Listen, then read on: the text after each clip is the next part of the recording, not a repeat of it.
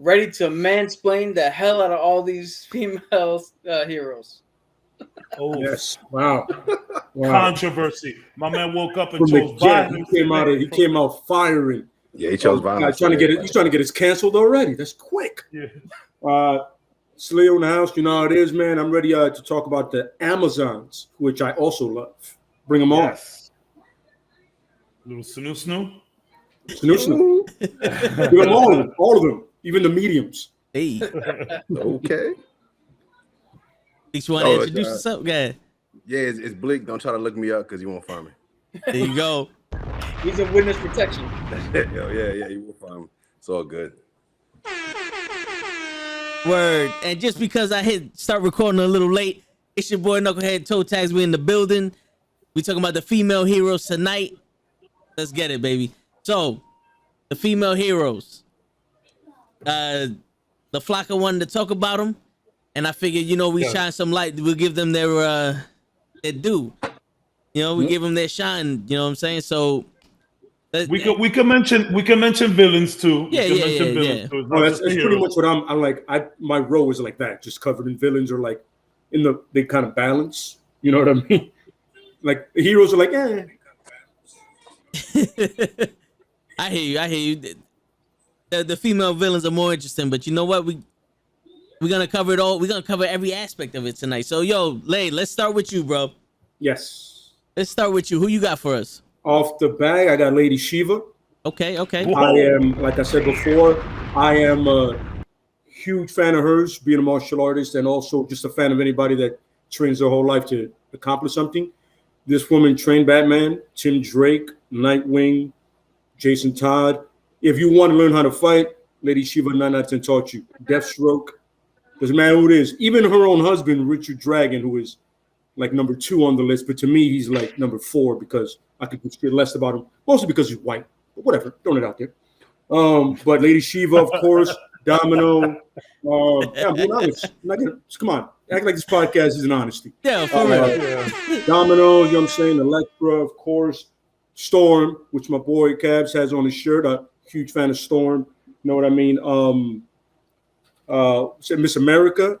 I always forget her actual name, but she's dope too. Oh, and Wonder Woman, of course, but the Brazilian Wonder Woman that is brand new now to the comics. You get a chance to read it. She's actually really dope. It's fun. The female Green Lantern that has anxiety and depression, which is crazy for a superhero. And Rogue, of course, the interesting about being so hot and you can't touch anybody. But, thirsty dudes out there like Gambit are still trying. They're trying out there, man. He tries hard, baby. She can reach out and touch me. I'll tell you that shit right now. Talking about. I see that bodysuit. I'm like, I understand the jacket, but I'll take everything else. Yeah, shit. You know what I mean? And of course, Cassandra Cain. If you guys don't know who she is the daughter of Richard Dragon and Lady Shiva. So imagine how badass she is. Oh shit! And she was in the movie Birds of Prey, and they made her pickpocket, which I absolutely fucking hate. It's stupid. Like out of every character to make a pickpocket, one of the best fighters in DC. What you named pretty much every DC girl except Zatanna. No, I didn't. And I was gonna say the person who took over the question, Renee Montoya, who we all know from the Batman animated series. So there you go. Also from that Birds of Prey movie. Yes, and yeah, she was done by Rosie Perez, which was weird. I don't know why I found that weird. All right, yo, Cabs, you wanna? So I don't have an extensive list like Lev does. I usually have tons of old comic book shirts, pop culture shirts, video game shirts. I try to wear them for the podcast. The T'Challa Star-Lord shirt, I just bought it as soon as I saw the episode. I went quick, but this one I specifically bought for the podcast. Now, before all the elitists come at me, oh, that's not original Storm.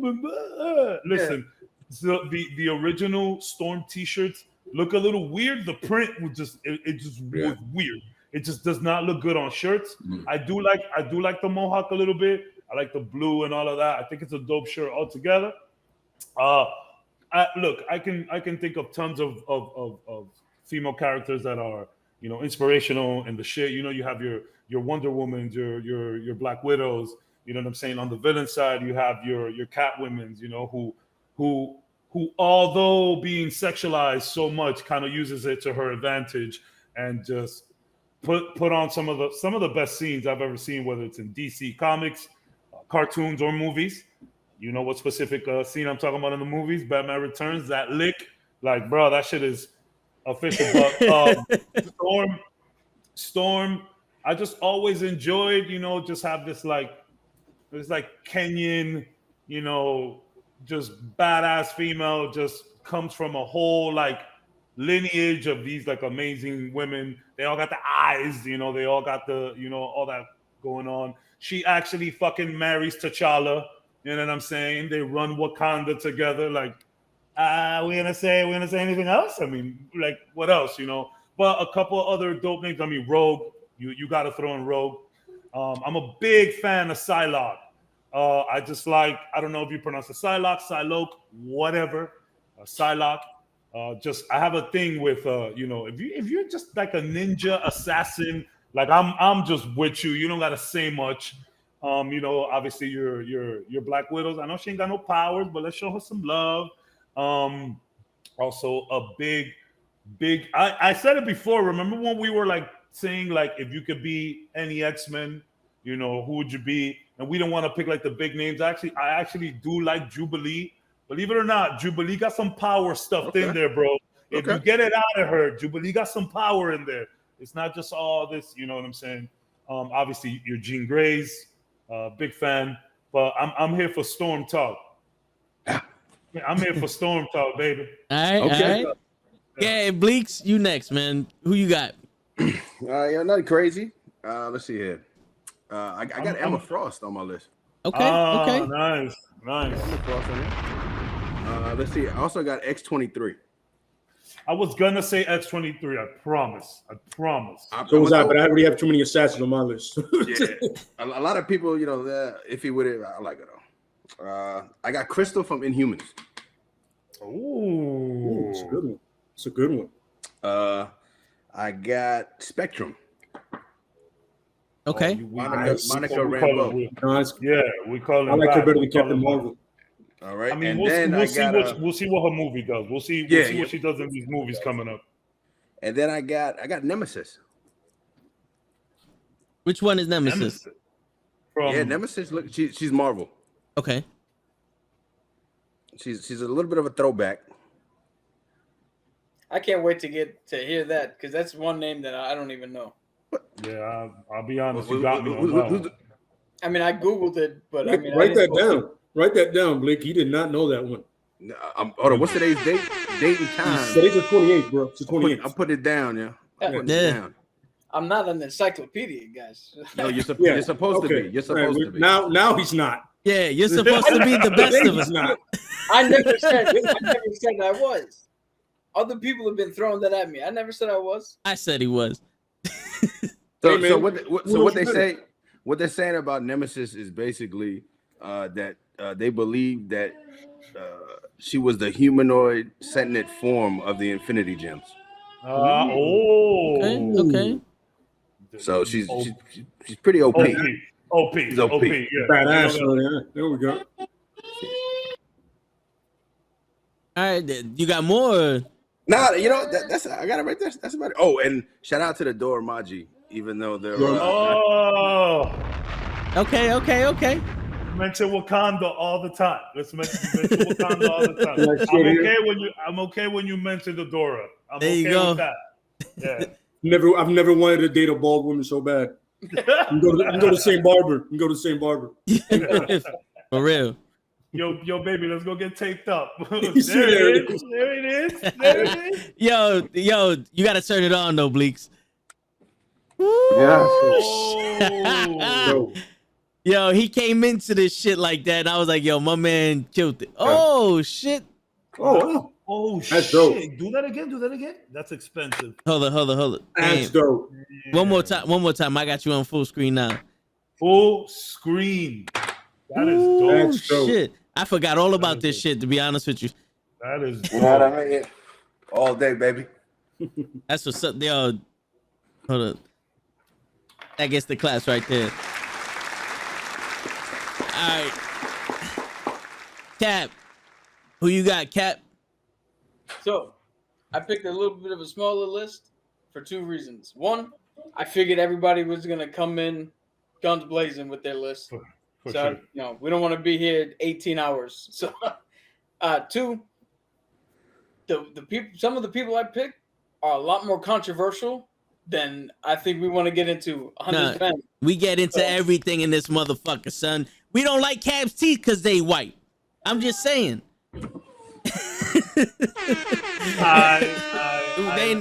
There is no fear in this dojo. I just want There to is say, none. I just want to say that I love white people. I'm gonna say I love some people. What? I'm going to get back to the topic. So I got, so we talking about Tigra, who's You mentioned her Nice. often too. Yeah. Nice. she's lady who looks like a tiger, and I'll get into why that is. Kamala Khan, Miss Marvel, Yes, sir. Okay. it's a very good one. Elektra is my villain, and then White Tiger is what I wanted to get into. All right. Ooh, yo, we got a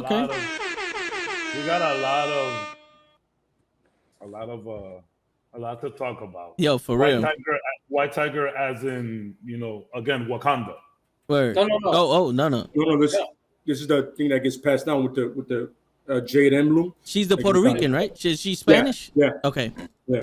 I think you might have been confused with the White Wolf, Cabs. Yeah. That's Bucky. Now, Yeah, all of a sudden. Now, yeah. like, yeah. There is a White Tiger, but I was just confusing them. You're absolutely right. All right. So I just want to, because, all right, it's no secret that I'm not privy to comic books as much as these guys. So my list is not a list. It's just I'm going to drop a name that needs some kind of respect, and that's Squirrel Girl, because apparently she beat the shit out of Thanos, and we got to throw that out there. Oh, man. We got to throw that out there. You know her, son. She talked Thanos out of eating the Earth. She literally just talked to him. Word. And she also beat up Galactus. Yeah. There you go. Hey, shit. Yo, she's a badass. OP. She's a badass mother who don't take no shit from nobody. That's OP on another level. Bro. Yo, for real. Well, apparently, all you gotta do with Thanos is just talk to him. Yeah. I wish they would have known He's that. just really lonely. Just yo, He's a Thanos, friend. come over. I'm gonna turn on the PS5. Get a couple bottles. Just come chill, bro. You're upset. Just come over, bro. We don't have to wipe out half of humanity. Yeah, for real. Yo, also I want to give a mention to Gamora, because she's badass too. She's one of the, from what I understand, she's one of the best fighters in Marvel. You know what I'm saying? Another great assassin. Another great assassin. She's Fucking the deadliest woman in the universe. oh yeah, Nebula, because she's crazy as shit. And I had to shout them out because Gamora's green and Nebula's blue, and what's hotter than a colored chick? You know what I'm saying? That's all I'm saying. Shout out to She-Hulk. Yeah, yo. And Mystique. Yeah, for real. Mystique can change into whatever color you want. That's all I'm saying. But stay blue. Stay blue. Word. Like Fassbender. Perfection. Stay blue. Stay blue, stay you, boo-boo. That's it. We out here with bars. Don't make me have Bleaks rap. Don't make me have Bleaks rap up in this motherfucker. We might have to drop a beef for Bleaks later. Stay blue. What was it? Stay blue, be you, boo-boo. That's it. We out here. We out here. I dropped like 2 bars. Like I give you 2 bars. That's about it. All right. Yo, about the women, or you just gonna drop bars? No, just 2 bars. I ain't going to the women thing. My wife upstairs. I never hear end of it. Yo, that's it. You got it going. Oh, this guy. I think you were waiting for later. No, whoa. Drop it later, man. We're gonna drop it later. All right. We're gonna drop it later. That's just a little tease to let you, get your, your lips wet. Just a little taste. Instrumental ready. Word. Instrumental ready. On deck. Word. All right. So, yo, Lay, you mentioned something, one of the heroes that you mentioned that I wanted to talk about because I didn't know this, and I think it's actually pretty cool. The Green Lantern that suffers with anxiety. You want to elaborate on that? Because that's actually kind of interesting. Well, before she was chosen, she was suffering from it anxiety, depression. Almost in a sense, she never left her house. But the Ring founder, for the reason of, she's actually a good person. Even though she has those debilitating fears and feelings, she's still willing to do the right thing, but she just needed that kind of push to get her there. And when the Ring chose her, at first, she was not about that life. She's like, I want nothing to do with it. And then finally, the other Lantern, the gentleman is a Muslim, I forget his name, Simon. Yeah, he was the one that finally, like, for some reason, Earth has like 8 Lanterns at once. I don't know what that's about. Like, this sector has like 4 of them at once. I don't know what it's about. But he finally talked to her to like, listen, it's worth it if you think you can do it. And slowly but surely, she started coming out of her shell, and she became one of the most powerful Lanterns of all time. She even at one point became a White Lantern. She was going to become a Gold Lantern, which is a new one that they came up with, which I don't know much about. I know there's one gentleman that's that, and it's an African-American gentleman, but I know she was going to be it, but she chose to stay white, and then she went back to green. Okay. So, that actually is one of the things that helps her relate to people all over the universe, because apparently everybody, has anxiety and depression, and don't really know how to deal with stuff, and she's dealing with it every day. She even has therapy sessions with like Black Canary and other people like that. That's deep. Yeah. Shut up, Black Canary. That is dope. And that's one of the things I love about comics is that they make it so relatable to real life. She's dealing with anxiety, and I'm pretty sure there's a bunch of other people, no matter what gender you are, that's dealing with anxiety, and you'll find comfort in knowing that a hero's actually dealing with it. It's a good example for that. Yeah, it ties it into real life. It's deep. Yeah, man. Yo, Bleaks, I want to get more into Nemesis over here. Oh man, yeah, for real. Yo, yeah, that's we stumped Cap with that one, so we can't just have she's the gems. Let's see what else we got from her. Yeah, but it's crazy though, because when you look her up, right? So right off the gate, they tell you her origin is covered in mystery. So you already know what that is off the gate when they hit you with that. Yeah, it's covered in mystery. They're pulling some shit out their ass because they don't know what the fuck's going on. They slid that in there for power. That's pretty much what power. it is. Let's make someone super powerful with a mysterious origin. Yeah. So basically, they really don't know nothing about her, but it says that she's powerful. Basically, they really don't know where she came from, but they know she's crazy powerful. Shortest Wikipedia ever. Oh yeah. That's it. That's basically what it comes down to. But all right, so they did say that she's made from the gems of the Infinity Stone. So they're saying that Gem? she's basically the humanoid form of the gems. Okay. So in essence, she is the gems. So they say before there was anything, it was her. You know what I'm saying? She was the only being, and she was the gem. Oh, so she's old. This isn't new. Like they didn't make her from the gems. No. So, yeah, but see, you know how Marvel is, bro. Yeah. They were here from the dawn of time, and the character came in like 2 weeks ago. Yeah. And for everybody out there's wondering, Bleak keeps saying gems. They were the Infinity Gems first. Yeah. Somebody's out there going, gems? What the hell? Yeah. Yo, good point. It was gems before they were stones. And if Correct. you look at them, they still look like gems. Yes. They do sparkle. Just throwing it out there. I hear you. All right. Cap, White Tiger. So White Tiger is interesting because now, so it is a family of superheroes. As Lay pointed out, they found this gem that it's related to one of the cat gods. So they dress up in essentially like Black Panther, but just a white tiger version. And this gem augments their abilities. And it was passed down from Hector to his daughter Ava, and I think her name's Ava Ayala, and she now roams. She is now the White Tiger. You can see her on if you watch the Disney Channel new Spider-Man cartoon. She's part of the team. She's super badass. I actually just read an article now that with the mystical gem that they have, the thing, she is now considered the top fighter in Marvel right now. Ooh. So going back to our other thing, she could have been put into that conversation because now she sits on top, even besting Shang-Chi, because her power is superhuman martial arts skills. Oh shit! And Shang-Chi only has human martial arts skills. The props because she gets augmented by that amulet. Okay. Hey. Whoa. I'm gonna step back. That was the internal version of Yeah, hey, but hey, you know what? Fuck it. We out here. Yo, Cabs. Storm. Let's get into Storm. So damn, like honestly, like Storm is just essentially, Beyonce of X-Men. You know what I mean? She think about Storm. Storm has a lot. I just like all her backstory. First of all, like I said, from Cairo. You know what I'm saying? You got this like Egyptian, African, Kenyan, just goddess. Essentially, she controls the weather. Called Storm. She also did live in Harlem, so shout out to that.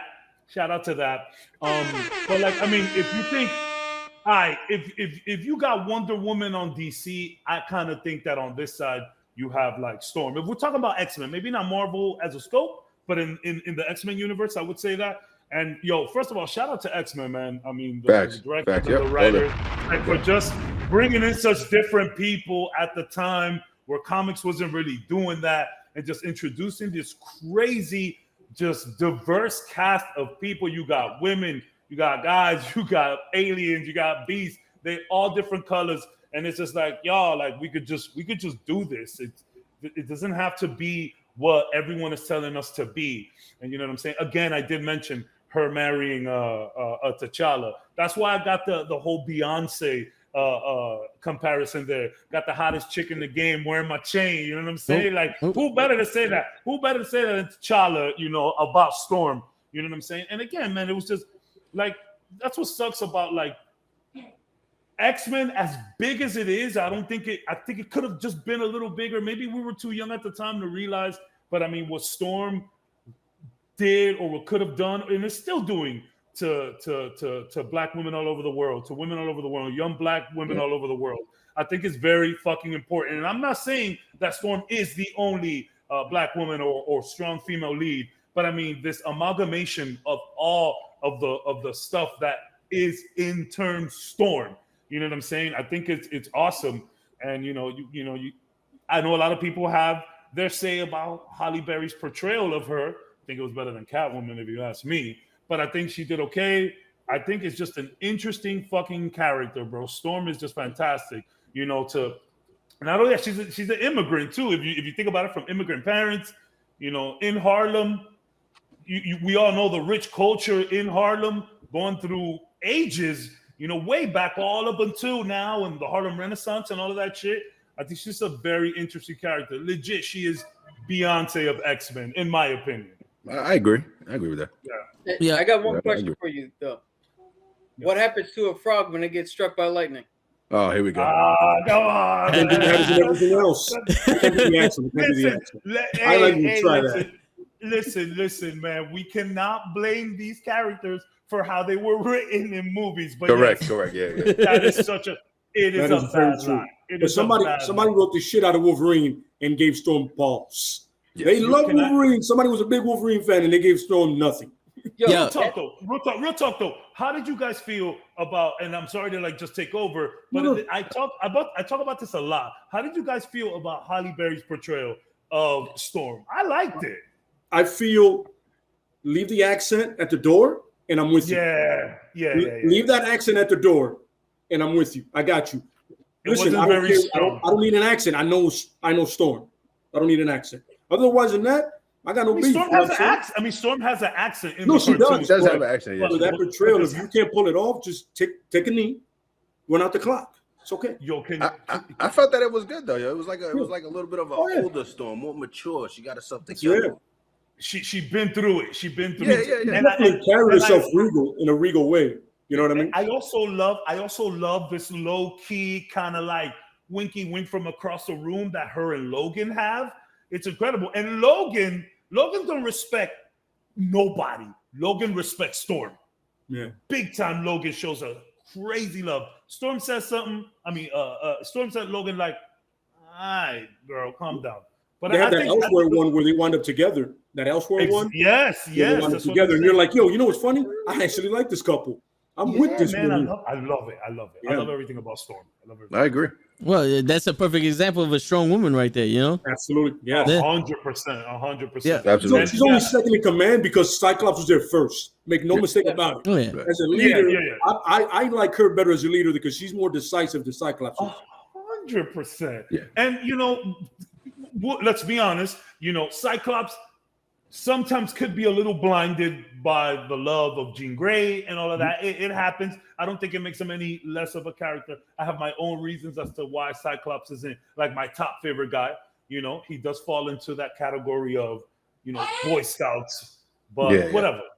But one of the things about Storm, I read this was, I'm not sure, but I know, they did that whole Marvel versus DC thing. Yep. And who you think they put Storm against? Wonder Woman. Who else? Of course, who else yeah. you can't disrespect Storm and put her up against anybody else on that side. You know what I mean? Like, she beat Wonder Woman, and Wonder Woman had Mjolnir, and Storm still fucked her up. It's that lightning, bro. You Mother get out Nature. of here with more.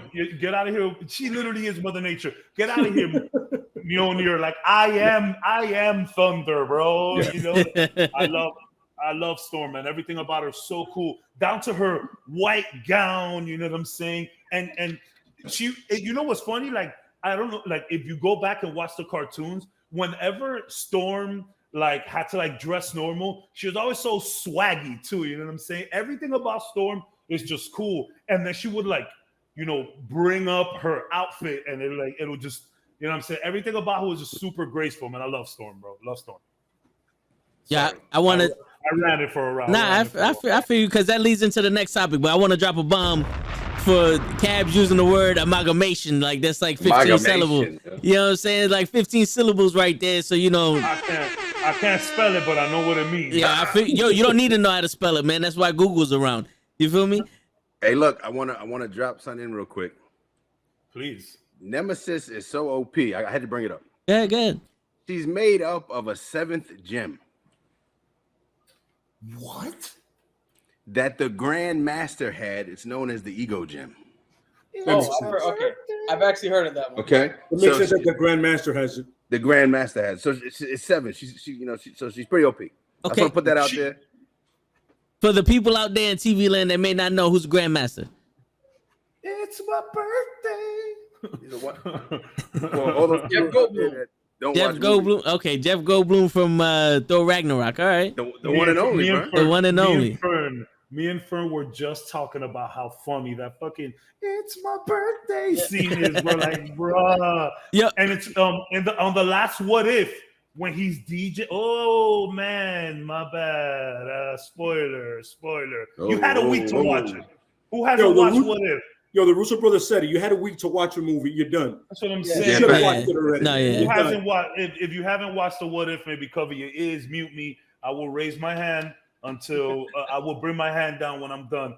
But in the last What If, we have a little Grandmaster, little cameo, and he is playing a remix version of that "It's My Birthday" song. It's fantastic. It's fantastic. Shout out Jeff Goldblum, bro. Word. Jeez. And is his character also the brother of the Collector? Correct. In the comics, yes. Yes, I don't know if they're going to make here. They don't mention each other. But Yeah, they they look don't talk about alike, though. They kind of have the same kind of vibe going. Yeah, kind of, yeah. Hopefully they I touch give you on that. it. The paint and everything, the way they're made up, everything's the same. Yeah.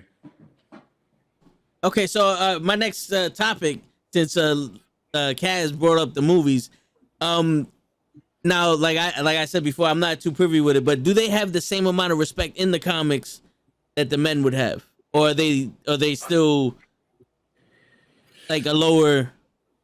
Yo, So, Cap it has depends- been waiting the whole night for this. No, because one of the major problems that at least that I see, right, with the fact that we don't bring up the female heroes on a normal basis as much as we do the guys whenever we do our regular topics, is because for a long time, female heroes were written horribly. Go back and look at Wonder Woman and what she used to just wear like a fucking pencil skirt and was like work for the CIA or some shit. She was written horribly. There was a storyline with Carol Danvers, who's Captain Marvel. I don't want to bring it up here because it's sensitive. Yeah, I know what you. Oh yeah. Yo, if you read it, I swear to you, you'll be like, "Yo, who wrote this shit? Why are we reading this?" So there's a lot of shit of like Rogue automatically came in, has her own thing, but tied to Gambit, Wonder Woman tied to Steve Trevor, fucking Jean Grey tied to two other men. Like the history of women in comics is getting a little bit better. Yeah, it has. When everything's written by guys. It was written by old white guys. You know what I'm saying? Like they used to cast out comic book female writers talking about, oh, you guys just don't get it, motherfucker. You don't get it. Exactly. So you know, there was always this thing that girls don't like comics. It's like because you guys are not letting girls write comics for girls. You know what I'm saying? You are trying to because look, so people say that men in comics are sexualized and women are hypersexualized. And to an extent, I do agree because you have Spider-Man running around in tights, you got Superman running around in tights. You can see their bulge. You can see that's as much as you're gonna get though. And some people are like fighting shirtless and all of that shit too. But when it comes to the women, like you got these old creeps, just trying to cater to the. I mean, there is creepy comic book readers out there. It is what it is. I'm not trying to offend anybody. It is what it is. And then you writing for them, and it's like, sure, they might have a rip, or sure, their breast might be out, but you're also putting them in these crazy fucking poses to, really emphasize, to really emphasize that shit. So that's where the difference is. Yes, men were sexualized, but and it is still bad, and it has gotten better. I mean, even look at Wonder Woman. Wonder Woman is like the symbol for the strong female, and she's out there. She's in her drawers, and she has her breast out. But I think Wonder Woman does a good job as to using that as part of her power, where she can embrace her sexuality, embrace her femininity, and still be this badass chick. You know what I mean? Yeah.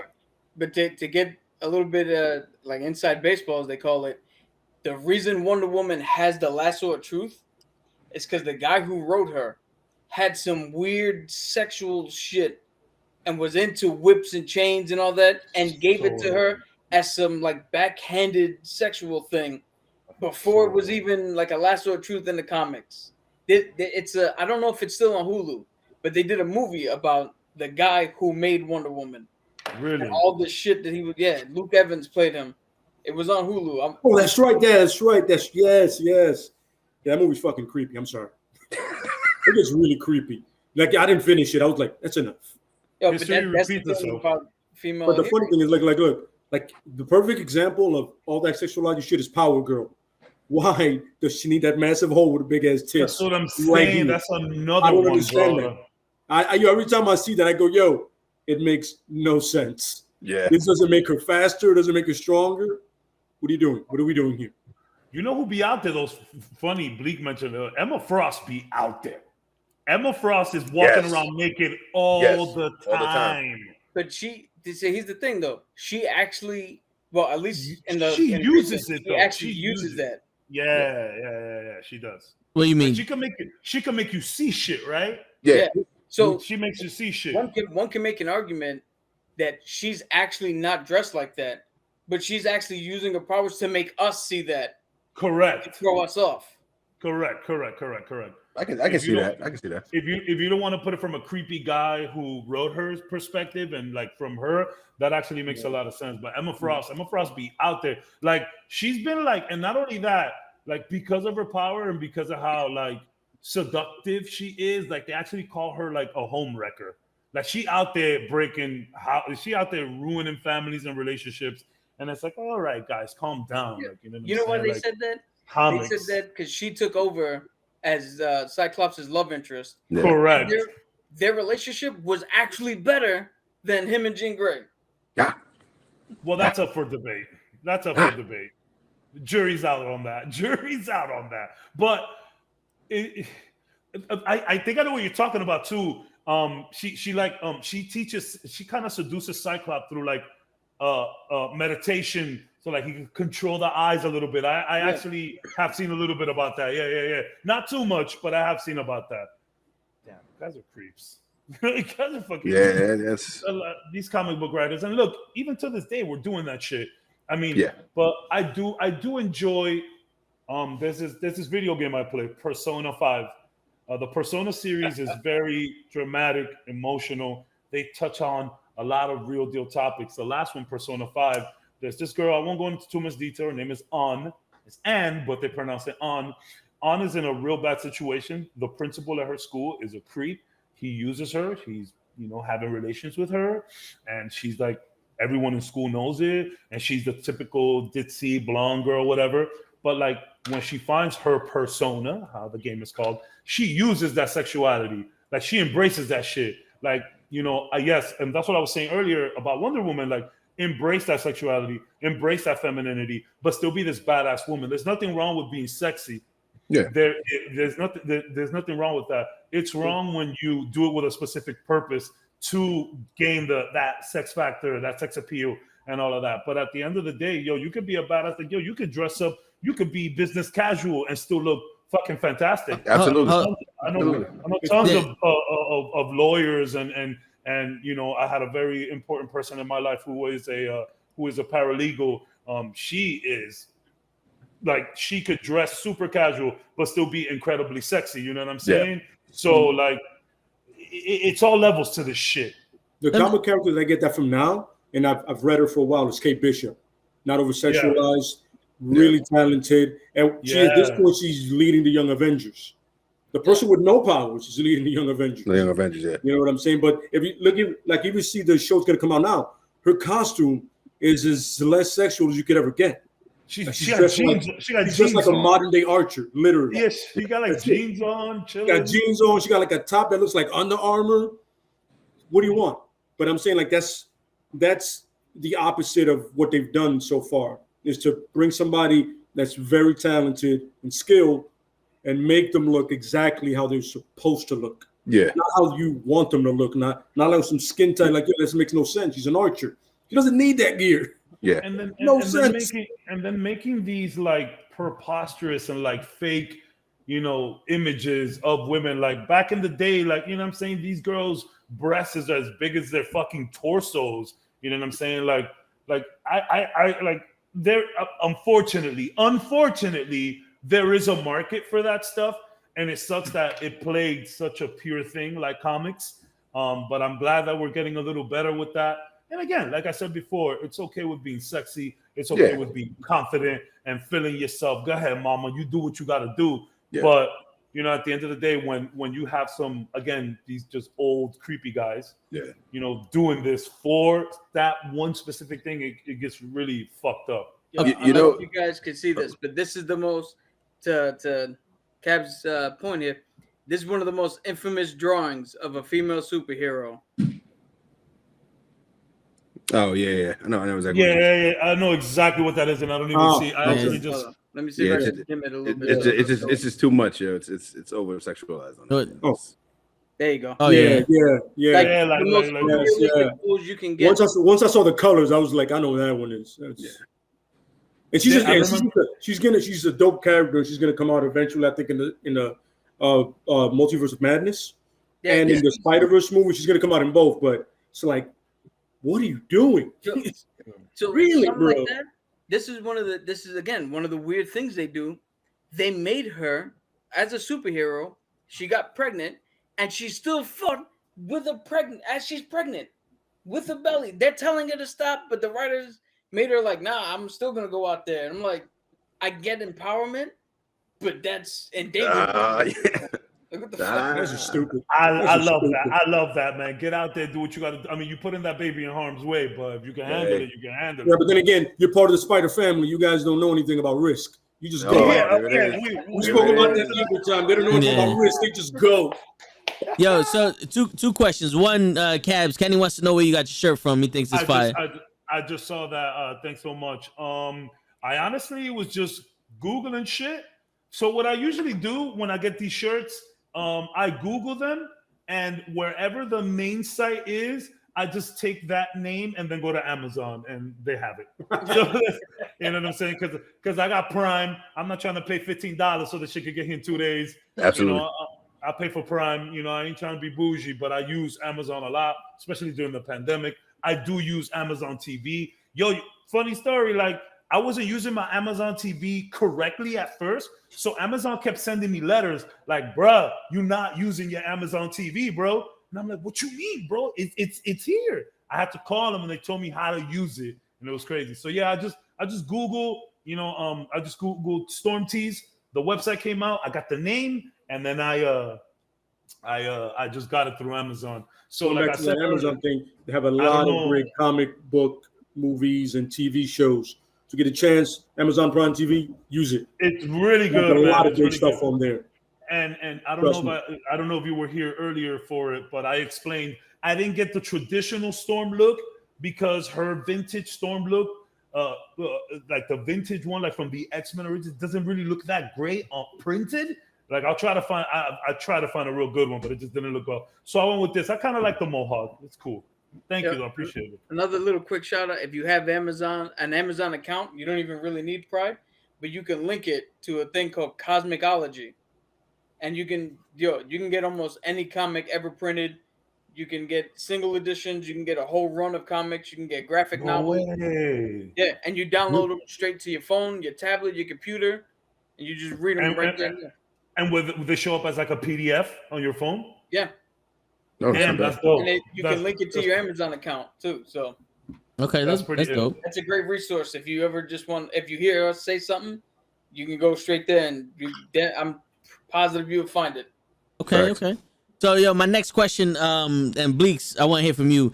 Now, Kenny wanted to talk about Rogue, but you also mentioned, Cap, that that a lot of these female heroes were, dependent on men figures, and Rogue is one of them. At least in the cartoon with Gambit. Is that how it is in the comics? And if so, like, why can't we get a female hero that's not dependent on a male character? Man. Again, it just comes down to the writing of how it is, man. I mean, to me, like, I hate to say it, yo, but it just comes down to that whole thing, that notion of like a woman can't survive without a man type mentality. The damsel in distress type shit. Yeah, like they constantly have to do it, and it's like, we know it's old, but they play on it because I hate to say it like that, because there's a lot of guys that are like, yeah, I like that. Yeah, she's powerful, but she needs a man. Well, realistically, they're out here whipping ass without him. So it's kind of, again, it's at the end of the day, it's just the writers and how they just like, oh, well, let's do it like this because it'll appeal to more people. Because again, if you have a chick out here that's doing too much, the first thing out of everybody's mouth is, oh, Captain Feminist. She's doing too much. Yeah. We don't need her. Mary Sue. So they kind of write it that way to appeal to the masses. I mean, I think it's stupid, but. We lost. That's what they said about Wonder Woman, the first one. This is just feminist Captain America. He said too much. And I was like, I mean, when Captain Marvel first got that haircut, automatically we were like, oh, is she a lesbian now? No. She went to the barber. She said, yo, give me number 3. That's all she did. What do you get? Automatically, the moment a woman cuts her hair or is a little stronger, it's either a lesbian or she's a feminist, or either both.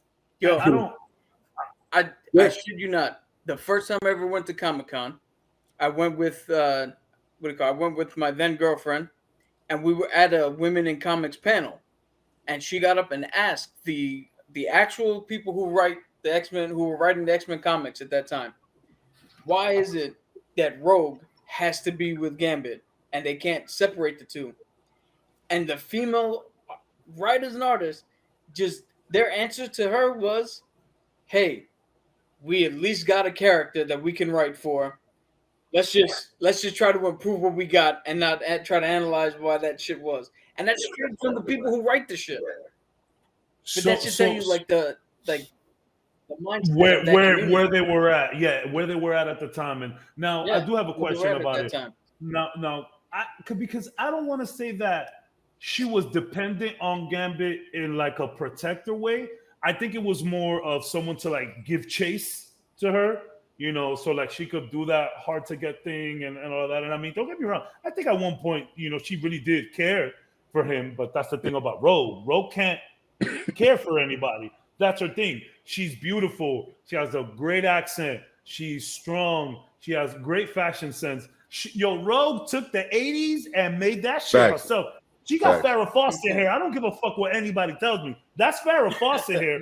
It's red and it got the stripe in it, the white stripe. So it looks, but so I'm asking, like, do you think it's a question of her dependent on Gambit, or if it's more of like, you know, kind of like Pepe Le Pew, somebody giving her chase? Oh, can't say him. He's been canceled. Don't go there. Huh? Pepe got canceled. Yeah, he got. Can't say Pep. My bad. No, you know what I think it is. From what I've read and what I've seen, I think it was a misguided attempt at humanizing a character that literally can't have physical connection with somebody. Yeah. Because believe it or not, her most successful relationship and one that actually worked was her and Magneto. Because Magneto actually had he did some shit with his ability to manipulate magnetic fields, and he was able to touch her, and that relationship like took off between those two. But then it's certain writers come in and Rogue is one way, exactly, Rogue's a different way. Sometimes she has a power, sometimes she doesn't. Sometimes they made that relationship weird real fast. Yeah. I remember reading it. I was like, oh, I get it. And all of a sudden, you're like, whoever the next writer was on that, it was like, you made it so weird because then he made the age difference a thing. Because a factor, exactly. Yeah. Bro, we were doing fine until you showed up, making them all in, and then you had to make the fact. Oh, somebody said it, and you're like, nobody cared until you said it, and then made it weird, you know. But yeah, it's this thing about it. The way I've always seen it is, you're looking at two people that come from pretty much the same background, and that's the way they relate them. They're both Southern, right? Yeah. They both have their state accents, and the only way that anybody that had any brains back then related to them is like, yo, let's put these two people together because they're from the same place. You're like, what? No, that doesn't make any sense. Why can't be by themselves? And the fun thing is, in comics period, not anything else will, Rogue is way more powerful than Gambit. Yeah. Gambit can be an Omega a level threat, and he does become one in another comic, but in reality, she took all of Mrs. Marvel's powers and became that. You know what I'm saying? So it's like, why would you downgrade her? With all due respect to any Gambit fans, why would you downgrade her with him? Because essentially, Gambit is a thief. Essentially. True. You're downgrading a powerful character that could be even on Storm's level, almost there, like almost equal, and you made her that. Yo, but you know what I mean? Like you made her that. Yeah, I'm not gonna lie to you. The moment I read it, I've always hated it because, like, yo, she can fucking lift a building. What is this? What are you doing to her?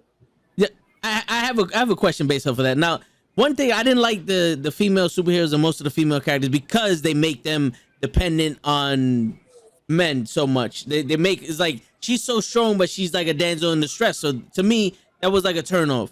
But the question now I have that I'm I want to ask is that the X-Men were made for to show racism and stuff like that. They were a metaphor for that.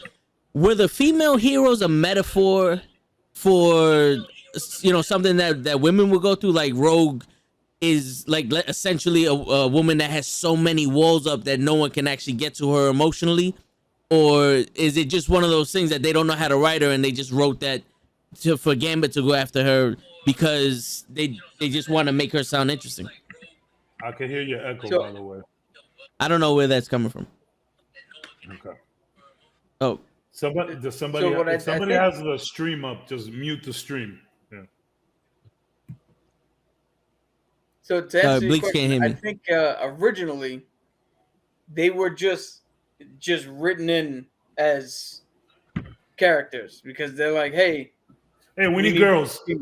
Yeah. We need girls. Draw some girls with big boobs and big asses and have them do weird poses. that nobody ever does in real life. Yeah. I think nowadays they can be more along the lines of what you're saying as a representation of shit, but originally, no. I don't think much thought was put into them. If you There were fillers. There were fillers at most.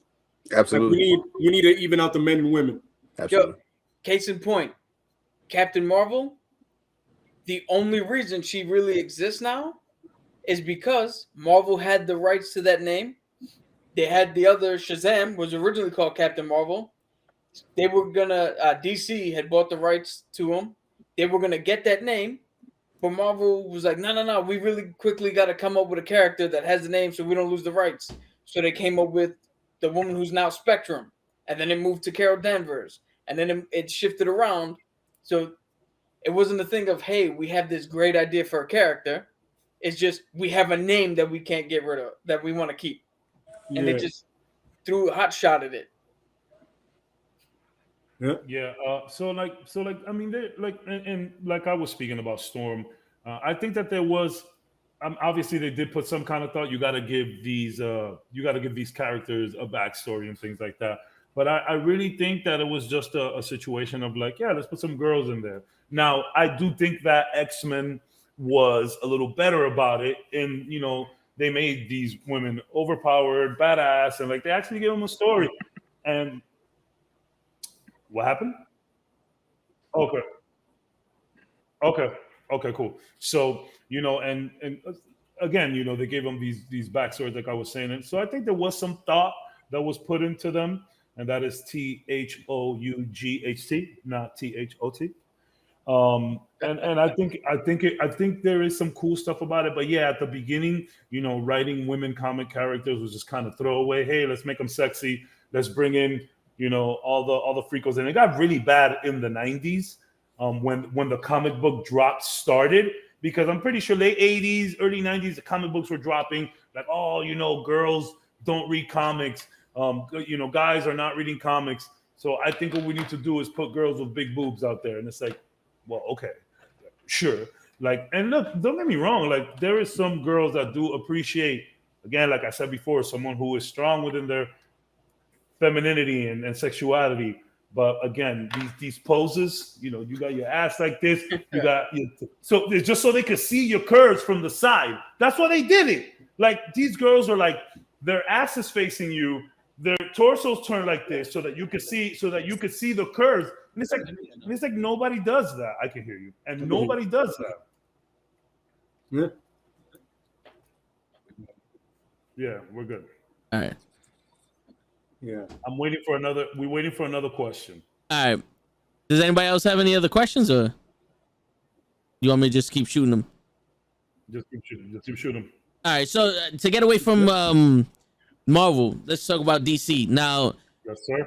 Now, Wonder Woman.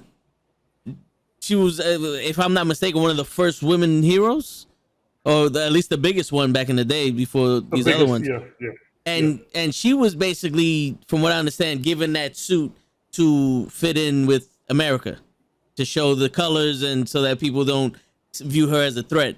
You think they did that they wrote that in the comics as an excuse to make her look like that so she could appeal to guys? Especially like the white American male, you mean? Yeah. Like we drew her sexy so that way guys can buy her. Have you seen any pinup girl from those days? She was pretty much essentially like a pinup girl, just in red, white, and blue, and gold. Yeah. So yes, that's exactly what they were doing. Okay. There was no hiding it at all. You look at, I swear to God, you do them side to side, and then she would pose like them. I'm like, who fights and poses like that? That's impossible. But that's what they were doing. And like he said, the whole lasso thing, which I didn't know about, and I wish I didn't hear. But whatever, it is what it is. But if you look, essentially, it was like some guy's wet dream they were able to put on a comic book. Okay. Like the we can do it girl. That she has the bandana, she has a fist like that. Like, did that come out before Wonder Woman? Because I've actually seen Wonder Woman depicted in that same, you know what I'm saying? Like, to go back to what you were saying. Yeah, Rosie the Riveter. Correct, yeah. I Kind of looks very She came out similar. after her. She believe I believe she came out of World War II. Yeah. Because they actually needed, so all the men went off to war, and they needed the women to build the tanks, build the planes, build ammo, like all the equipment that we were using to fight. Women showed up in droves for the country and just started knocking out all these fucking ammo, plane parts, all this shit. That now, if we look at it today, you'd be like, well, why the hell is she building tanks? Like, there's that joke that if you pull up to a auto body shop and you see the girl, you're like, I'll wait for the guy to come around. But yet in World War II, these engineering geniuses out here doing some shit like Facts. Creating some real shit. I love the military perspective that you bring to the podcast, kid. For real. Shout out to the vets, yo. 100. Okay. 100. Shout out to the vets. So all right, so to get away from the sexual aspect of the women, the female heroes and villains and all that, Bleaks, you have a daughter, and I want to know which heroes or villains do you read and that you would want your daughter to learn from, or some, Hold up. All right, my bad, you was muted. Nah, you know what it is? I have no real issue with any of them. If my daughter says, "Hey, Dad, I like so and so," it doesn't matter to me. It's like you said, it's the way they show them and stuff that kind of irritates me. Because my daughter, like I said, she watches movies with me all the time. Like we watch Endgame, we watch DC, we watch everything. And her thing, like when we watch Wonder Woman, right? She's like, "Yeah, Dad, I love her, but why does she get all soft when the man comes around?" You know what I'm saying? Yeah. And it's like I'm like, well, this is the way they wrote her. Like, because it's hard to be like, oh, it's not the way it's supposed to be when you watch the movie and the movie basically telling you she gets all soft and gooey when my man walks around. I mean, it's hard to do it. But like I said, I don't care. Any character is fine. It's just the portrayal of them that kind of is a little iffy to me sometimes. No, I feel you. To be fair, like there are also male characters that when a female comes around, absolutely. But like they really fucking take it over the top, like with the women. It's like, bro, like can we just not, like, these girls are clearly these superheroes, these phantasmical superhumans that could bang with the best of them. You know what I'm saying? We don't have to do the damsel in distress thing anymore. No. Like I refer to this scene all the time. And Flacco, I'm gonna get to you right now. I refer to this scene all the time in that Batman show, not the newer ones, where Diana, Wonder Woman, is telling him like, "Yo, like my dude, what's up with me and you? Like you fronting. Like I am who I am, and you are who you are. You know what I'm saying? Like, what are you fronting on me for?" He's like, "Oh, if we do get together, like, people know me, like, well, the people that would come for you." It's like, what? Like, the people that will come for you, my God, like, you better come and stay in my crib and shit pulls up. Exactly. Fuck your little back cave. The people that I fucks with, they ain't gonna have no problems with you. So that's weird. And I always talk about that a lot. But to get to Flacca, she says, and again, shout out to Flacca for giving us the topic today. We appreciate that. Great topic. She goes, female superheroes and villains are just dope. I don't know what it is, but they both dope. And thinking about it, Halle Berry played two characters, Catwoman and Storm. Halle Berry played one character. Thank you very much. We don't acknowledge Catwoman here. Put that on the back burner there. Yeah.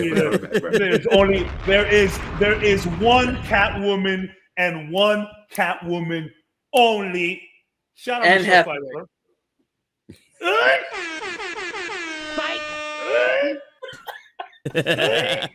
Yeah. All right. So speaking of Storm and Catwoman, those are two comic book characters that don't depend on men. They're strong individuals and they hold their own. No. So I love how clearly she has feelings for Batman, but she's real quick to curve him too. Let me tell you. I'm gonna tell you something. I'm gonna tell women something right now. And every woman listening right now. If you want a guy to completely be into you, you can't be too available. Yo, ignore him for a little bit. Yo, Leave him on scene. Guys love. They can't Yo, stand too many secrets. Yo, too many secrets, bro. They can't stand it, and that's what I personally don't Catwoman like that was shit. doing. Nah, Look at but I bet you try to give him more attention afterwards. I got a 7-second rule, bro. If you don't reply to me in 7 seconds, there's a problem. That sounds like a whole nother problem, my dude. That is a very short fuse. Yeah, 7 seconds. Holy shit. My man said the second 1,000. 2 Mississippi, 3 Mississippi, 4 Mississippi. Word. Your blitz. Yeah, you would be a terrible coach. Your blitz would happen all day. Oh yeah, I don't fuck around. I don't fuck around. Kill that quarterback. I don't care who got the ball. Kill him.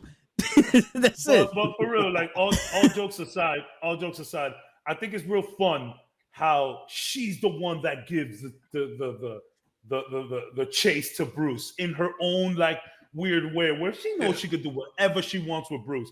But she also likes to play with him. Like, there's nothing better than like leaving a superhero speechless and then just bye-bye and then just going off. And I'll see you around. I'll be back. You won't even see when I come. I'll just be back. I do love that about her, man. Yeah. Catwoman is and on the Marvel side, Elektra does that to Daredevil all the time. All the time, yep. She stay leaving them hanging on some like, right there. I don't need you. I don't need you. Mimi Santiago. Alpha males love to chase a good woman. That's 1,000%, bro. And you know what? When you two out there and I'm telling you, ignore a guy from time to time, bro. Trust me. Unless you're Lois Lane. Yo, you want to fucking talk about? We're not doing that. We're not doing that. I was waiting. Leave that alone. You know what? You know what it is? I don't want to get Toe started. I don't care about anybody else. Toe's gonna get into some shit. Yeah, man. Was a way about Lois Lane.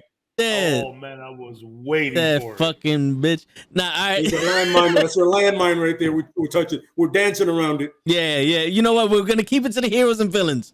You keep it to the heroes and villains. But you know, it is refreshing to see, and it almost seems like DC's doing it more often.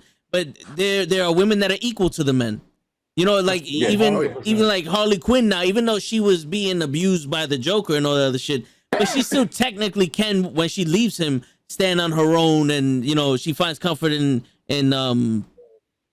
Poison Ivy, and that's another bad chick that we haven't spoke on yet. Yeah. We'll get into Poison Ivy. She's the evil mother nature. You know what I'm saying?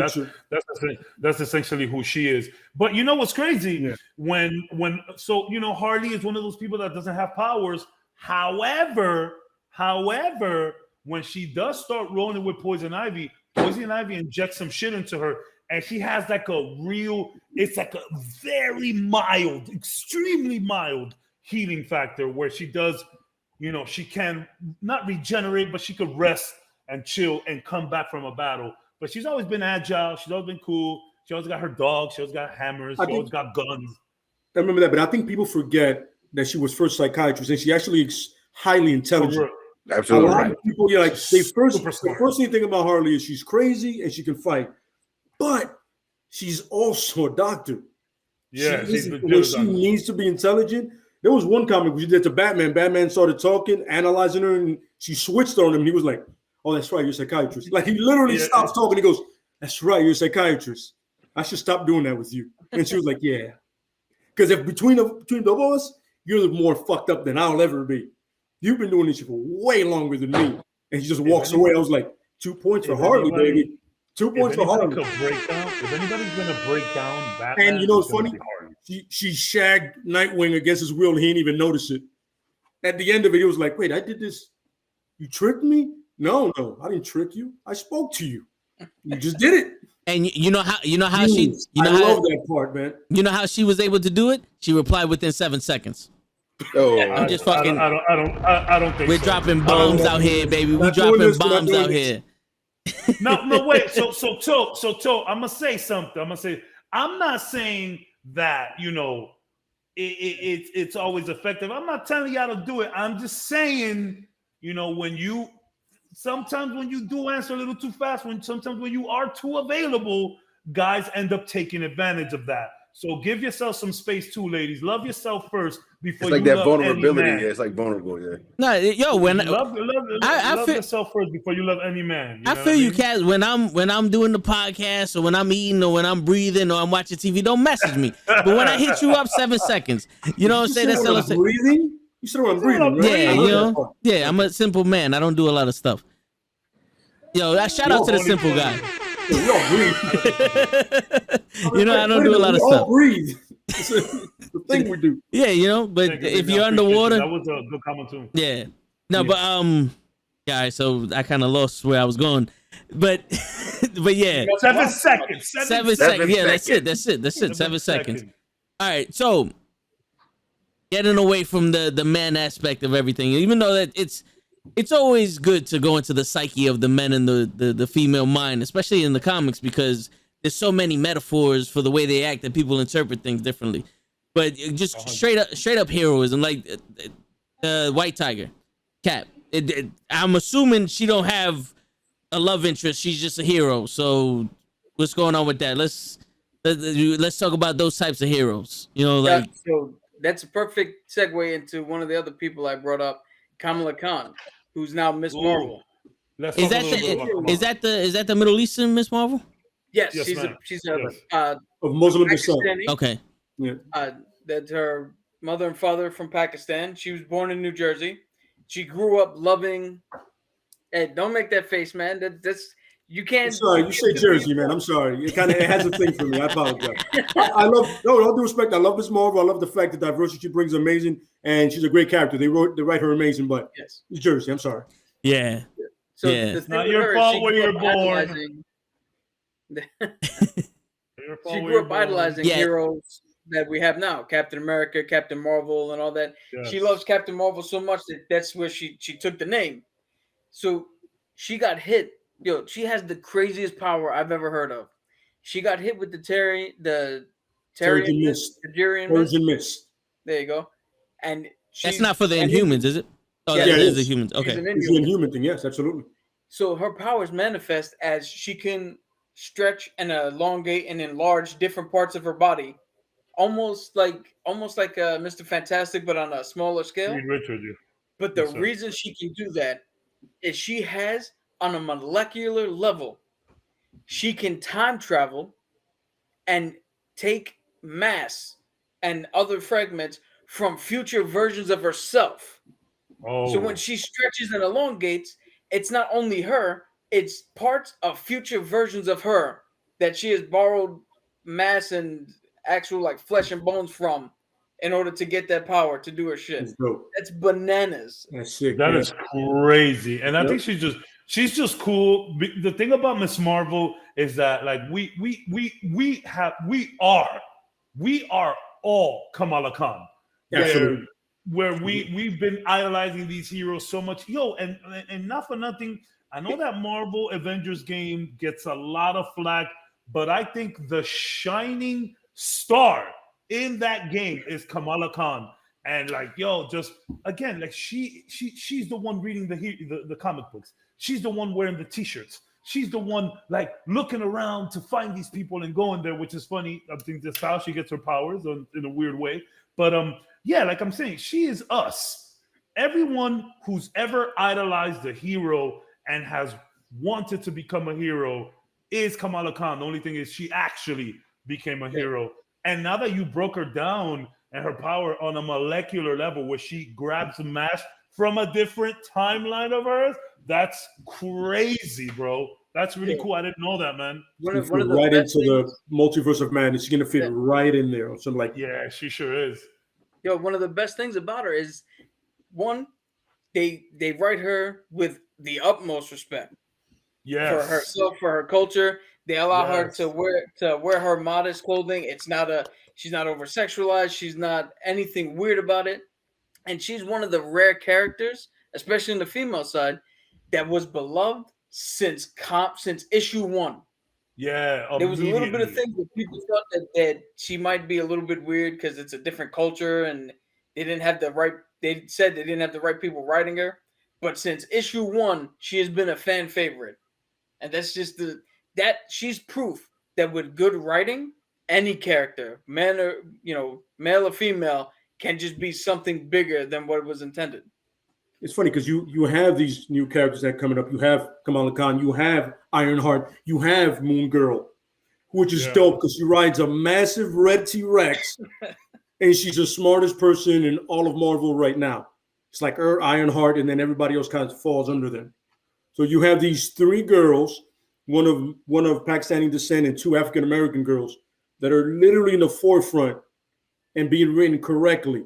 You have a girl that pretty much made her Iron Man suit out of spare parts. That is batshit. She reverse engineered Tony Stark shit in her basement. Shit. And then you have Moon Girl. You're riding a fucking T-Rex. And that's massive red T-Rex. And you're explaining to Reed Richards how something works. I don't think that was ever possible. And to me, you know what I'm saying? To me, that's way better than you just bringing out a girl with her titties all over the place. You know what I'm saying? Like, yes, it's so disgusting that there is a market for that. And you know what's crazy? We live in a world where there's always going to be a market for that. It's just unfortunate. But it's like, man, to me personally, bro, just like give me a badass chick that will put some guys in her place. And they're just like, again, I mentioned Storm. Bro, when Storm spoke, Wolverine listened. He was like, all right, it is what it is. And I love that, man. Fuck that's why I love Lady Shiva, because Ra's al Ghul, Ra's al Ghul had one person to pick to train his army, the League of Shadows, at one point. And he said, I have all these guys I can pick from, but I'm getting Lady Shiva. Lady Shiva is literally the right-hand man to the demon head. I want to pay very close. The man's been around for like 600 years. So he knows a badass when he sees one. He goes, not that guy, not that guy. Her. And not only does she train my army, she's also my right hand and my best assassin ever.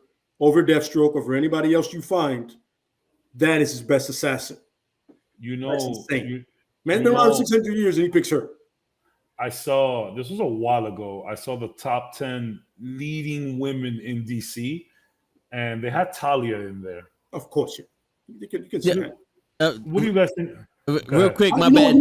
Talia's another one with that Batman story that she's like, yo, all right. I'm like, yo, listen, you want this? No. All right, go fuck yourself. And then she leaves. And she has a league to do.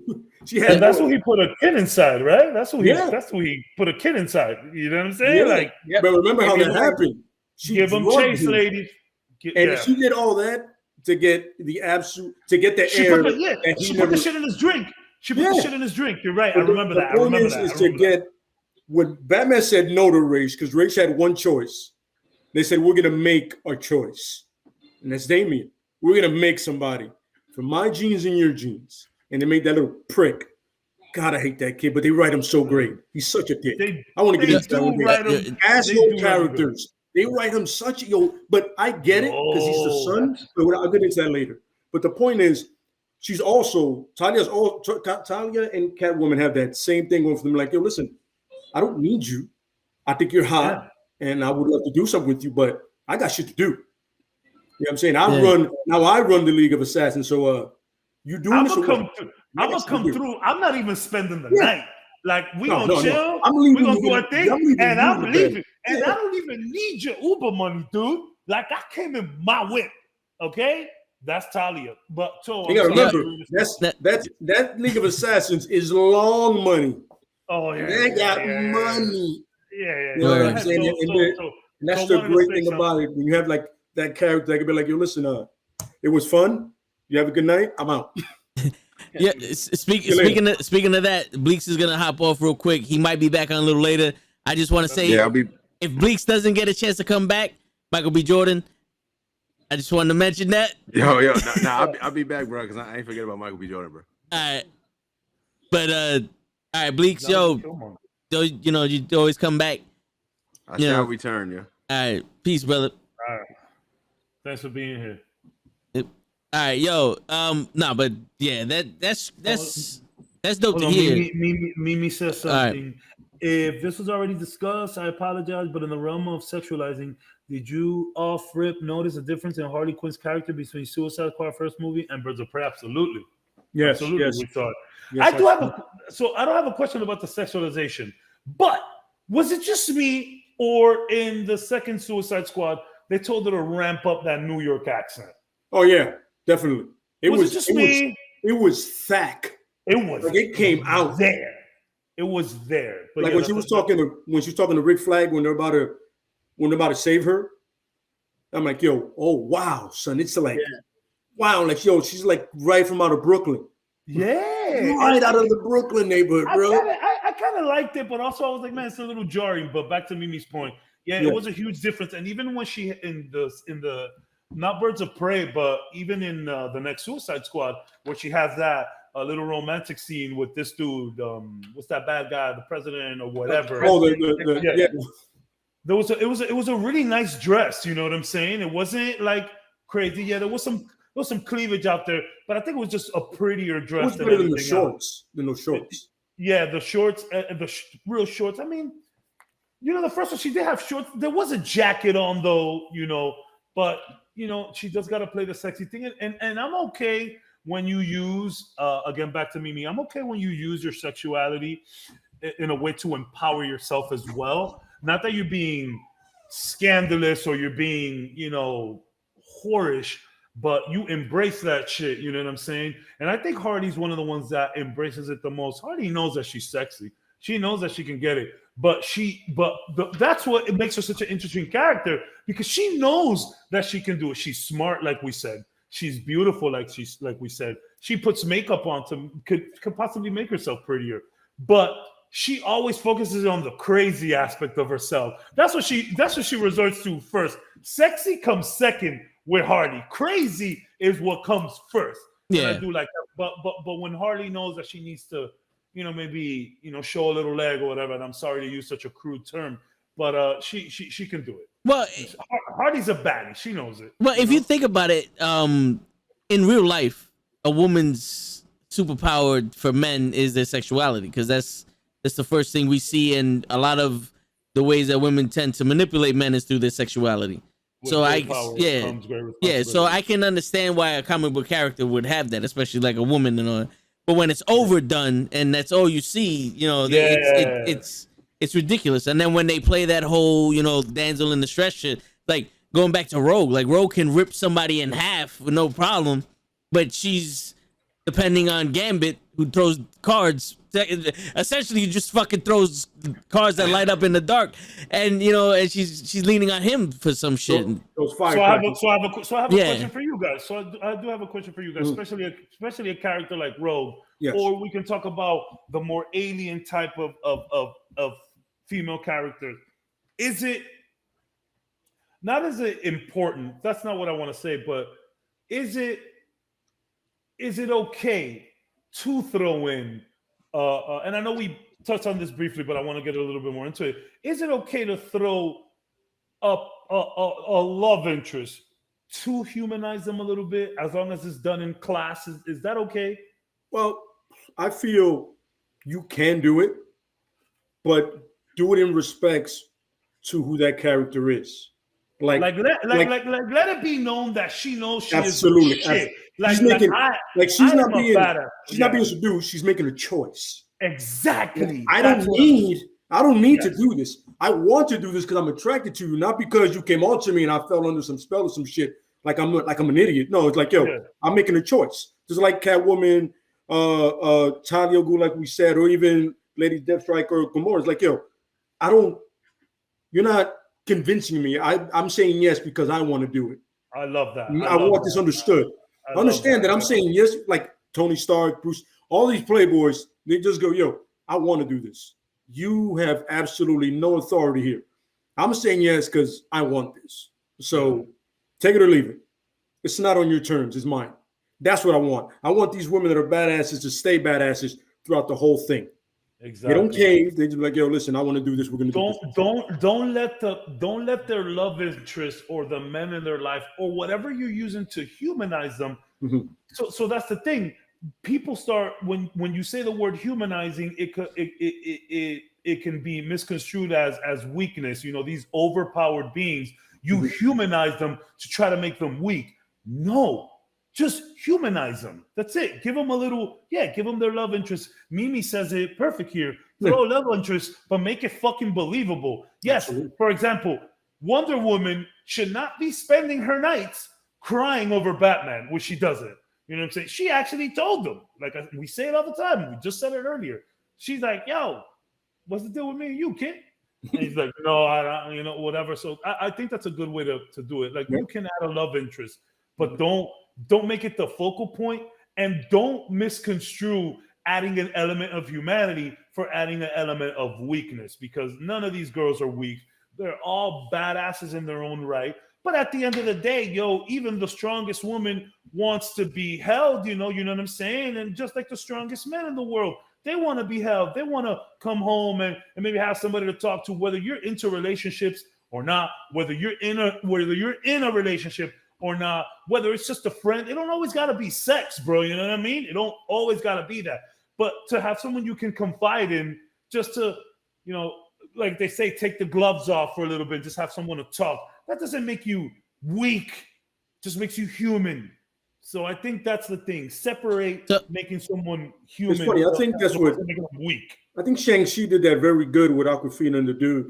100%. It did amazing, because at no point, like the family, like, oh, you feel each other, and you see the movie, go, no, they're not feeling each other at all. I don't even get that. When he comes out with the shirt off. Oh yeah, she's like, yo, I've never seen that side of him, which is weird, but still, they're like, you can tell there's always it's friends. At no point did I feel like they were gonna kiss.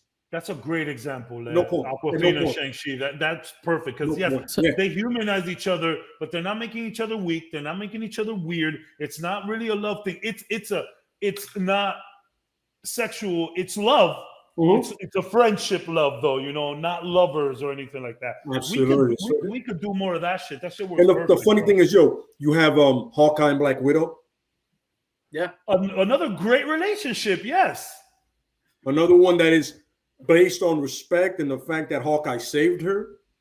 And there's always been this thing of, listen, we both have shady past, but we're here for each other whenever we need each other. Like, she's the only person that knew he had a family. Yeah. She's the only person that knew. She went in there. She was saying what's up to her. They called her aunt. I love it. They called her Everybody else knows some. What? Really? What happened here? It's such a good moment of Age of Ultron, bro. I loved it. I don't give a fuck what anybody said. Age of Ultron is good. You know what? It was a mess, but it was good. It was a mess. My favorite one of that has always been Wolverine and Rogue. Yeah, another mutual respect. It's never been like, oh, we want each other. It's always been like, yo. And the same thing with Jubilee is like, I'm old enough to be everybody's father here at this point, of grandfather. I want to take care of you. I want to help you guys. Logan and Rogue are more like bros, where they like snap. They joke on each other a lot. That's true. They joke on each other a lot, so they do get quippy. But it's a great example. I forgot something that I was gonna say about one of those other great examples, but you killing it right now. Like, you're making a lot of sense. I have a question going off of your question, Cabs, where what if they made the relationship almost like a lesson? Because now men and women, boys and girls are different. So like boys have to grow up learning different lessons than females, than girls. So what if they put the superheroes, not just the women, but the superheroes in a relationship that's toxic, or one that shows that not all relationships are good, and sometimes you need to have that strength to get out of it. So I mean, okay, go ahead, Cap. But Harley Quinn and Joker is like the perfect example of that. But go ahead, Cap. No, I was gonna say, you have Harley Quinn and Joker, but for general movie audiences and for other characters that don't have that relationship already baked in their history, that's a tricky thing to do, because you got to remember, as much as we would like to think that superhero movies are well written and all that, they're a little bit like, bring up the Navy thing again, it's a little bit like Navy food, where here in the civilian world, you go to a restaurant and you order exactly what you want, how you want it.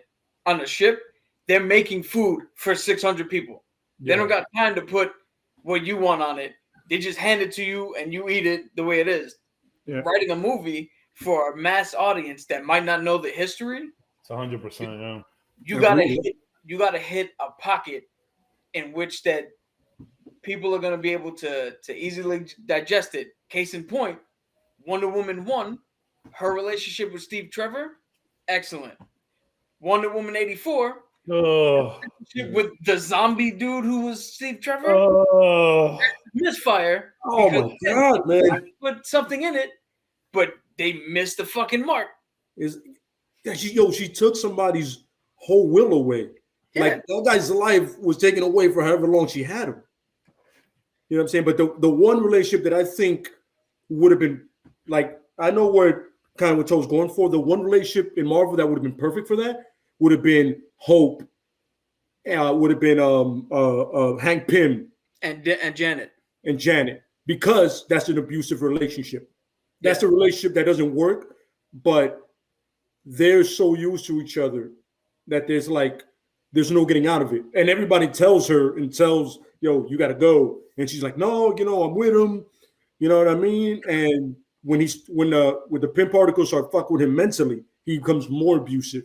Becomes Yellow Jacket, he damn near kills her. And that's when she figures out, maybe him trying to kill me, I should go. You think? But maybe? That relationship is depending on where you read it.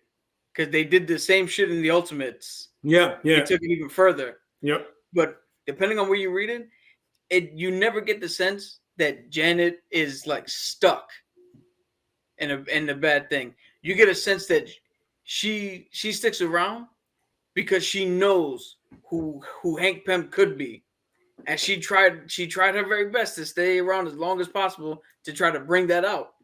But like I said, the Pym particles kept fucking with him, and he lost himself. Yeah, he really did. You know what I'm saying? And they made a whole personality to fit that madness. Because he's so intelligent. He goes, yo, I'm losing my shit. So he made Yellow Jacket to fit that persona that he was in. And that's how fucked up he was in the head. But still intelligent enough, kind of like a Harley Quinn thing, to recognize what was going on. Like, I'm not Hank Pym. I'm this guy right now. Because Harley Quinn was definitely stuck in her own thing. No, she was. A lot of people say they have that Stockholm. She has that Stockholm. Absolutely, that's absolutely which pisses me off when I see people, mainly girls, when I see them online post that stupid meme like, "Oh, I want that Joker and Harley love." No, you don't. No, you don't. Don't want that. I hate when people say that. I remember like don't. You know what I'm saying? Like, you don't want that. And it's funny on the different side of the spectrum. I also love it when a relationship is like twofold, where it's not a question of one needs the other. They're just embracing each other no matter what. And I know this is technically not canon, but that's one of the main reasons I like Captain Carter so much in the What If series, because she is now Captain America. She now has the powers, and she still loves Steve. You know what I'm saying? Like, she is massive. How many tall women are gonna date a short dude like that? You know what I'm saying? They put all that shit to the side, and it was just love. You could write, like, a lot of people have problems with Steve. You know, we joke about it, how he left the team to go and get some pussy or whatnot. But man, I think Steve deserved that. Like we said it, right? I think Tull said it. There was nobody more dedicated. The world deserved that. It was Steve, yo. You know what I'm saying? And all he wanted was his. And I just wanted fondue. It wasn't even that. He just, but he wanted his dance with his lady. You know what I mean? And I do like that. But see, that's a good point, because that's an example of a woman who's not a damsel in distress. No, who can handle her own shit, but does have a love interest that she connect with on a real tangible level. Yes, man. Absolutely. Yes. And even when he is Captain America, and yes, she might get herself into trouble and he might have to come through, but she is always in trouble because of her job, because of what she signed up to do. She is not a damsel in distress. She is a fighter. She is a warrior. She is part of this shit. Whether she has powers or not, she's still very smart, very capable. She can lead a group into whatever. But to spin it around and give her the powers, I thought it was a beautiful scene with them two at the bar and they're just talking. And then Tony Stark comes out like, yo, did I just like, yo, it was fucking great. A lot of people didn't like Captain Carter and What If.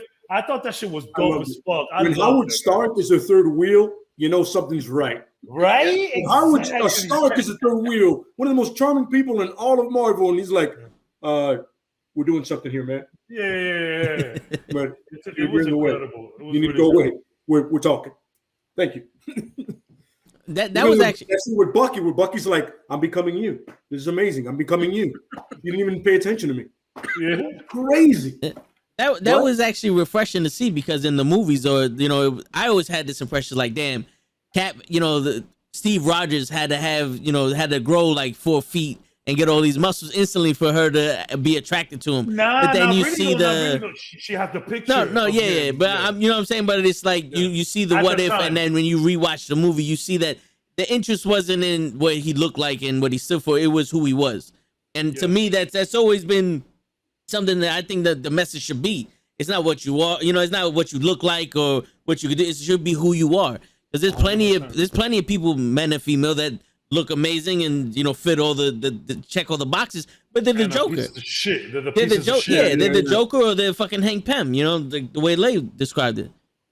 So are you giving Peggy Carter more than 7 seconds to respond to you? I mean, if she's interested in me like she is Cap, then yeah, I'll give her 8 seconds. Listen, you don't, she'll break your jaw. You don't. 8 seconds. No, you don't. She'll break your jaw, son. She'll break your jaw, son. But that's why we love each other. That's why we love each other. What? That's a toxic answer by itself. Yeah, but I'm just saying, I just so happen to have a jaw that she could break if she needed to. I'm one of the special people that have a jaw. Don't get me wrong. I'll let show take the shot, but I have a jaw. So He has a designated jaw. Yeah. Yo, Len was about to spit juice water all over the place. You caught him, son. You caught him. Oh, man. That's my goal. To have somebody spit out drinks while I'm talking. Look, Mimi says it perfect. Harley and Joker are always goals for dumbasses because they don't know the comics. Yeah, that's what I'm saying. Like, you can't just look at Joker and Harley and think that shit is cool. She has severe Stockholm syndrome. And he wasn't just abusive mentally, he was abusive physically. Bro, when she's fed up, he ties her to a rocket and pops her off. She lands and Poison Ivy finds her. And that's the start of a beautiful relationship, let me tell you. I thought that was fun. I read a lot about that. It's pretty fun. We haven't really mentioned Poison Ivy like that. She actually uses her pheromones. Like, she literally got the pheromones to get you to do stupid shit. I loved her. I know a lot of people talk shit about Uma Thurman did it. I liked Uma Thurman as Poison Ivy. The movie itself, it was fun. It was fun. That movie's like Street Fighter. It's good for all the wrong reasons. It's good. Hey, Street Fighter is a fucking A+ movie. Masterpiece in the worst way. By the way, that's what anybody out there. That's what we're doing tomorrow. We're doing Street Fighter tomorrow. Thumbs up to that. And that's right. Just to let you know, like, subscribe, share. Yeah, we're doing Street Fighter tomorrow. That's right. Yep. The movie. Strike the pose like Guile. I have a busy day. Speaking of that, look at I don't think it'll get here by tomorrow, but I just ordered this tea. Can y'all see it? That's dope. Yeah. Dope. I love it. I was flicking through Instagram and I saw that and I said, shit. Bam, immediately. And this one didn't have it on Amazon. So I actually had to order it from the site, which I was a little pissed about. It's called huntedtea.com. It's a dope site. They got some really cool shit. Yo, if that shit comes by tomorrow, I might just have to jump on the pocket. And we doing Street Fighter? Yo, can I just say, I wish I had Cab's money to sit out here and buy t-shirts like on a drop. He's just and to pay for shipping, like he's homeless. I believe there's a misconception. No, I don't have money. I believe there was a misunderstanding. These t-shirts like $20 top.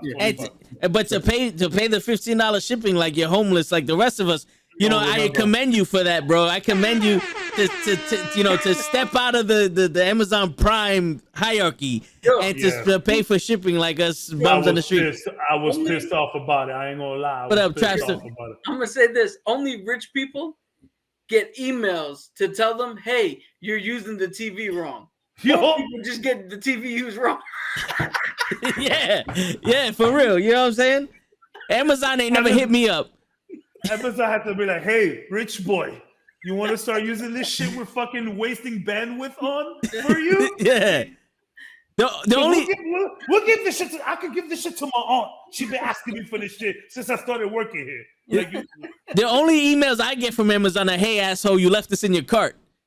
You're gonna give us some money or what? Yeah, and I'm like, yo, that was from '95. Like, what the fuck is that? Like, I don't even have a cart. I am not rich, but thank you. That's what rich people say. I'm working. I'm working on it. I just had to throw that in there, man. That was it's hilarious. I heard you say that story. I was like, who? What? They emailed you that? Like, can you email me some shit that I'm doing wrong? No, bro. Not only they sent letters. I should have one not too long ago. I have a pile of I have a drawer of bills. I used to make so much fun of my mom for doing that. I used to say she was so unorganized, and here I am doing the exact same thing. That generational karma, guys. You gotta be careful. That shit is real. But it's a terrible system. But yeah, they actually sent me like mail, like, dog, you need to use this. Use it. Yeah, it's pretty funny. Yeah. Traps in the building. What's up, Jason? What's up? So, Poison Ivy. Yeah. Speaking of a character that needs no man, she's had like no love interests that I've known that are male in the comics, like really consistent. Her love interests are female most of the time. Yes, absolutely. Have you seen the Harley Quinn cartoon? That's funny. Is it a female love interest or is it companionship? Like, is it just a friendship? Oh, you know what it is? It could be misconstrued. Goes between all of it, but if you look at it, if you know anything about it, it's like it's a relationship. You know what I mean? They do love each other, and the comics they kiss and all that. You know what I'm saying? And at one point they're really together. You know, because like she gets him away from a toxic piece of shit relationship, and then they find each other, man, and it works. It really in the comics, in the TV show, it works. You know, she's crazy. This one's not. She's a little more balanced, so they really balance each other out, and it's really dope to read. You guys get a chance, Harley Quinn and Poison Ivy. They have a lot of them, and they link up. They link up with Catwoman too, right? Yeah. They got at one time it's those three. It becomes kind of like they call them the Sirens of Gotham. That's what it is. Dope reads right there. Really dope reads. Forget all that. Very interesting stories. You have males coming in and out, but they really don't matter. They're side pieces, and it's really fun. You get a chance to read it, and really interesting. Mimi's firing on all cylinders. Her and Harley go back and forth between the flirty thing and sisterhood, and then as we're talking, she goes, "They created the Gotham Sirens." Shout out to Mimi. Mimi knows her shit. Word. You don't get on the podcast, Mimi, or what? Just saying. And what's up to Jason and Trapster too? They said what's up. So yeah, we're not arguing about nothing tonight unless Bleaks comes back on, and then we got something for y'all. But until then, we just talking about the female and giving them the empowerment. Toes doesn't want you. Yeah. What are you talking about, Mimi? Nah. Wrong. You're definitely wrong. That's a for you. We don't discriminate up in this motherfucker. Yo, so to go back up to the strong messaging and female empowerment, I as doing my research for this podcast today, came across these two new heroes, Gotham and Gotham Girl. Whoa. Yeah, they're new heroes in DC for Gotham City. So their powers, they can tap into powers that make them godlike, like Superman. But the more they do it, the shorter their lifespan gets. Oh, shit. So her brother used all of it to stop somebody, and he died. So now she is one of Gotham's top heroes with the power of Superman, but has to act and fight like an unpowered hero like Batman. And she has to determine when and where she actually can pull. She could get in. Yeah. What is that? Good. No, good. That is a concept that I think not only the fact that you gave that concept to a female character or and her brother, but that concept of having power and truly knowing what power is, how to use it, when to use it, the whole, if I do use it, I'm giving up a piece of myself. That is a very, very interesting concept that they went with. I gotta look that up. She's part of the new DC Rebirth. That's my problem. I haven't been on the new stuff, New 52, all of that new shit where they rewrote stuff and all of that. I gotta get back onto that. It's been a while. I'm focusing a lot on like the old school comics, the old school cartoons. I don't care what anybody tells me. Batman the animated series is law. It's law. I don't care what anybody says. I'm going to say it again. But back to women empowerment. And this reminds me of probably one of my favorite moments, not just only in Endgame, but like probably the entire MCU, when Spider-Man gives Carol the glove. How are you going to get through all of that? It's like she has backup and all the women get their shine. That little fucking scene that they just all pull up. I was like, yeah, let's fucking do it, yo. I actually posted that shit on my Instagram. Like, yo, spoilers ahead. And then I posted that scene. That scene was badass. The way Hope just shows up. She just like blinks in there. I was like, ah! And then like we get that beautiful payoff with Rescue and Tony Stark, that they're just like back to back firing and shit like that, man. Like that shit was dope. And then shout out to Shuri. They put Shuri in there. She has her little fucking blasters going. You know what I'm saying? I love it, man. That part was so epic, man. It was. I really enjoyed that part. Another good part in that movie is when Wanda shows up to Thanos, and he kind of does that, like, I don't know who you are. And she's like, oh, don't worry, I'm still gonna fuck you up. Yeah.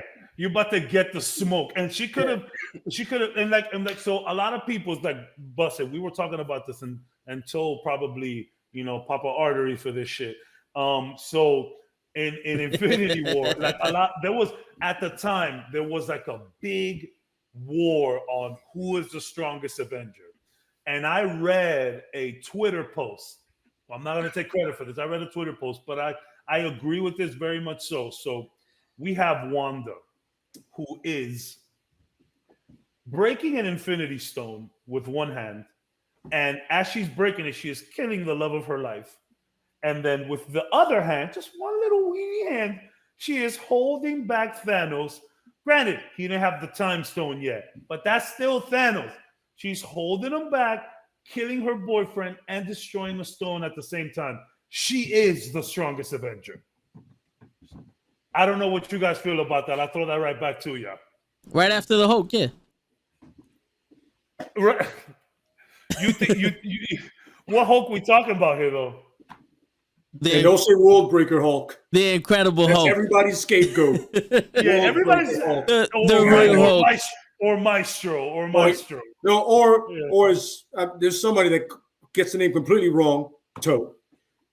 Completely wrong. He's not Maestro. There you go. He's not a teacher.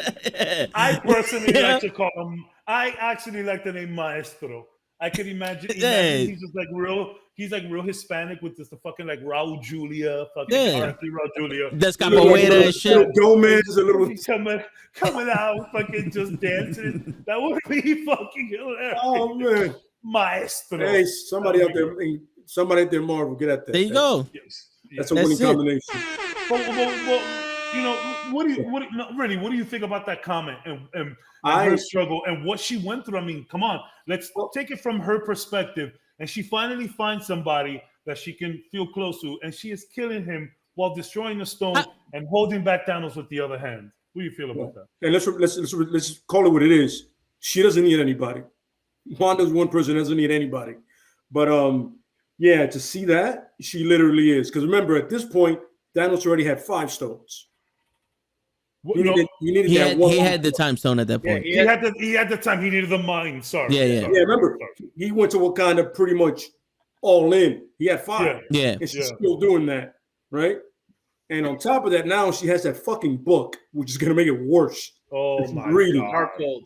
We have that book now that she's reading, and she's trying to get her kids back. Now she's obsessed. So think about it. She was upset when that happened, all right? Because she lost Vision. Now she's obsessed with getting her kids back. So you put that all together, and you literally have the most powerful Avenger, hands down. Who do we need to speak to for Avengers and the MCU not to do Secret Wars and do House of M? Who do we need to speak to about that? Absolutely correct. If you give me Kevin Feige's email, I'll fucking talk to him. We gave you his Twitter. He gave me none of his links are on Twitter. Yo, Kevin Feige, what's up? What's up? Yo, House of M. My links are in the fucking description. Come holla at me. You teased it at WandaVision with the wine. Don't do that to us, man. Get at that. That's right. Do that. That's the story. Yo, Secret Wars was bullshit. Even you know that. No, I mean, look, you can do Secret Wars correctly. Yes, Secret Wars was used as a cash grab before. They redid it and they put in some dope elements. But how badass would House of M be where she just loses it and nobody has powers? What do you think about something like that? That seems, House of M? Well, real quick before you say something, Kat, that seems feasible because of if Spider-Man. She did it in WandaVision. But I'm saying if Spider-Man's gonna do that with Doctor Strange, and then WandaVision's like Wanda could be the Scarlet Witch at this point now, can be on some y'all niggas don't deserve this shit. You fucking with shit, and she just takes everybody's powers away. That's feasible. That's what it's the writing is on the wall, but everyone's theorizing Secret Wars. I'm holding on to House of M for dear life. Please give us if they do House of M, they could do another 75 phases. It'll take a while. What do you think about that, Cap? I know you said you would prefer Secret Wars, or I think something like that. But what do you think if they were to do like House of M? So here's the thing. There's a little bit of a confusion. They're doing Secret Invasion. Sorry, not Secret War. A lot of people say Secret Wars though. That's because of the Well, they have that show Secret Invasion happening with Samuel Jackson and that show's going to be bananas because you can turn around and be like, hey, we need Steve Rogers back, but Chris Evans didn't want to play him. Turn around and be like, oh, well, he was a Skrull. This is the real Steve Rogers. Yeah. Like, there's so much shit you could do. But the House of M, that would have to be its own. So like how the Avengers have their own movies and everybody comes together for that. Correct. House of M would have to be its own separate like trilogy. That's what I'm saying. They could do like 75 phases of that shit. Yeah, because that storyline alone. And we would need Fantastic Four and X-Men already out to do that. Yo, actually, we wouldn't need that at all. You can introduce it like that way through that. Yeah. Through House of M, you can introduce it. Because as soon as you can have right now, House of M as it stands with just the characters we do have, they all lose their powers and all that shit, and one person remembers and blah blah blah. And then we need Wolverine at least. Not really, but if you want to bring in Wolverine, I want him. I just want him. At the end, when she gives, we all do. When she gives everybody their power back, then you can explain that, not knowing what she's doing, she just, bam, everybody's special, and now we have mutants, and now we have shit that leads into Fantastic Four. They were dormant, and now they're like the Trojan Mist. But her unlocking them, evolving faster. Because she's still learning her powers, and she's real quick. She even says it in WandaVision, like, I know what I'm doing, but I kind of don't know what I'm doing either. Yep. And that's when Homegirl, I forget her name, Agatha. That's when Agatha was like, bruh, you don't even know who you are right now. Man, you know what, Cap? That's actually dope. Like, she brings everybody back. And through this, she just snaps something and brings out that mutant gene in people. Oh my God! You gotta remember, she literally rewrites reality. Correct. Yes. So they can literally make her rewrite it that mutants have been here.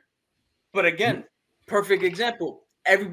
certain people have a mutant gene, but how does your mutant gene interact? How you bring it out?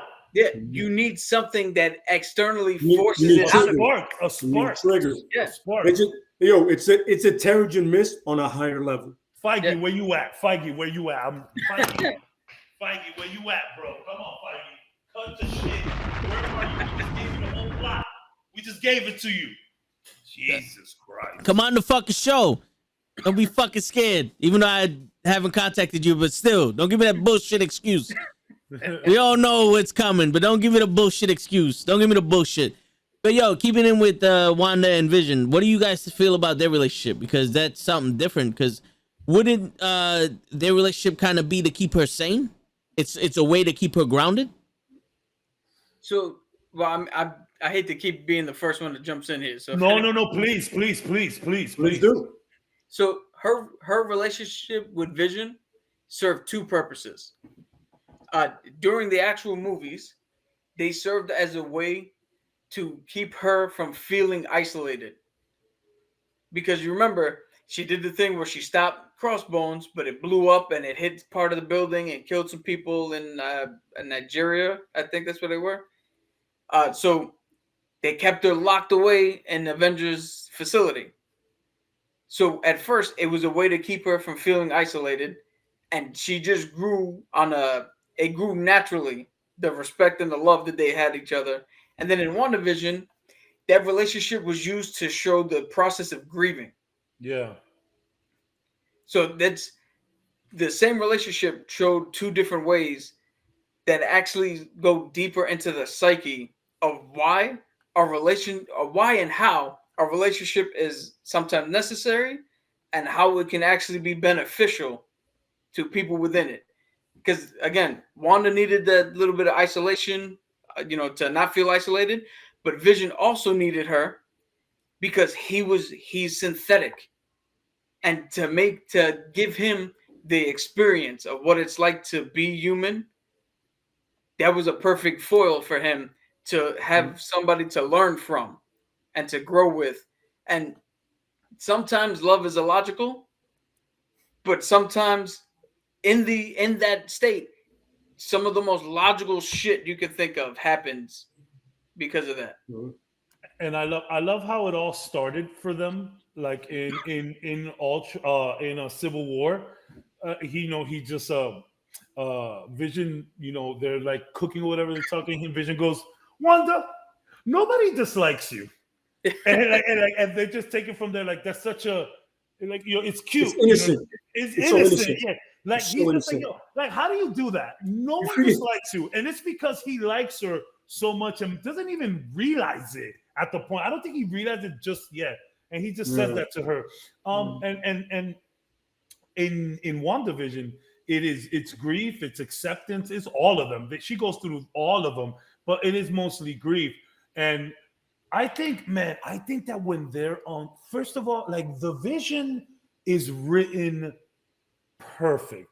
I don't think the Vision just ever fails with what he says and how he says it. He has that amazing line in WandaVision where he goes, what is grief if not love persevering? I've said that plenty of times. That is such a, like, there's a meme online that says all writers hated themselves after that moment. They're like, why couldn't we think of that? I know I've mentioned that before.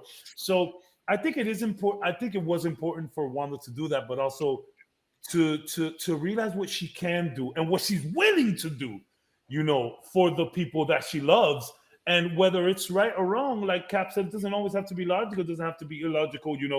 We do at one point need to stop. It was very irresponsible what she did. Let's just call it. She is holding these people captive mentally, physically, and she thinks that she's doing well, but she really isn't. We have the same thing happen in the Zombies episode of What If, where Vision even says it. Like, you guys are humans. I am thinking the most logical thing we can do. We cannot take her down. So the logical thing to do is just feed her and keep her trapped. And is it really logical? No, it's illogical, wrapped into this crazy love thing, maybe. But those two characters are so important for each other, and it's like an unlikely pair that actually did happen. and they do need each other. They both give each other that human factor. I mean, she is human, but she is also extremely enhanced at this point. You know what I'm saying? And WandaVision goes into that. Maybe she had all of that shit before her past, but they're both extremely enhanced. Yeah, and I think their relationship is very important. I feel like it got that. Like I said, you got a balance. She and her brother always felt segregated because what they were able to do, they were able to save their parents. And then Vision was born yesterday, like he said himself. Literally. Like I'm literally like 4 years old. He's written so well. Man. Shout out to Paul Bettany for playing him amazing. Paul Bettany. Oh my Great job. Elizabeth Olsen as well, but Paul Bettany, man, I don't know how the hell you played an android so great. Weird. Kind of weird, but I love it. But it's having two people that feel the same way around everybody else, but when they're with each other, they feel so connected. They do. But now let's talk about what it really is. They do both get very irresponsible when they're around each other. Absolutely. It's because of Wanda that Rhodey got injured. Absolutely. Tony Stark literally goes up to him, what do you mean you missed? You don't miss. He goes, I'm sorry, I must have miscalculated. He goes, yeah, I thought that doesn't happen. Yeah, exactly. Tony says it, what? And again, that's what love makes you do. Illogical things that you think might be logical, like she went up to that house in WandaVision, saw what Vision had planned, fucking lost her shit, and took over a little town in Jersey, and made two kids who are out there now. Let's just say they're out there somewhere. Whether she made that shit up or not, they're out there, and now she's gonna tear the universe in half, finding them, multiverse in half, looking for them. Here's the thing. Here's a question I have for you guys. This is kind of a dumb movie, but it actually poses a real question. So you guys remember the movie Shallow Hal? Yeah. How they did that voodoo mind trick, and then he just saw all the women as hot. Yeah. There's a point in there where Jason Alexander is looking at Jack Black and is like, "Yo, what you're seeing is not real," and he's like, "But it was real to me." Exactly. So bring up the question. Yeah, Wanda's kids, construct. But at a certain point, when does something become real, tangible to you? When you make it real, you know what I'm saying. Yeah. When you get to that, love it to a point that it's a point where there's nobody that can tell you any different from it. There's nobody that can convince you, and even if they try, you look at them like they're bad shit. You may seem bad shit, but you're gonna look at them like, you have no idea what I feel about this or what I care about this person. Now so it's you. That may often lead to some toxic behavior. Yes. When someone is so, and we saw that happen in Shang-Chi, where he thought it was his wife calling him or whatnot. Yeah. But the thing, we have probably the strongest Avenger, probably the strongest mutant, one of the strongest mutants, Omega level, whatever you want to call her, level 4, 5, 6, 7, all of that. Up, down, left, right, BA, select, start, all of that shit. Wanda is it. Absolutely. So the belief that she had and everything in this construct, like Cap said, that she did create. Oh yeah, them kids is out there now. Believe it or not. And we will see these kids later on. # Young Avengers. You know what I'm saying? Like we will see it. We already have too many Young Avengers. We need them. There's too many of them. There's 4 of them already. There's 4 of them. The kids are there. Patriot is there. Yeah, Patriot is there.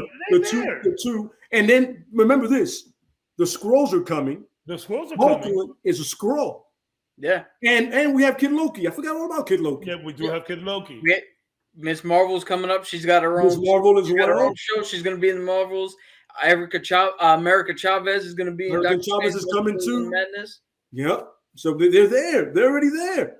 But when I saw Patriot, I was like, they're coming. When they said the kid's name, I was like, oh, they're definitely coming. Because you don't. Marvel never drops a nugget like that and go, we ain't gonna do nothing with them. They're coming.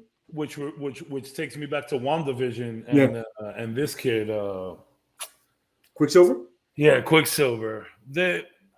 I don't think we've seen the end of that. Oh no, not at all. I don't think we've seen everything she's lost. She's bringing everybody back. She's bringing everybody's coming back. She better bring back Aaron Taylor Johnson. There it is. But he's gonna do Kraven and that. That would be dope because he's Kraven now. Remember that. Is he officially Kraven? Yeah, he's Kraven. They cast him as Kraven. What? Yeah, check it. Look it up. Yeah, I'm about to right now. Look it up. Yeah, they want to remember they're trying to do a solo movie to lead to the Sinister Six. What is happening? What is happening with that right now? Because it's right now. Okay, this is what we're seeing right here, right? Jared Leto's an asshole because apparently he said, "I can't wait to get a bite out of Venom." So he might be in Venom and Carnage. He might come up like at the end of it. He might show up on some talking either Carnage or Venom. I don't know. Don't you know what I'm saying? But the point is, Morbius, you got Morbius, and you got Craven. You got Morbius and Craven happening for sure. You know what I'm saying? I wish the MCU and Sony would just fucking absolutely cut aside the petty differences, man, and just give us the whole fucking universe. Listen, because we're gonna have Craven and Venom and Carnage over there, but then have Blade over here. Like Blade is MCU or is it Sony? No, Blade is MCU. MCU has rights back to him. So that's what I'm saying. Like, man, it's so fucking confusing. And the funny part is, if you would have had Morbius, you can easily introduce Blade at the end of that. Exactly. So easy to have Blade come around and go, well, bro, I got to do this. Happen. Yeah, that's the way it should go. It could be in the new Spider-Man movie if it wasn't for all this bullshit. But whatever. Yo, Sony and Marvel knock that shit off. Remember that also. Knock that shit off. Showing up in Morbius. So I think you muted. So Sony, you got to remember that Marvel knock that shit off. I can't hear Toe. Yeah, dude, you're muted. Yo, all right. You're muted, Toe. I wasn't muted. For some reason, it changed my mic on you. But I was saying Sony and Marvel need to knock that shit off. Yeah, man. Get on the fucking podcast and we'll tell you remember, how to do this. We also have another problem. The they, lawsuits from the creators. That's right. The creators' kids. We also have that problem now. Because they can lose some major players if they don't cut a deal. No. So here's the thing. I actually, I watched the video to. Not asking. So if they first off, I don't think they're gonna win because the writers and everything were paid to make those characters for Marvel. But if they do win, they don't take the characters from Marvel. They both get equal share of them. So Marvel can make whatever movie they want with them, but then the families can also turn around and make whatever movie they want. So you know how like there's two versions of the Jungle Book, the Disney one and then the other one? Because correct. It's gonna be some shit like that. Yeah, that sucks, man. I think bringing leave that alone, family. Leave that alone, family. Imagine bringing Venom and Carnage into all of this MCU shit. Maybe it could have been too much. Maybe it's a blessing in disguise that they didn't have to deal with it. But I mean, I think at this point Marvel could just handle anything coming their way, and I think it would have been dope to just even a little hint of Venom in some of these movies. But here's the thing, Venom. Why would Venom go after Spider-Man now? Like he's too much. Now, of course, now. Yeah, 100%. You're right. If anybody's gonna do it, it's gonna be Carnage. Yeah, he's gonna. Well, do you got anti-Venom? Carnage, huh? The anti-Venom. Listen, luckily, I don't have to write none of this shit. I just got to sit back and enjoy it. And critique it. Yeah, I sit back and go, this sucked, that sucked, but I didn't write it. Monday morning director over here. It's the same thing when I watch Raw or SmackDown. I'm like, I would love to write that. I just sit back and go, this sucks. Yeah, pretty much. But all right, so going into the relationship between Wanda and Vision, is there besides I guess the Joker and Harley Quinn, is there a dynamic like that in DC? Well, I mean, like Lois and Superman, the what we were talking about before. Well, actually, Starfire and Nightwing have a kind of thing like that going on. I love Starfire because Starfire is an alien, and she's she's like Drax literal. Like she's like that kind of Drax kind of attitude, like she literally says what comes to her mind. There is no like filter. And Nightwing is Nightwing, you know what I'm saying? He's like we said before, cool, charismatic dude, you know what I'm saying? That can he's pretty much slayed everything in DC that's not nailed down. You know what I'm saying? But their relationship is kind of like that. They like what about Raven and him being who he is, kind of have that thing going for them. Doesn't Raven get into it with one of the with Beast Teen Boy? Titans Boy? Beast Yeah. Boy. I think she gets a little Flash action, Kid Flash. Wally, yeah. I think is it Wally or is it the other one? I think is it Bart Allen or is it Bart Allen? I think it's Bart. It's Bart Allen. Bart Allen. Yeah. For anybody who don't know, Bart Allen is a grandson of Wally, I believe. He's a great grandson from the future. Is the he same the fastest future as Eobard Thawne, the Reverse Flash. Fun fact. But yeah, like Raven and Nightwing have that. I mean, Starfire and Nightwing have that kind of going on. You know what I mean? An orphan and the person, an orphan, an alien. You know, they and she was her sister was about to kill her ass. Yes, like she had to run from her sister and her home planet and all of that shit. And that's because her sister didn't like the fact that she was a chosen one. Yeah, all jealousy. You know how it is. I love Starfire and Teen Titans. I love how she. Teen Titans is hilarious, by the way. That show is just as much for adults as it is for kids, and I think she's hilarious. I love how she talks. I love how she talks on that show. Yeah, it's pretty good. I was a massive fan of Young Justice, and it kind of went left on me real quick. He's lost me there. Yeah, but I think on DC it's probably them too. I mean, I honestly believe that. I don't think Red Tornado has a relationship with anybody that I know of, because Red Tornado is essentially their vision. Their vision, yeah. Yeah, it's essentially their vision. Yeah. I don't think he does. I'm trying to think that they don't really show like relationships out of the core group like that. They don't in DC, right? Funny, one of the ones that I really do like is Green Arrow and Black Canary. I really like the way that dynamic works for them, you know? Because once again, another woman that doesn't need anybody, but she likes this Archer. So I was like, something about those regular kids. That's what it is, man. Something about them regular boys. Yeah, you can go get yourself an alien, but you know, you can also get yourself a nice little. Yeah, you shoot beams out of your eye, but I got a quiver. I don't know why that's a thing. Yo, but she knew that he was gonna get a TV show and be Batman. That's what it was. That's the closest thing she's gonna get to Batman. First season, amazing. Second season, and then they lost me. Yeah, I think I got to the third season. I was like, let's do this. I don't know what happened. So, are there any or name one female superhero that you guys look up to or admire based off of what you know about them? So, I would have to say, if it's not Storm, it's most likely Catwoman. You know, because neither woman needs anybody, and they do their own shit. They run shit, literally. They do their thing, man. And by the way, Miss Pfeiffer does help. I've made it pretty clear by now that Storm is my girl. Again, the Beyonce of the X-Men universe. I think that sticks. And to have T'Challa be Jay-Z, I think that also sticks very well. But some shout outs, we mentioned Rogue, obviously, and even just some of the more, chill characters as well. I do love me. I like Black Widow. You know what I'm saying? I like her. I'm okay with you not having powers. She is the soul of the Avengers. She's mama. She cleans up for everybody. She's That's mommy. why she went for the Soul Stone. Yeah, she's mommy, bro. I do appreciate that. I do like that. But I mean, there's the one that's always gonna stick out to me is Storm, bro. I love everything about Storm. Oh, fun shout out to a Black Cat.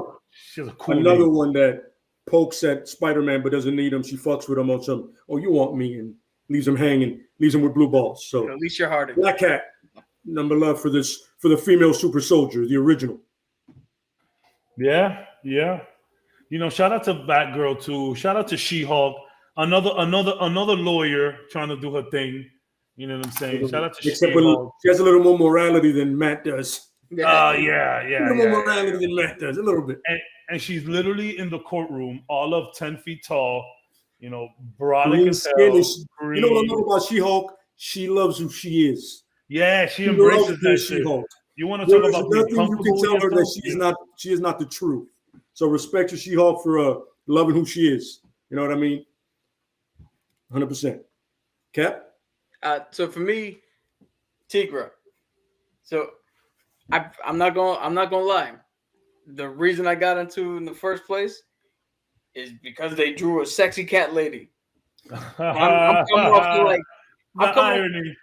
Chitara and Yeah, that's the original. That's the original. Yeah, but if you actually read, like when you read her, she actually has this thing where this tribe of people actually turned her from just having the abilities of a cat and changed her into looking like one, like a tiger. Mm-hmm. So she joined up with the Avengers. She felt that she wasn't good enough for the Avengers. So she left. She quit the team. Then through some other shit, she was able to reverse her appearance and went back to her human form. But she still felt like she can help out in some way. So she became a cop. And then was brought back through, Civil War, the first Civil War and other things, brought back into the fold. But that's a great example of even, like, she's truly an example of, even if you don't think you are able to help out at the top tier level, you could still find where you fit in and where you can help. You don't always have to be an Avenger. You don't always have to be Superman. You can find your place and actually affect change and still get shit done. But as soon as she comes back at the end of Secret Empire, she's right there in the front line, leading the charge to go fuck up Hydra Cap and to go stop all of his shit. She was on the ground with a Night Thrasher, helping run the fucking the resistance from underground. She still does her thing, even though she has that little bit of I don't think I belong here, but she really does. But again, just because you don't think you belong somewhere, you find where you fit in and go to work, man. Put the fucking hammer down. Great message. Great message. Also, shout out to Jean Grey when she's not completely losing her shit and turning into this flame monster. Yeah, Not a monster, but do we want to talk about Jean Grey? Because I honestly feel like even though she's one of the most powerful mutants, she seemed useless. I was waiting for that line. She seemed useless. Even in like the cartoon, like picking up a book that had no pages zapped all her strength, but she can like rip universes apart. Like what's going on with this shit? Like, can we discuss that? Yo, all right, listen. First and foremost, let's understand this. The cartoon did her wrong. Yeah, she would concentrate for 40 seconds. All of a sudden, hey, somebody has to catch it. That was a horrendous interpretation of Jean Grey. All right, she did a lot of fainting in the cartoons. She is literally, without the Phoenix Force, she was one of the most powerful telepaths in all of Marvel. So let's get away from the cartoon interpretation. Let's get away from that feigning shit that you saw. She can hold her own with anybody at any time, at any place. Yeah. That shit was made, once again, like we said before with the comics, it was made to have a damsel in distress. By no means is she that. No means. She could hold her own with Professor X, with Emma Frost, with Sebastian Shaw, the Hellfire Club, anybody. You name it, she can hold her own. Okay, so let's get away from the feigning girl. I remember the moment that she would always do that. Oh, like just so dramatic. It's like there's always Wolverine that catches her. Yeah. Like, because if someone rang the bell at the fucking mansion and no one was up to get it, she had to use her mind to open up the fucking door. It's like, yo, what happened here? And then I always thought that what made her weak was the fact that fucking Wolverine and Cyclops were fighting over her. I think that was what it was. It was just one of those things. It was like, well, she lost power because she's being, they're fighting over her with. I'm sorry, I'm trying to get Bleaks back in here. But it's like the more they fought over her, the less power she had because she had to think about who she likes more. True. Dude, I will say this. Sorry, I don't want to cut anybody off. And honestly, this is So I am actually What up, Bleaks? about to. Yeah. Oh, I see Bleak back. I am about to tap out. The tooth is getting a little. I've been talking a lot. You know, I think I've taken it a little too far. I'm gonna go pop some pills and I'm gonna go to sleep. Responsibly. Yeah. Well, it's Tylenol, you know, but I am feeling starting to come back. But I will have this out by next Monday. I don't know if I'll make it to the podcast Tuesday. The last time I had an extraction, I was fine the next day. So hopefully I could come back for Tuesday. But if not, I will definitely be here the Tuesday after that. But now that Bleak came back, I will sign off just so y'all can have 4, okay? All right, bro. Appreciate you, man. You better, bro. We will do. Yo, take it easy, bro. We will do Michael B. Jordan sucks on the next time that I'm here. No. We never. I actually enjoyed agreeing with you for once. We had a great time here. Y'all take it easy. Love y'all in the chat. Sorry, but let me go rest this tooth.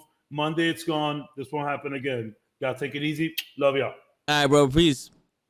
Got it. Oh, brother. So what I was going to say, the early version of Jean Grey is actually written like the women of the time, like how they're depicted. But if you really want to get into like good Jean Grey, Chris Claremont, his run that led up to the Dark Phoenix, that right there showed exactly what they had and what you can do with that character. And that's the character that's the depiction that everybody should look at when you think Jean Grey. To see like, yo, she really is fucking badass. Yeah. Like I said, that cartoon did her no justice. You read the comics, you're like, I don't know what the fuck is going on in this cover. I don't know why she's always passing out. I mean, the comics, she's lifting up fucking tanks on some. This ain't shit. Yeah. You know what I'm saying? So all of a sudden, she makes a force field. She's like Sue Storm in the cartoons. Sue Storm she can put a force field inside you and then expand it. You're done. People sleep on. That's another one. The Invisible Woman, OP. People forget how OP she really is, man. She can literally destroy anybody she wants at any time. So, you know, the cartoons don't do them justice, bro. Or the movies sometimes either. So remember that. What was the relationship between the Invisible Woman and Mr. Fantastic? Was it as toxic as Hank Pym and his wife, or no? No. So here's the thing. Sue Storm and Reed Richards actually have like an actual 50-50 partnership. And they actually bring whatever Reed Richards is missing, Sue Storm adds. Whatever Sue Storm is missing, Reed Richards adds. What's toxic is fucking Namor. Namor he is on some like, I will roofie this bitch every day until she loves me type shit. You know who he is? He's Mr. T in Rocky 3. Who hit on your girl right in front of you on some, he's done it like, I want you. Mind your business, my man. It's my wife. What are you talking about? This is my wife. You'd be like, hey, woman, you need a real man. Not the smartest person in Marvel Universe. Yeah, he's Mr. T disrespectful, bro. And that's Sue the Invisible Woman. What it is, Reed is socially awkward, right? Reed is a genius. Yeah. That's usually how they depict him. Sue is not. Sue is, she's a social person. Right, smart, but she's really social. She's outgoing. I mean, if you look at Johnny Storm, same family, you know what I mean? Yeah. Like, they got that charisma. Reed doesn't. You know what I'm saying? If Reed wants to talk to somebody, he does it through Storm. Unless it's like Tony Stark or Bruce Banner or T'Challa, somebody intelligent. If it's somebody like normal, they're like, just talk to my wife. I don't know how to talk to you. I don't talk normal. So it's kind of that deal, you know what I mean? Yeah, I hear you. But it is legit. I mean, they made one of the most powerful beings on the planet with Franklin Richard. That's how you know the relationship is good. Dude, not only that, one of the biggest and best received comic issues is when Sue and Reed get married. Yep. It's literally just a comic of a marriage happening, and that's one of the biggest things Marvel has done. Agreed. Yeah. So that's one of the rare things in comics where there's a good relationship. Okay. So it's really rare in comics. Usually somebody fucks it up. Mostly the dude. Yeah. If you look at Black Panther and Storm, Civil War fucked them up. Yeah. They were doing just fine until that problem started. So who was on what side? Panther was on Cap's side. Say it again? Black Panther Oh, was of course, on Cap's side. Yeah, him and Cap are like, they're pretty much the same person in different countries. Yeah. Yeah. You know what I mean? Yo, what's funny is for a Storm to actually be on Tony's side, having gone through the Mutant Registration Act bullshit, that says a lot about how unruly superheroes were believed to be at the time. I felt like that writing is a little. I felt like there's no way she should have been on that side. No, and she should have been like, yo, listen, I was almost forced to register. Hey, go fuck yourself. I'm not gonna let that happen. They did that for conflict. Yeah. But that's one of the things, like, so Tigra was part of Cap's team until Black Panther was like, no, wait, something's wrong here. And it turned out she was a double agent and she was actually working for Tony. Which is, that comic was good, but there's a lot of questionable, like, really? Like, what? This is what we're doing? One of my favorite things of all is when they're taking Daredevil to prison and he throws a coin and he goes, Judas. And Tony goes, damn, son, the blind dude is getting at me. Like Tony literally picked up the coin and goes, shit, that's a blind guy getting at me. I go, yo, when Matt is calling you a Judas, there's a problem in the world. You know what I'm saying? It's really a problem. But the second Civil War I didn't like. I was not a fan of it. I read it and I was like, Yo, the second Civil War, they flipped it.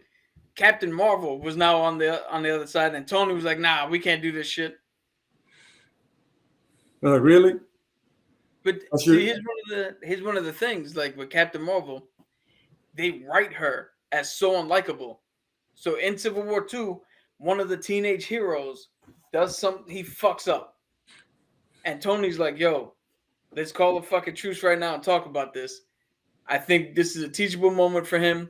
We should, he does deserve a punishment, but we gotta like show him why what he did was fucked up. And she just came out and was like, nope, fuck that. We're locking him up. No fucking nothing. No second chances, no empathy, no nothing. We're just fucking hammering this dude. Yeah, that's the writing. That's the writing she gets, and nobody likes her. But it's like I said before, it's amazing that they casted somebody that also nobody likes. That was perfect. That was perfect casting, by the way. I was like, wow, nobody likes her in the comics and in the movies. This is amazing. Yeah, it's like that's not a likable character, man. And you probably could have done it with somebody else, but they just nailed her spot on. Brie Larson, you are not liked. Congratulations, I respect that. So kind of like John Walker, but way worse. Yeah. So she's not liked in the comic books and by the readers. So in the readers do like her. I haven't heard too much complaint. Well, maybe there's one right there, but she is. I know plenty of people, but trust me, yeah, as I'm saying. She's written as somebody that's like, you have to find a reason to like her. Because like I said, there's plenty of fucking storyline shit that happens to her that I'm telling you, if you read it, you would be like, yo, I'm not fucking reading any other thing that this lady does. I don't care who writes it. So I don't care if Martin Scorsese directs it. I'm done with her. Can we get into this storyline? I mean, I can, but so here's the thing. Come on, Bleaks came back for this. You know what I'm saying? This is probably not the path we want to go down, but hey, we're already here. So I'm going to give trigger warnings. Yes, this is a trigger warning here for this storyline. Absolutely. So this guy shows up, right? At first we don't know who he is. Fighting, I think she was Miss Marvel at the time. I don't think she was full captain. She was still. She was Miss. She had the singlet thing going on. Yeah. And they're fighting it out. He legit rapes her. Then we find out that it is her son from the future who came back and did it. And she kept the fucking child. Like there was an avenue where she can do what she had to do to abort it, but she wound up keeping it and perpetuating the cycle of raising that kid to go into the future to come back and do that shit. And that is a John story Connor? like huh? So it was John Connor? Something like that, yeah. Something like that. It's the real fucked up version. Yeah, it's Shit. the grandfather paradox where you only exist to become your own grandfather and shit. Yeah. So that happened, and that's one of the storylines that is canon, but everybody's like, no. Don't look over there. Don't shine no light over there. We're gonna forget about that. And here's a fun fact to that, right? She goes to the Avengers for comfort, and they turn her away. The only person that comforts her is Jessica Drew, who is Spider-Woman. We saw in that lovely photo that Kat put up earlier. Fantastic photo. So in turns, Earth's Mightiest Heroes couldn't give this chick a hug after she was raped by her own son. Yeah.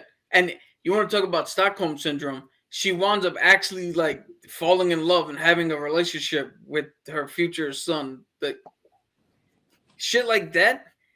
That is what, like, you read that and you're like, who saw Law and Order SVU and said, hey, I can write a comic? Damn right, yeah. And it's funny. We put that in the comic book readers, put that in the box, normal people, with Star Fox. That also goes in this box. We'll talk about that. That's one that is really fucked up. Star Fox. One more day. Yep. One more day. Put that all that My in mama's this titties. box. And like Will Smith said, you got to be Jacques motherfucking Cousteau to get this bitch because it should never be seen again. Whoever wrote this shit is fucking disturbed and disgusting. Just throwing it out there. You know what I'm saying? And that's one of them. That one right there, I read it and I was like, damn, I regret. I can't unread it. Yeah. You know, you can't unread right it. there with them. Like you see something, you can't unsee it. It's kind that's of that why. deal, you know what I mean? That's literally why I'm not a big fan of Captain Marvel. Yeah. It's man. literally is that storyline. Yeah. It's like it was And it literally the didn't most serve a purpose, did it? SVU Alabamian thing you could ever do. Oh, man, you brought it to Alabama. You know, something like it was a kid. And He has nice lips or some shit like you're like, he's technically his father's son. Yeah. He's the father's son. Yeah, he pretty much made himself. Jesus. Self-made man. There we go. Yo, that's like mind-boggling to just think how that works.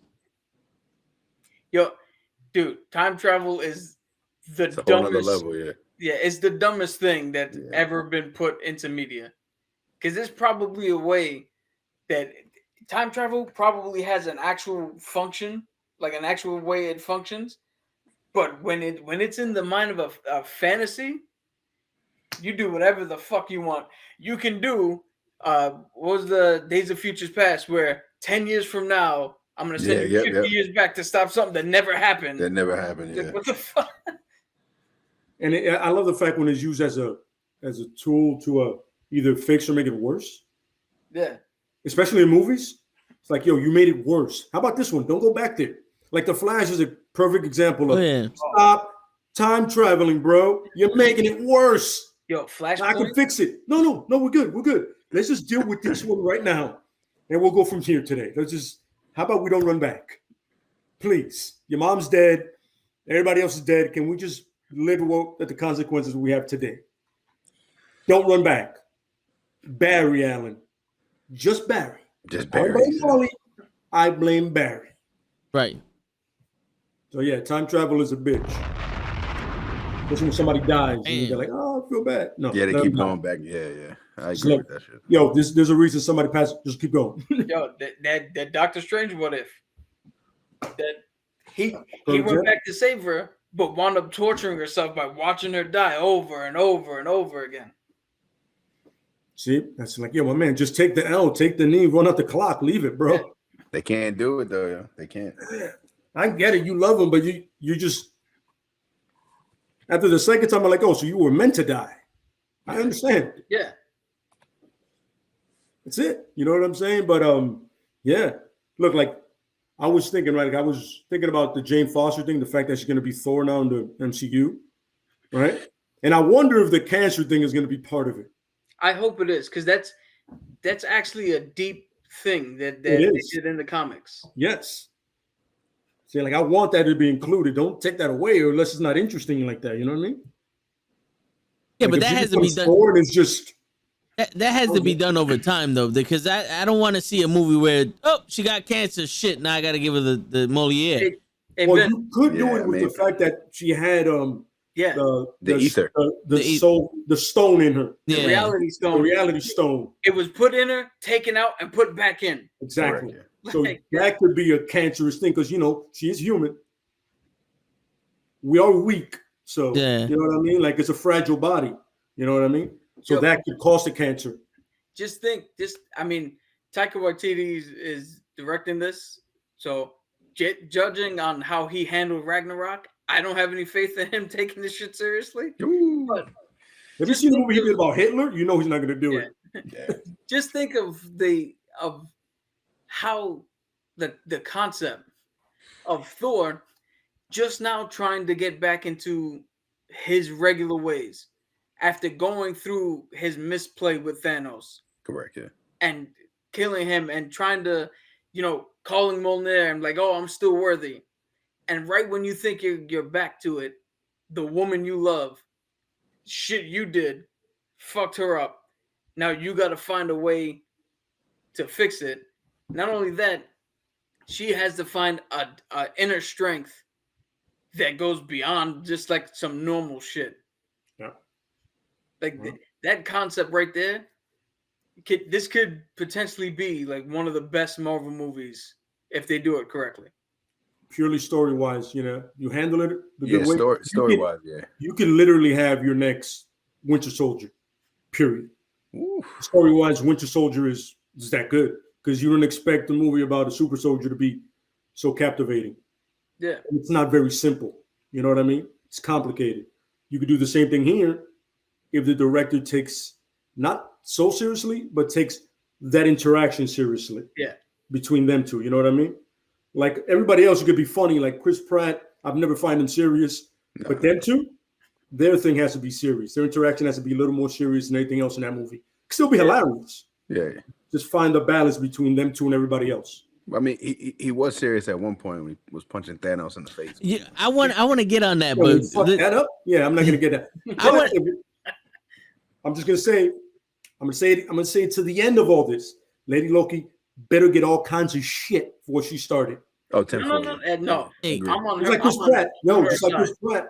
I want Star-Lord to get. I want her to get the same hate as Star-Lord, because the man told her, "Yo, don't do this, or you're gonna start some shit," and she did it. Well, there we go. No, see, here's the difference. Here we go. Lady Loki was actually there to start the ruckus, to burn the house down. She wasn't there to try to do something good and then got caught up in her feelings. She was there to kill him. But she was warned by, when Loki's telling you don't do something stupid, think about it. Loki is telling you not to do, Loki's like, listen, hold on. And you ever trust Give him? A second here.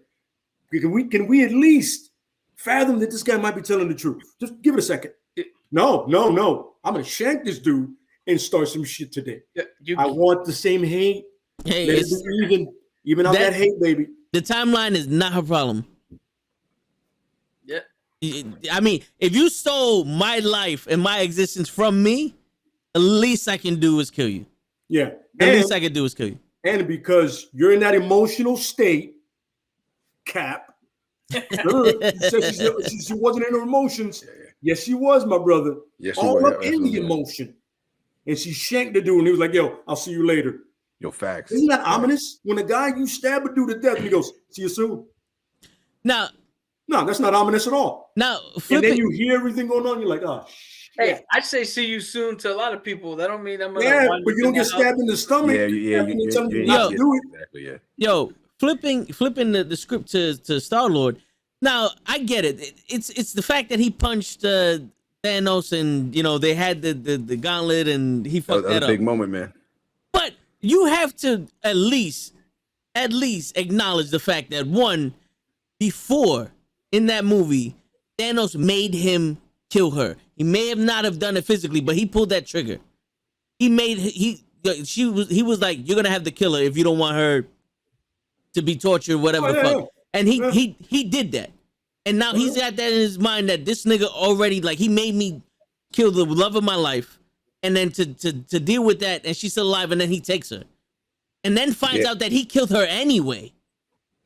It's like at that point, if I'm Peter Quill, and I don't have no family, my father's a god that just wanted to use me for eternal power, and I had to kill his ass. The only thing I had tangible in this life that actually meant something to me was Gamora, and then her father makes me pull the trigger to save everyone, and then it doesn't like happen, and I can't save everyone, and then I found out you killed her for your own shit. Hey, at this point, half the universe don't mean shit to me.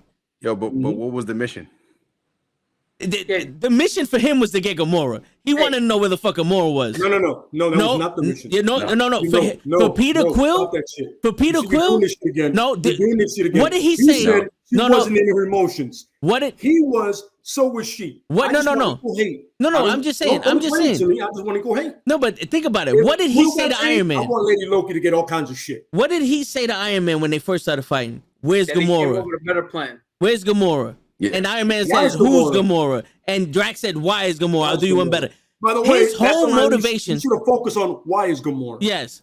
His whole motivation was to get Gamora. Okay. It wasn't to stop Thanos from snapping. So I understand him doing that. He couldn't wait 3 seconds. 3 seconds. See, look. No. Shot him in the face. Even Mimi said it. Thanos killed the love of his life. The mission is, goes to shit. Yeah, but remember, didn't we have this talk, man? Regardless of what's going on, you have to stick to the mission. Didn't we have this talk? Yes. Yo, but if the mission is to kill the timekeeper, and the mission is to get Gamora. No, listen. Everyone knows. You know what this sounds like? You know who's not going to stay on mission, right? No, but he's a scavenger, bro. I'm not staying on mission. Peter Quill is a scavenger. He knows I'm going to use you to get what I want. So we're going to get Thanos. I want Gamora. Where's Gamora? She's dead. My part in this is done. It's not done, though, but it's not How's it done? Because hold up. Now, let's go back to the first Guardian Galaxy. Remember when Rocket goes, why would I want to save the universe? Because I'm one of the idiots that lives in it. He's one of the morons that lives in the universe that he's trying to snap away. And if you remember, he's literally arguing with Tony over who's coming up with the plan. Because he don't know who the fuck Tony is, to be honest with you. But I mean, you can't turn around and go, hey. Get this away from Thanos, because he knows Thanos from Gamora. He understands the link. See, Mimi comes up with a good point. She goes, were we not just discussing making these characters more human? Is Quill not showing his humanity? There is nobody more human than Quill. Exactly. But there's also an understanding of what we need to get done. No, I understand he was wrong in doing it, but I'm just saying, like, you see his motivation. Understand the mission. And a man, Drax is literal, and he understood the mission. Yeah, a teenager in Drax understood the mission. You understand that? A teenager in Drax. Teenagers are all about hormones. Hold on, wait. Drax didn't understand the mission in the first Guardians of the Galaxy when he wanted Ronan. Oh, he blew that plan when he wanted to fight Ronan. Can I ask you a question? Did he not understand this one? Bro. He was drunk. But they had the same motivation. Quill understood the mission in the first one. They had the same motivation for doing what they were doing. Drax wanted revenge for what Ronan did to his family. And Quill wanted revenge for what Thanos did for Gamora. So that's just I'm just giving you the motivation for them. You're telling me from part one to that Quill became an idiot? In those 2 seconds that he found out Gamora's dead, he became an idiot. Because in unrational times, you become an irrational person. Yeah, but listen. You could take it back to the first Guardians movie, right? When they're getting ready to get out the jail.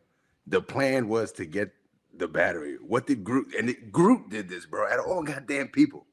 The fucking tree, bro. Understand the mission and got it done. And didn't Rocket steal somebody's fucking eye because he wanted it? That wasn't part of the mission. Didn't he do that? He goes, "We're gonna need his leg," that was for fun, and he but the made mission Quill was go still take the accomplished. leg. The mission was the The battery. mission was accomplished. They got away. So you're telling me Quill literally became Rocky and unlearned everything from part one? That's what you're telling me. Bro, when Drax learned from part one, stick to the mission. Because it was personal for Quill. In that moment, it was personal for Quill. Okay. So 3 seconds. 3 seconds for that gauntlet to come off.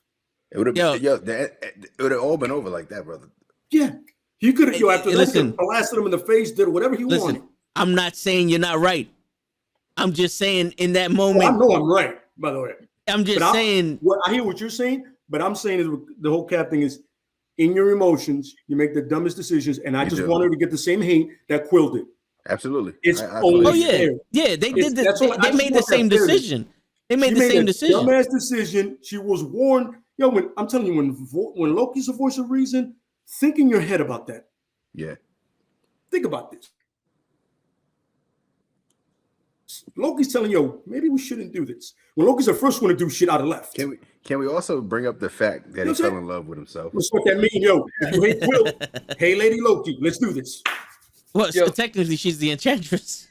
He fell in love with himself, bro. Yo, that was the by the way, that is sick and hysterical. It's like you really fell in love with yourself. The ego on you, son. Thank you. That's what I'm saying. Yeah, that's. But I'm just glad that it wasn't fully like. Yeah, they didn't get in. Yeah, she still was like, "I'm still stab you. I don't give a shit." For a moment there, it felt like it was gonna get there. Yo, oh my god, dude! On that train, I was like, I'd have turned that bitch off. I was like, yo, no, let's not do this. Or when everything was gonna end right there, yeah. I was also rock. Luckily, we got a crocodile Loki, so I was happy. Yeah, I take that all day. And Frog Thor, by the way, we got. Yeah, he was in that mason jar jumping around. Oh yeah. The Thanos copter was my favorite, though. I was like, that was a good one. But when it comes to the females, man, if they can scrap, that's all I want to see. If they can fight, and I'm waiting for Lady Shiva to get a good depiction in the movies. I feel like in the next Batman, she should really whoop Robert Pattinson's ass, show him how it's really done. I'm hoping. Who's playing? Huh? Is she in the movie? No, she's not. This is not the first one. I said in the next one. Oh, okay. I want him to think that he can fight. Then she goes, no, you don't. No, you don't. I mean, it's an assassin. A hitman is in. They have him in the real world, and this one looks more reality based than the rest of them. So it would make sense. Somebody tries, like Zuko hires her to kill him. I think Zuko and the other guy are in it too, the mobsters. So that would be fun to see. Just Matt Reeves, just if you see this, just throwing it out there. Yeah, but wouldn't you think that'd be a good time to bring in Bane? Because didn't they do that for Bane? You could have a bunch of assassins try to kill him. It doesn't have to be one. Dude, you could do is it Long Halloween? Yeah. Where they send every I think that's what this is based on. Huh? Yeah, but you can make this 2 parts, the Long Halloween, because it is all puns intended. But so the Long Halloween, you remember in The Last Dragon, that scene where they're trying to hire all these fucking people? Yeah. And then they expected in one night for them to just fuck up Bruce Leroy? That's essentially what happens. I think the Black Mass hires every fucking hitman he can find, and they send them all after Batman all in one night. They sent out the John Wick page. That's what it sounds like. The operator and said, "Hey, we need somebody murdered." Exactly. Unfortunately, you're going to have to Wick. Yeah, for real. Yeah, but yeah, that would it could be Bane, it could be her. You could just all these people that are actually hitmen going after him. You could even tease Deathstroke if you want. If you're feeling Randy. Yo, you can bring back Deadshot in there. Bring back Deadshot because he is one of the top assassins in DC. With the same black daughter. Yeah, absolutely. He has to have the black daughter. Yeah. Otherwise, show's not gonna know the movie. Yeah, that's true. I don't know if you saw a review of Suicide Squad, Bleaks, but Show was pissed off that he didn't have the same black daughter as Will Smith, Idris Elba's character. He didn't realize that Deadshot and what was Bloodsport. Yeah, and Bloodsport were right. two different characters. Yo, Bleaks, he literally was wondering why the black heroes had to have a black daughter. And I'm like, what? I literally told him, I was like, yo, don't you have a daughter? So it's like, so more than one people can have daughters, bro. Yeah, he's at one point said, why couldn't he just have a white son? I'm like, what? yeah. Fucking Uh, show. Mimi said it. Goodness It's one of those gracious. reviews. Like, I swear to you, man. He said it with such sincerity and meant it. I was like, he's fucking with us, right? Nope. I'm like, no. He's fucking with us. Like, no, I thought isn't this a part 2? I was like, He was like, yo, the Joker wasn't in it. What happened? I said, first of all, I don't know at what part when you heard Deadshot here did he have a British accent? Help me out. Yeah. Second of all, Bloodsport. They say it like 6 times. So who's the other guy? Deadshot. Not the same guy? I just told you their names. I'm not doing this again, show. Yeah. Goodness gracious. It All would have because helped they had if he black daughter. He associated them being the same person. Yeah, like he saw the intro on mute and then they did a movie review on the intro. that's pretty much what it was. Yo, I'm not gonna lie to you, man. Especially the reviews, it stays interesting because he watches the movie like in the background. Yeah. Like I told him one day, I want to watch you watch a movie. Yeah, I that'd can be so see hilarious. what you do and how you review stuff. I want to sit there and go.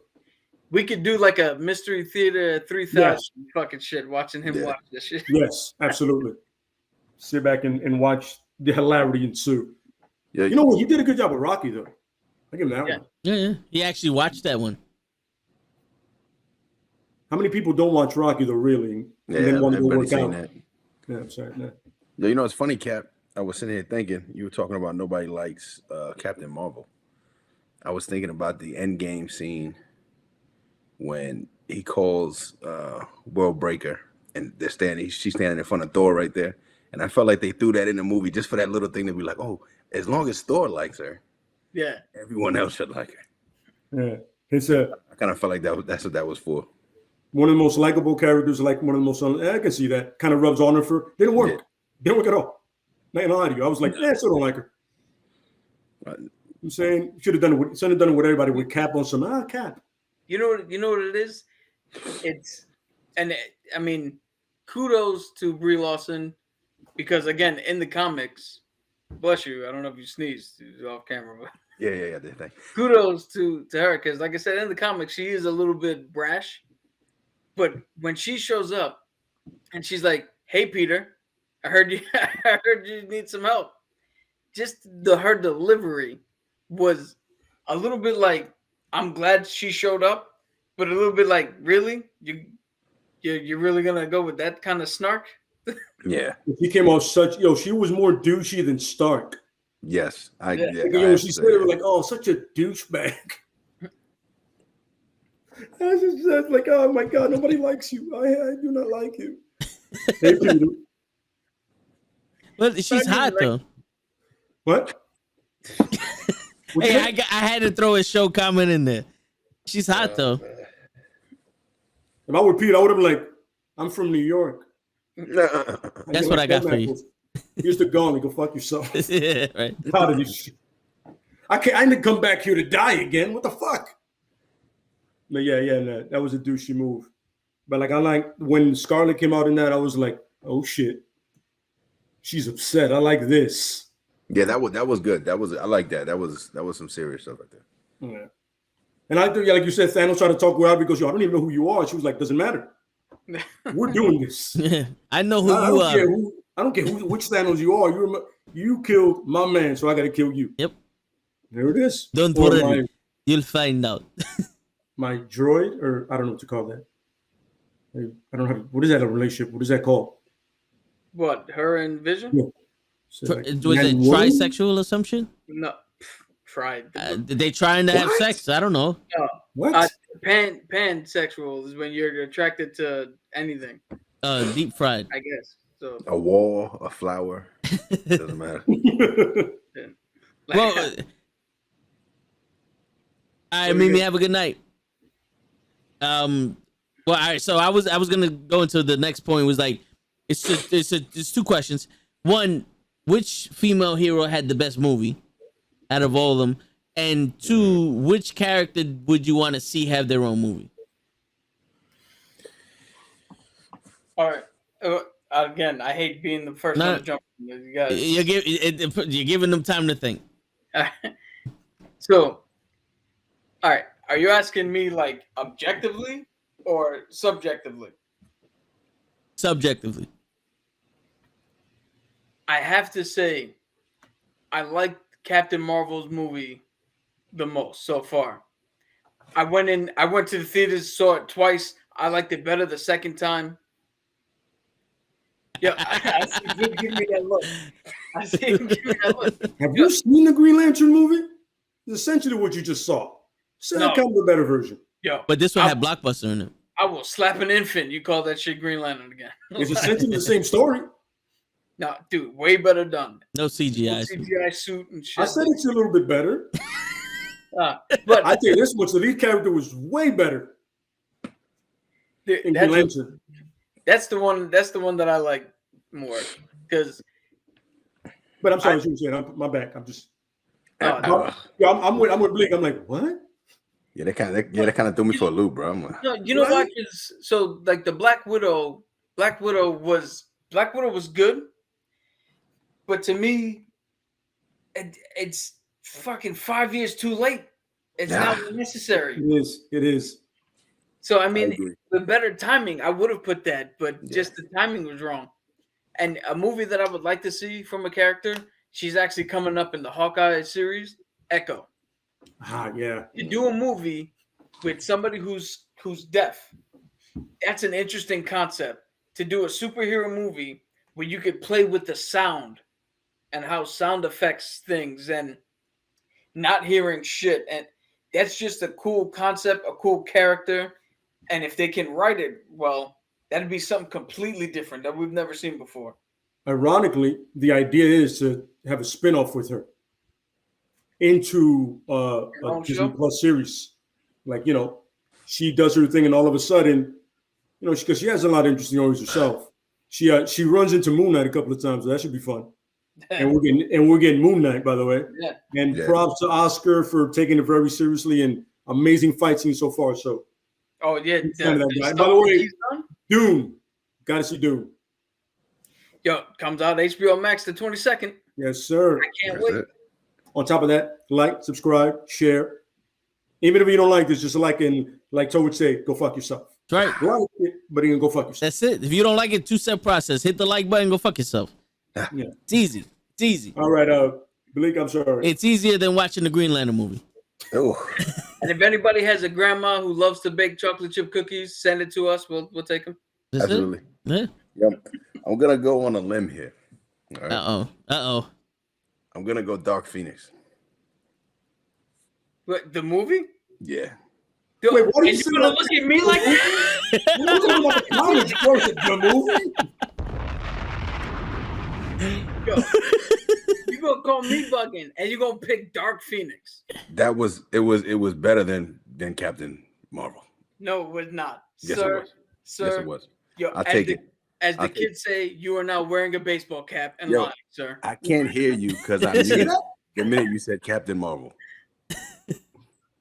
Okay. Oh shit! No, but you know what's funny? Hey man, now I got to hear why.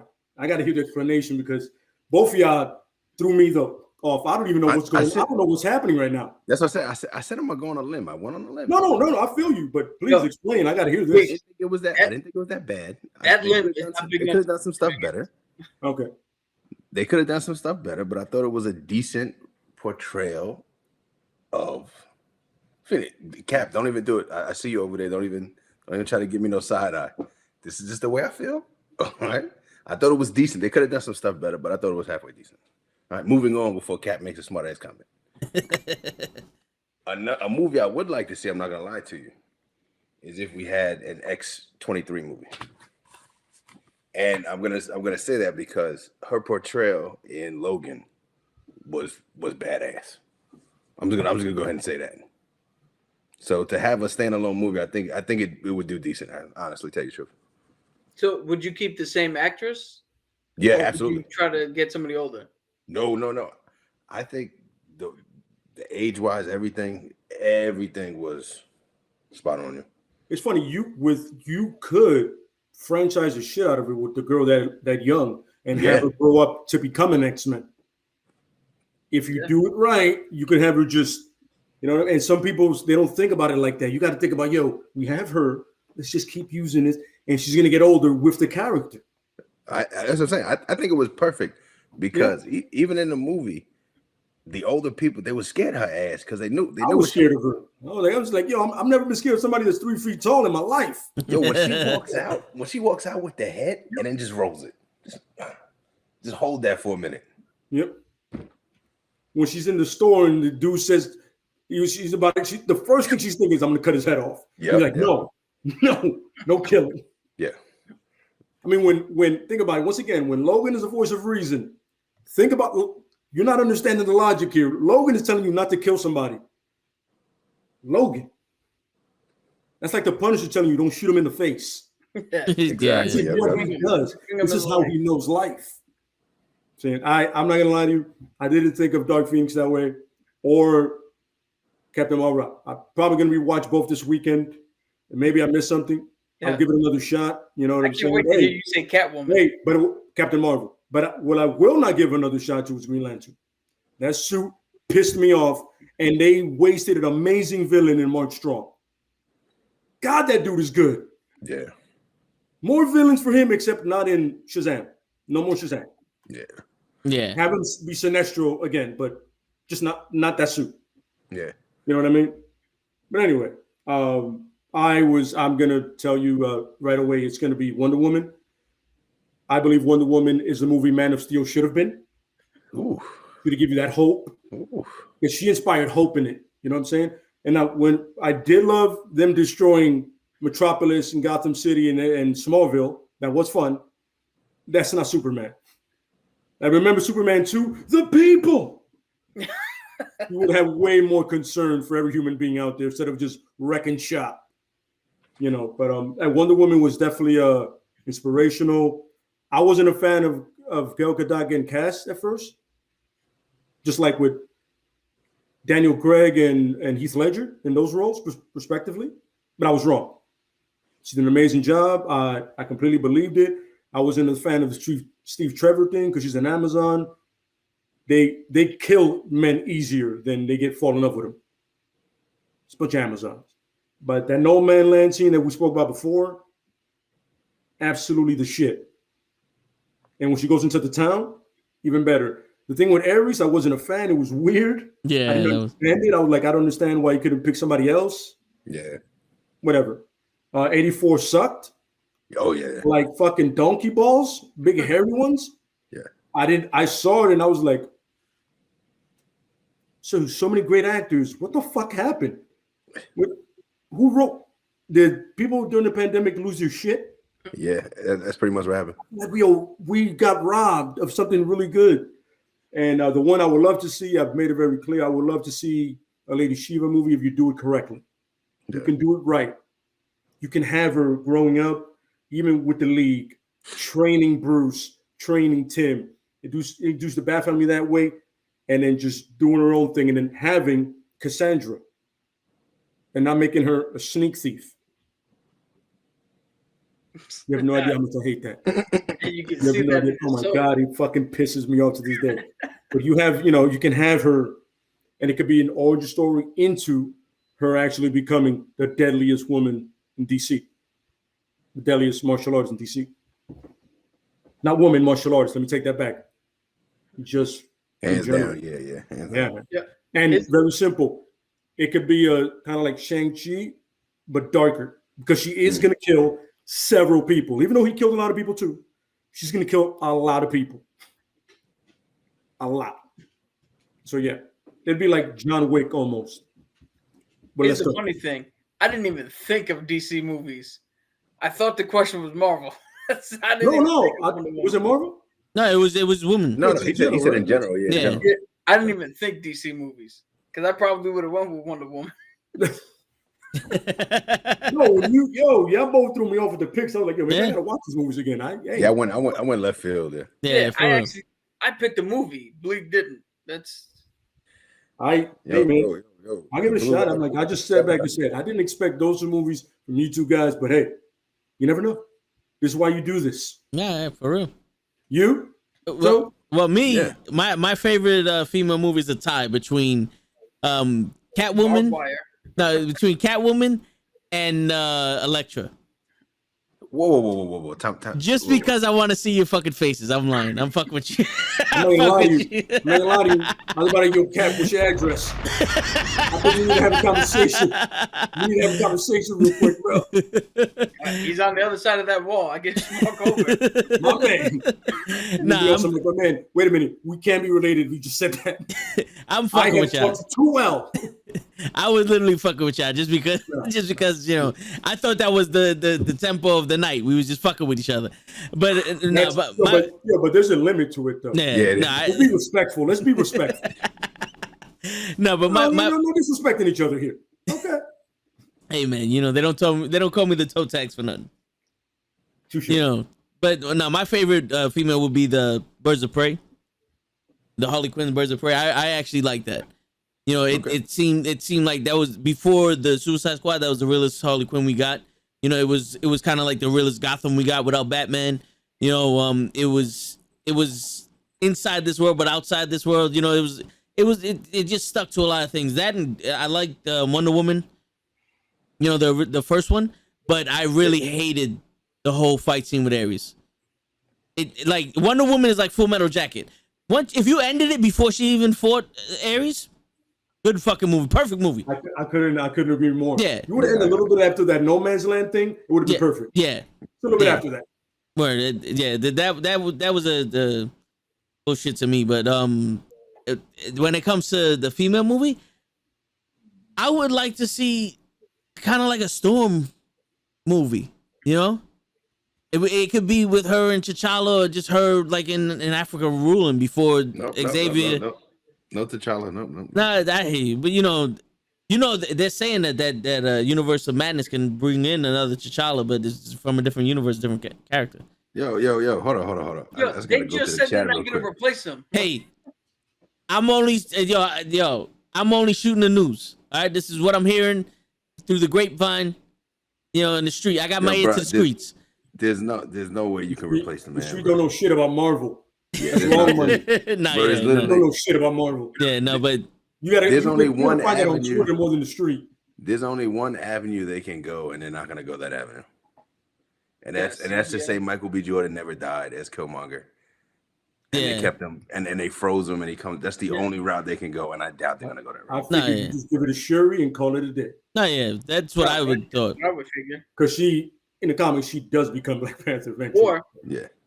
I wouldn't mind it if they like in this film, Shuri doesn't take the mantle right away, but one of the Dora Milaje takes up the mantle.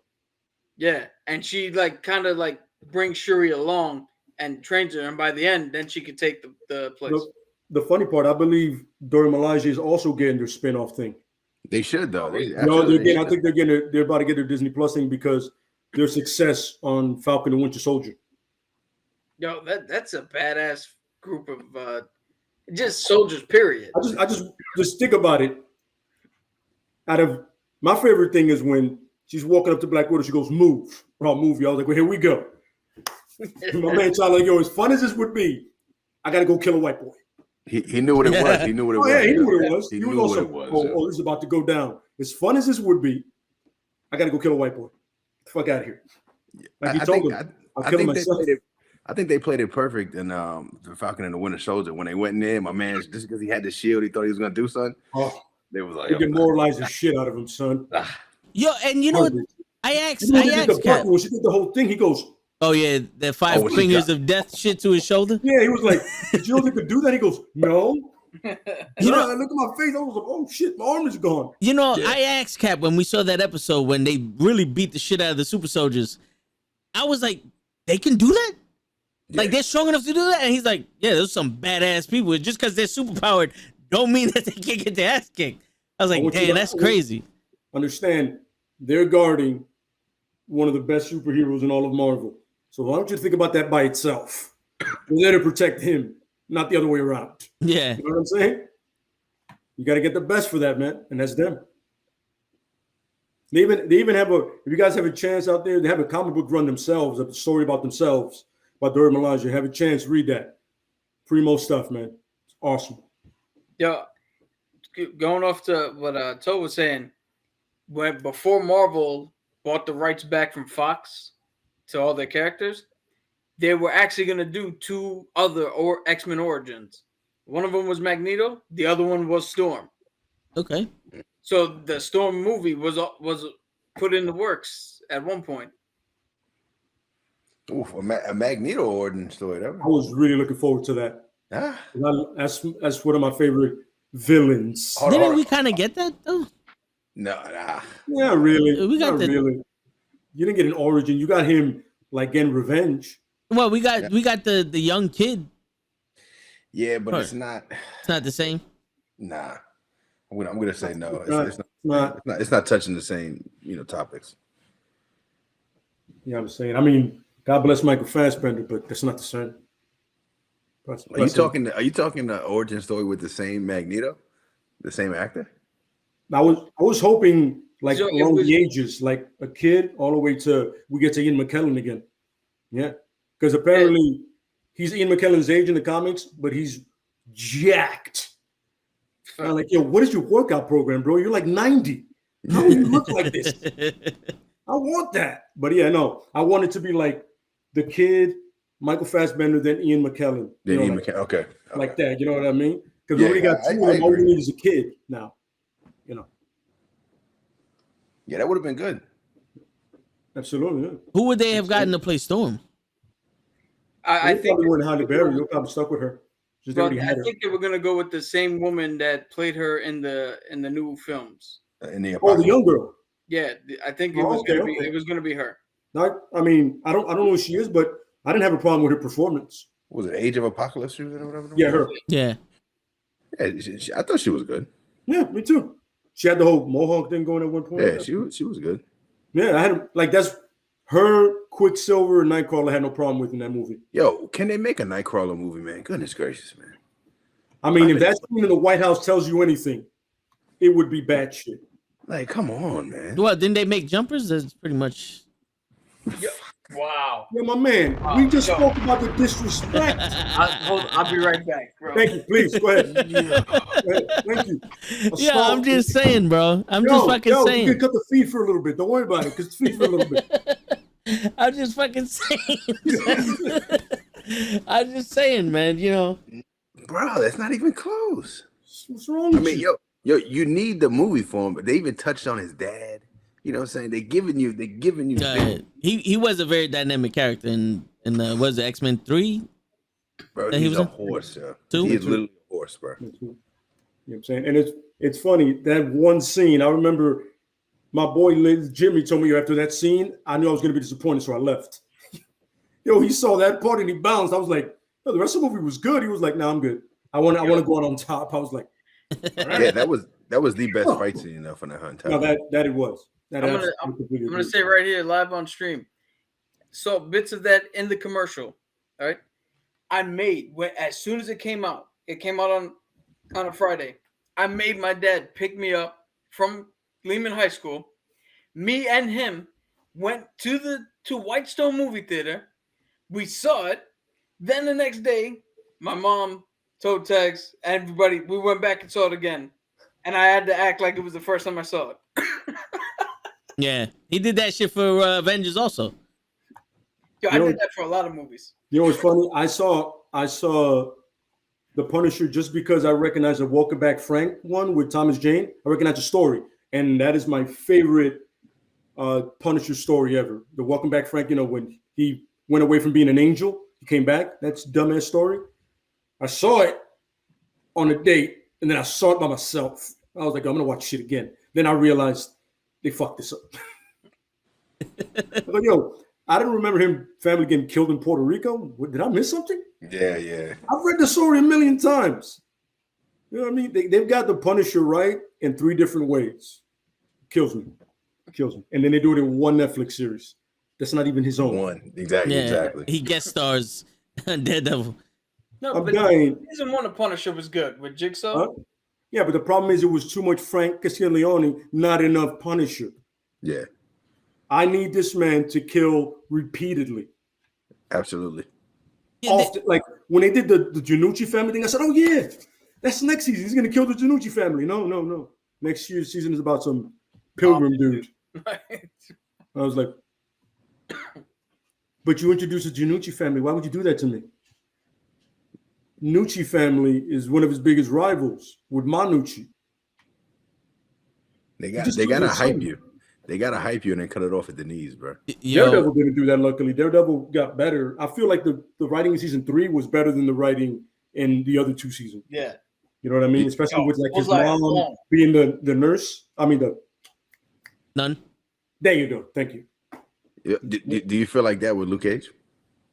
Yo, about Bushmaster. Crystal Clear, my man. Crystal Clear. I really love part 1, and halfway through season 2, I stopped. Yeah, I tried. Dude, you know what I mean? I'm the voice on the other side. It's my birthright. Season 2, and I liked where it ended, where he was the new king of Harlem, and he was the new leader. Yo, that's a concept that they could have dove into that they don't do in the comics. Yeah, that could have been a very interesting thing. That could have led into Heroes for Hire with him and Iron Fist. That's true. Well, not that Iron Fist. No, but Colleen not that one. Not that Iron Fist. Another Iron Fist. Somebody that's committed to the role. Yeah. You say, I am the immortal Iron Fist. You say that shit one more time, I'm gonna shoot you in the face. I was just about to say that. You don't want the immortal Iron Fist to have Luke Cage back? I don't know if I said this on stream before, but I watched a movie called Leatherface. It's a prequel to the Texas Chainsaw Massacre, right? It's got shitty actors in it. And my man who played Iron Fist is in it. And he's the worst fucking actor in that movie. Is that the one with Trey Songz? No. Okay. No, that was a sequel. This literally goes back to where like Leatherface is a teenager. Yo, he's just not a good actor, bro. He's just. And you know what's funny? The stunt coordinator, the whole thing, right? Said that he didn't want to train at all. He only trained like 15 days for it. I was like, really? I can tell. I literally feel like he got the role and he just thought he was just going to go around punching people. There was nothing else involved. Yeah. Don't worry about the acting. No talking. He thought he punch people. He thought he was One Punch Man. Yeah. It's funny. The best fight scenes are with the girl. Yeah. And I was hoping that her and Misty Knight would have their own thing. Yeah, because I love Misty Knight in the comics. Yeah, she's awesome. Yeah, they had their own. I was like, they were going to be like their own hero for hire. No, thanks to his shitty acting, that couldn't happen. Asshole. Although what's his name? Finn Jones or some shit like that. Yeah. Really? Sounds more like cocksucker. Yeah. It's funny, and I love Iron Fist. Oh yeah, I like Iron Fist also. But they could have made Iron Fist Asian because he has been Asian in the comics. Yeah. Would have probably been easier. Yo, the dude who played he was Cole in Mortal Kombat. He played the drunken technique guy. That's the one I said should have played him. That dude could have been fucking Iron Fist. Small. Here's a comic book fun fact. You know who his father is? You remember in Batman when Batman fought a martial artist in the church? He's fighting somebody in the church and is like they're going hand to hand. That's his father. He's also in Tango and Cash, the first guy that Cash goes after. That Asian dude, that's his pops. Oh, shit. Small Batman, little comic book world thing, yeah. I saw it, I was like, wait, I know that guy. Small world. You know, 6 degrees of separation in comic books. There you go. There you go. That's deep. That's deep. By the way, at the end of this, we're trying to say, fuck that dude that played Iron Fist, Finn Jones. You suck. Yeah. You're the reason why Netflix dropped all those fucking series, cocksucker.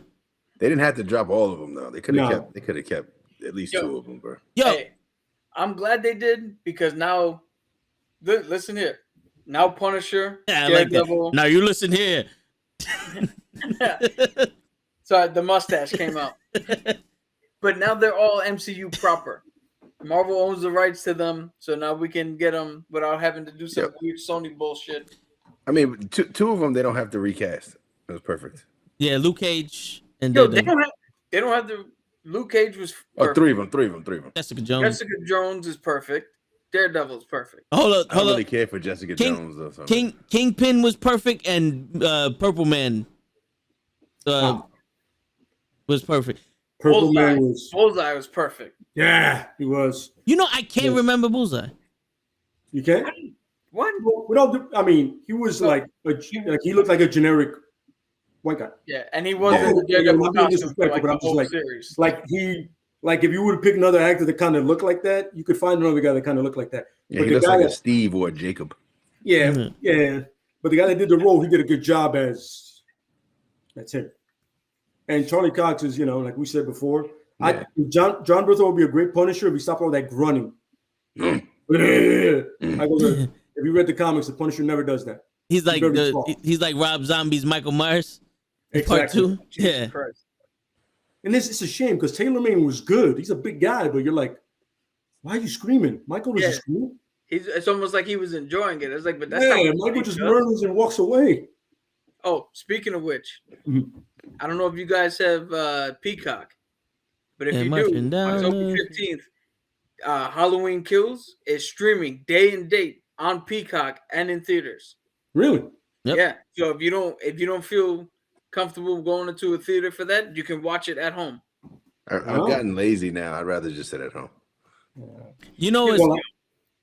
Funny, I saw Shang-Chi, but it was like I told Joe, it was like a matinee thing and it cost less. It was IMAX. So it was like, it was like 5. There was nobody there. I was literally like in my own section dolo. I was like, good. And it turned out to be a great movie. So that's a better part of it. I seen Fast 9 and Shang-Chi in the movie theaters. And both of them, I was like, yo, I don't know what it is, but I feel like I needed to see this shit in IMAX because Shang-Chi, it looked like there was still dirt on the screen. And fucking Fast 9, there was so much CGI and other bullshit. And I'm like, I should have watched this shit at home. My TV looks better than this screen. Maybe it's Bay Plaza. I don't know. But I refuse to go see Fast 9 in the movie theater. Yo, dude, all you need is your family. You'll be all right. I refuse to see Fast 9, period. That is trash. Once I saw John Cena, I was like, I'm done. You know what? You know what's crazy? Anybody could have did that part. John Cena bring nothing to that part. His one line was actually bullshit. It was you're full of shit or some shit like that. That was his one line. He said other lines, but the one line that actually meant something was you're full of shit. And that's it. Yeah, but could have been there. Isn't he Vin Diesel's brother? Yes. Come on, bro. Like I can't. That's like saying Cap's my brother. Bro. They literally wrote him as Vin Diesel's brother the same way they bring Letty back. You didn't see the body. It was almost like the documentary that we filmed in part 1. He wasn't in camera frame, and they made it wider, and there he goes. like where was he for the last 8 movies? But not only that. He had to go away. Yeah. They explained to us what the fuck happened in the first movie. Sans fucking brother. No, yeah. How do you skip that detail? So the thing there was, remember he said I blacked out and I woke up with the thing in my hand? He blacked out and he had a brother? Yeah. No, the real story was that the brother went after the dude with the crowbar and Vin Diesel stopped him. And then he grabbed the crowbar. And that dude said some shit about his father, and then Vin Diesel smacked him with it and beat him to death with it. Well, not to death, beat the shit out of him with it. I would rather have this story of him going off and hitting the guy. Oh, but get this. It's not over. When he goes to jail for it, he finds out that the brother sabotaged the car and caused the father to die. So he came back and raced his brother and said, if I win, you have to leave and never come back. If you win, I'll forgive you for killing Pops. Not asking him what happened. And then Dominic Toretto won, and then because he doesn't lose. John Cena just kept driving and never came back. And then he told him Dad told me to rig the car so he could lose because he was in debt to other people. Bro, that's literally like they sat in the room to write that movie, and they were like, "Does anybody have fucking anything?" Because we're on number 9 right now. Yeah, give me something. Throw something on the wall to see if it sticks, guys. Yeah. Anything. Give me something. All right, that's good, but that's not stupid enough. Give me You know, something else. it would have been better if he was like Vincent from the first one. He wasn't his biological brother, but he was so close to him in the beginning that they were like brothers. You know what I'm saying? That would have made more sense than to fabricate a story you already told us. By the way, I want to give nothing but props to Batista for never wanting to be in one of those. Yes, facts. Because he wasn't in one of those, he's been in better movies. Oh yeah. My man went from Blade 2049. He had some shitty shit, and now he's in Doom. Batista, smart man. They told me, "Yo, you want to be in one?" He goes, "No, I'm good. I like good movies." Yeah, he said he wants to be looked at as an actual actor, not a professional wrestler. By the way, he legitimately is, and he was in a Bond movie, so that helps. But I'm sorry, Kat. Another thing, Dune coming out October 22nd, HBO Max. Doom. What's coming out? Doom. Apparently, they did it right this time. It's doing gangbusters internationally. It's already up to like 80 mil internationally because they released it early. So the guy that directed 2049, Blade Runner, directed this. Oh, okay. So he's worked with Batista twice. So they're gonna give it justice, hopefully. Oh yeah. Apparently, like I seen like a 15-minute clip, and I was like, on my TV, and I was like, I gotta go see this in the theater. Okay. Fuck with that's one of those you got to see that in the theater on something like. Nah, IMAX. It's free at my house.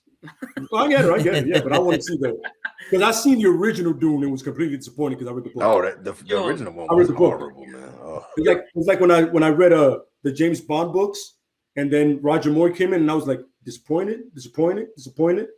GoldenEye was okay, and then Casino Royale. Somebody got it right. Yeah. But they also were good. But Casino Royale, they got right. What the fuck? Yo, come on with all that stupidness in the chat, man. Yeah, but I'm saying, you know what I'm saying is like, yo, Daniel Craig got it right. And that's what I wanted. And that's what I'm assuming they're going to do with Dune in this one. Yo, the funny thing is, there's a documentary about the making of the original Dune that's a way better fucking watch than the original Dune. It's like the Daredevil director's cut. Director's cut, yeah. I didn't know about that. I saw it and I was like, why didn't we get this? What happened? Yeah. You guys had it. I bet you the suits. I feel like now with all these movies now, it's like they have to fuck up the first one to come back strong with the second. It's just the way it is now. It's like we got to leave something out or fuck up in some way to make a part two. I agree. Yeah. But look, everybody should take their lead or take the lead of John Wick. Make a good one. Absolutely. And if it works, make a good movie. And if it works, make another good one. we don't need it to be like 3 separate parts. Just make fucking movies and just give them a number at the end. Yeah, it's crazy though. Is I was hearing somebody talking about the Matrix movie that's coming out. So everybody was like, you got all these good Matrix movies, and then you have this one. Now, will this be that one Matrix movie that's like, why the fuck did you make this? Yo, hold on. Maybe I'm talking out of turn here, but we had one good Matrix movie and then 2 shitty movies. Well, hold on, no. Part 2 was long. It was a lot of talking. I didn't like the Dragon Ball Z one where they had the Dragon Ball Z fight in the rain. That's the third one of that. That was one of my favorite fight scenes. Yeah. The Dragon Ball Z fight? Yeah. Where there was Goku versus Frieza? Yeah. That's yo, my man, if you tell me that is not what it was. Yeah, that's what it was. Yo, when I saw them flying, I was like, it's Dragon Ball Z. Except the movie we should have gotten. Yeah. Not that evolution shit. If you like that, your soul is dark. Go fuck yourself. I never saw it. Like, it's Dragon Ball Z. I like the one before that one with the highway chase scene. That was dope. Yeah. When Morpheus cuts the Jeep in half with a katana, I was like, okay, I'm with it. It's the Matrix. But then the next one with the machine things, I was like, I can do that. You know what got me? It was the twins. Yeah, when they were phasing in and out. That was dope. Yeah, that's fire.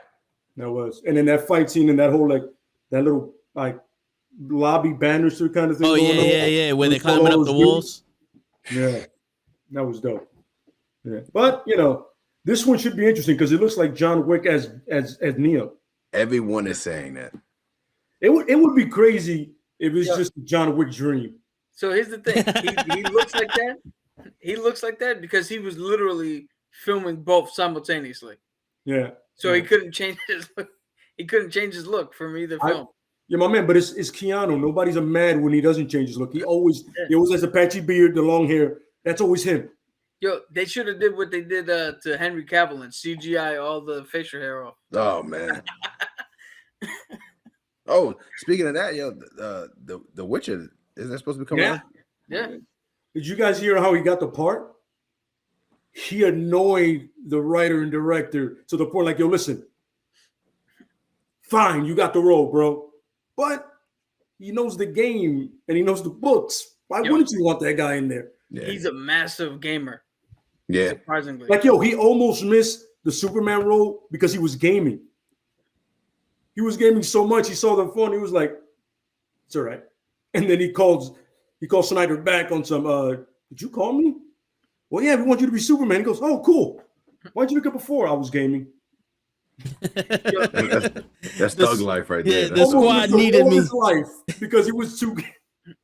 Yo, a funny thing so Gerard has a little bit of an accent in the first season of Witcher. Yeah. When he auditioned, he didn't have an accent. They told him to speak in an American accent, and he did it. Got the part, and when he showed up the first day of filming, he forgot and just spoke normal. And they were like, "Well, fuck, I guess we gotta fucking do this now." Yo, I'm not gonna lie, yo. I think it's a good series, though. Yeah. He redeemed himself from Superman. I liked it. You didn't watch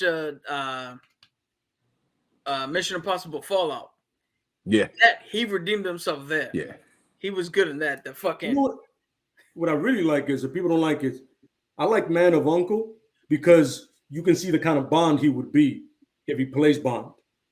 And Man of Uncle, you know, if you see that, you're like, yo, he could be a good Bond. If they let it be, you know, he's actually British, by the way. That does help. Is it? But would it be better than Daniel Craig? Though? No, not. But you know, that's the problem. You're coming off another person. You have to be a different kind of Bond. Yep. You can't be that Bond. Daniel Craig was a darker Bond. He was like, he had just gotten the license to kill, and he took full advantage of that. By the way, at no point did he goes, I need to keep you alive. No, sir, you need to die. Yeah, facts. And that's you getting that leeway to kill, and you got the skill. But now this is a wiser Bond now. So Henry Cavill would be perfect because he knows what to and not to do. You know what I mean? I agree. He'd be a more cerebral Bond in a sense. As long as he's not like Roger Moore, I got no problem. As long as he's not like Roger Moore. I was just about to say they're probably gonna do what they did with Connery and Moore and just make the next one lighter. Connery got more ridiculous as the movies went on. Yeah, we got lighter tone. But in the first couple, I'm like, what was it? From Russia with Love, when he fought that dude in the little train car, that was brutal, bro. That was great. You know what I mean? And then all of a sudden, it got Roger Moore-ish. Yeah. And then Timothy Dalton brought it back to be a little darker because, you know, he didn't have a lot of gadgets, but he killed a lot of people. Yeah. Then everybody knows it started good. And everybody knows George Lazenby is the best one, though. That's the guy that got one, right? That's how good he was. He was so good. They're like, yo, you're too good. We don't need you anymore. He was one shot, one kill, bro. That's it. That's all you need. And Kojak was his villain. Kojak? Yeah. Teddy Savalas was his villain. I don't know who thought that was a good idea. Yo, you know what's hilarious? George Lazenby, he's an Australian model. They picked him. He didn't realize what movie he was doing. And after it came out, he was like, yo, this is too much attention for me. Like, I don't know what the fuck I'm doing here. And that's why they had to go get Timothy Dalton. Because he was like, yo, I can't handle this shit. A side note. Paid. I remember watching Casino Royale. And I'm like, man, this movie's great. Then it gets to the scene when he gets hit in the balls with a... Oh, my God. And I said to myself, what the fuck is going on here, bro? You've never heard so many men go, oh, all together, by the way. I was in the theater like, oh, all you hear is all of us go, oh, shit. And then we started laughing. We were like, yo, that's some British shit. I said it out loud. Everybody goes, your word. That's some British shit. Because I'll be also like, oh, man, you need to stop this shit, bro. Yeah. Yeah, bro. Yeah. It was all fun and games until my man just yep. I was like, yo, what is he gonna? Oh no! Then you just do Swear to God, you never heard a theater do that. Not even like applauding together. Everybody's like, oh, shit. The girl next to me was like, what's wrong? I was like that. Are you not seeing the scene? Yo, you couldn't feel it. That's how bad it was. It's surround sound. Wrong, man. So wrong. You can feel it. My favorite scene when he goes, job's done, the bitch is dead. I was like, now he's Bond. Yeah. Now he's Bond. That nigga's cold-blooded and shit. He goes, she's dead. I don't give a fuck. Yeah. It's life. It's crazy, man. The next one should be fun. It comes out Friday, right? Yeah. Is it the first or the 8th? It goes out the 8th. That was the first. No, it's what the fuck's coming out? Venom, Let There Be Carnage. Oh, that's right. It's on the first. Okay, yeah. I got that wrong. So it's the 8th. All right, good. It's the 8th. I don't know about that one, but we'll see. Yo, I know I'm not going to watch it, but the fact that Andy Serkis. Oh, he didn't watch the first one. I didn't watch the first one. I still haven't watched it. It's on fucking free TV. I still haven't watched it. I watched you watch it. You know what's funny? I haven't watched that either. Really? I saw a little bit of it, but I really. I watched you watch it. Don't you lie to me. You're getting dangerously close to breaking our truth here. Hey, we can break it because when that name comes out, the whole world knows the true meaning behind everything. So go ahead, baby. Yeah, hey, when I drop my truth, then you also going to be fucking exposed, right? Yeah, there's no coming back from that, Cap. Just know this, yo. There's no coming back, yo. I'm nowhere. I don't give a shit about coming back. I'm nowhere. Yo, I'm trying to figure out when the next James Bond movie is, but apparently Lahashana Lynch is the next James Bond. The girl. The dark skinned girl, right? She's the next 007. 007, correct. Not the next Bond, James Bond. Well, that's weird because they have a white dude here right next to the name. So let me look this. No, I thought it was I thought that is the dark skinned girl. Yeah, that is. Yeah. Okay. Yo, to bring it back to the women thing, when she was announced as the next 007, everybody got in an uproar, and I'm like, y'all realize that they're not making her. They're not just gonna call her James. Yeah. Well, it's the mindset though, Cap. The minute they say she's 007, they're like, wait a second, she's Bond, and they forget that that's a title. Have you ever seen the other ones? 006.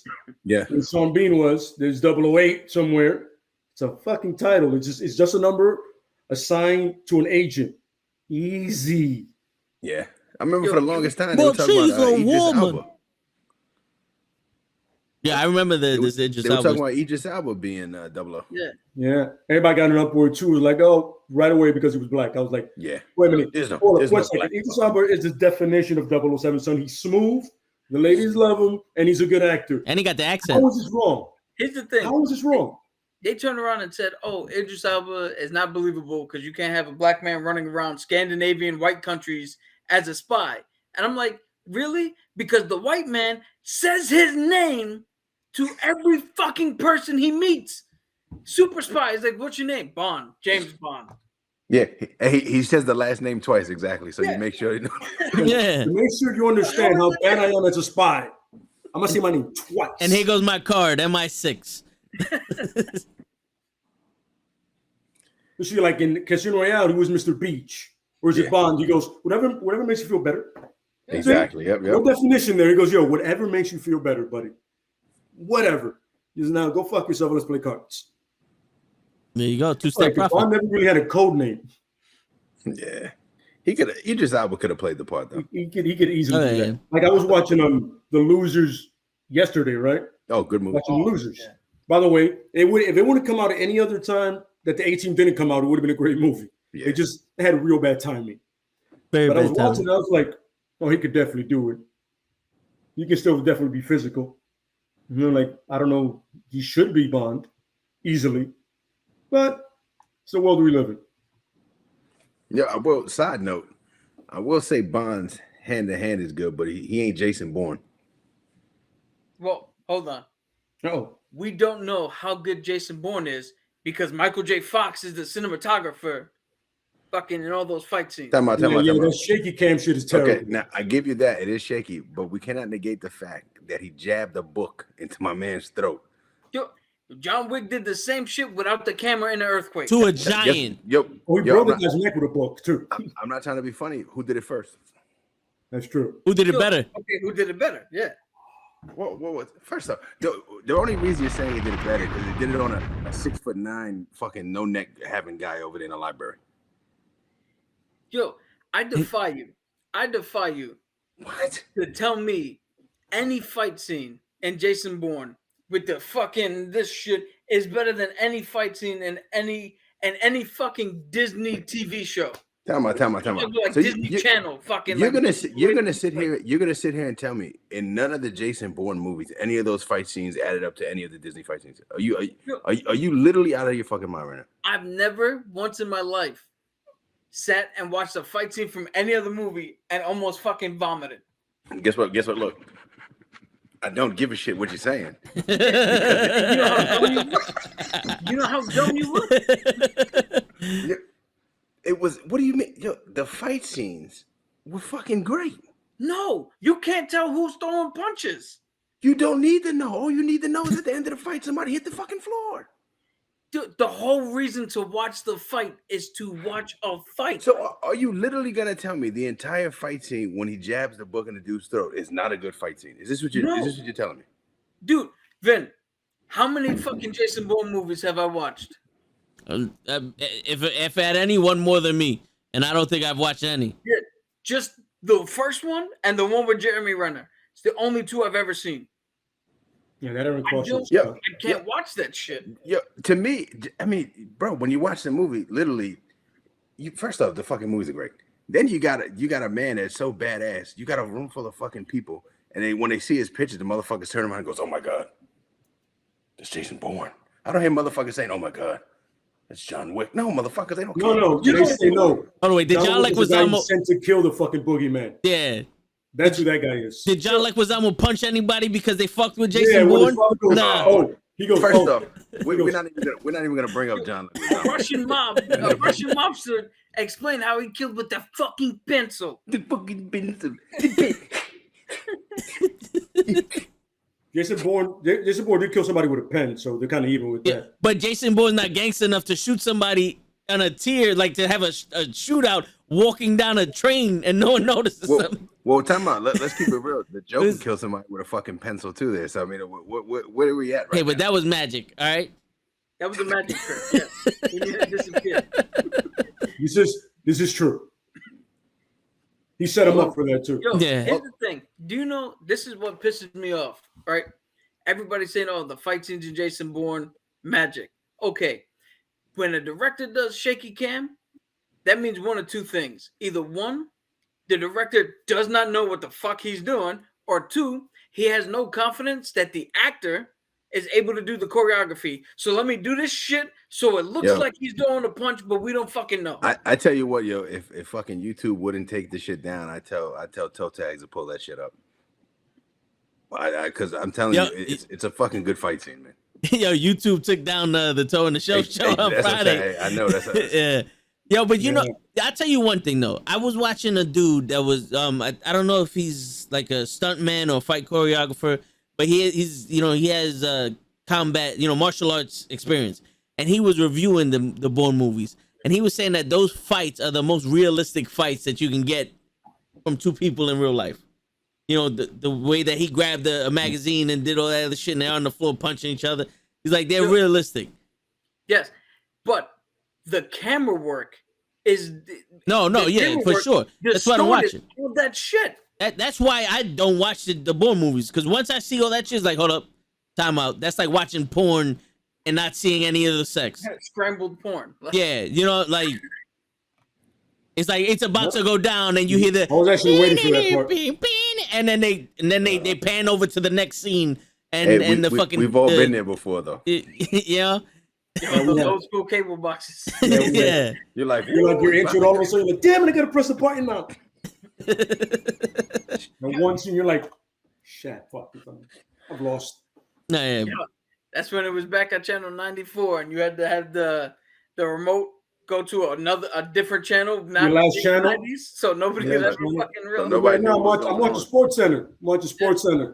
Yo, the trick, you gotta go back to the previous channel and then move up a thing. So if they pick up the remote and go back, it doesn't go back to that. Yep. There was clearly a strategy behind it. Oh yeah. Oh, everybody knew that one. Amazing.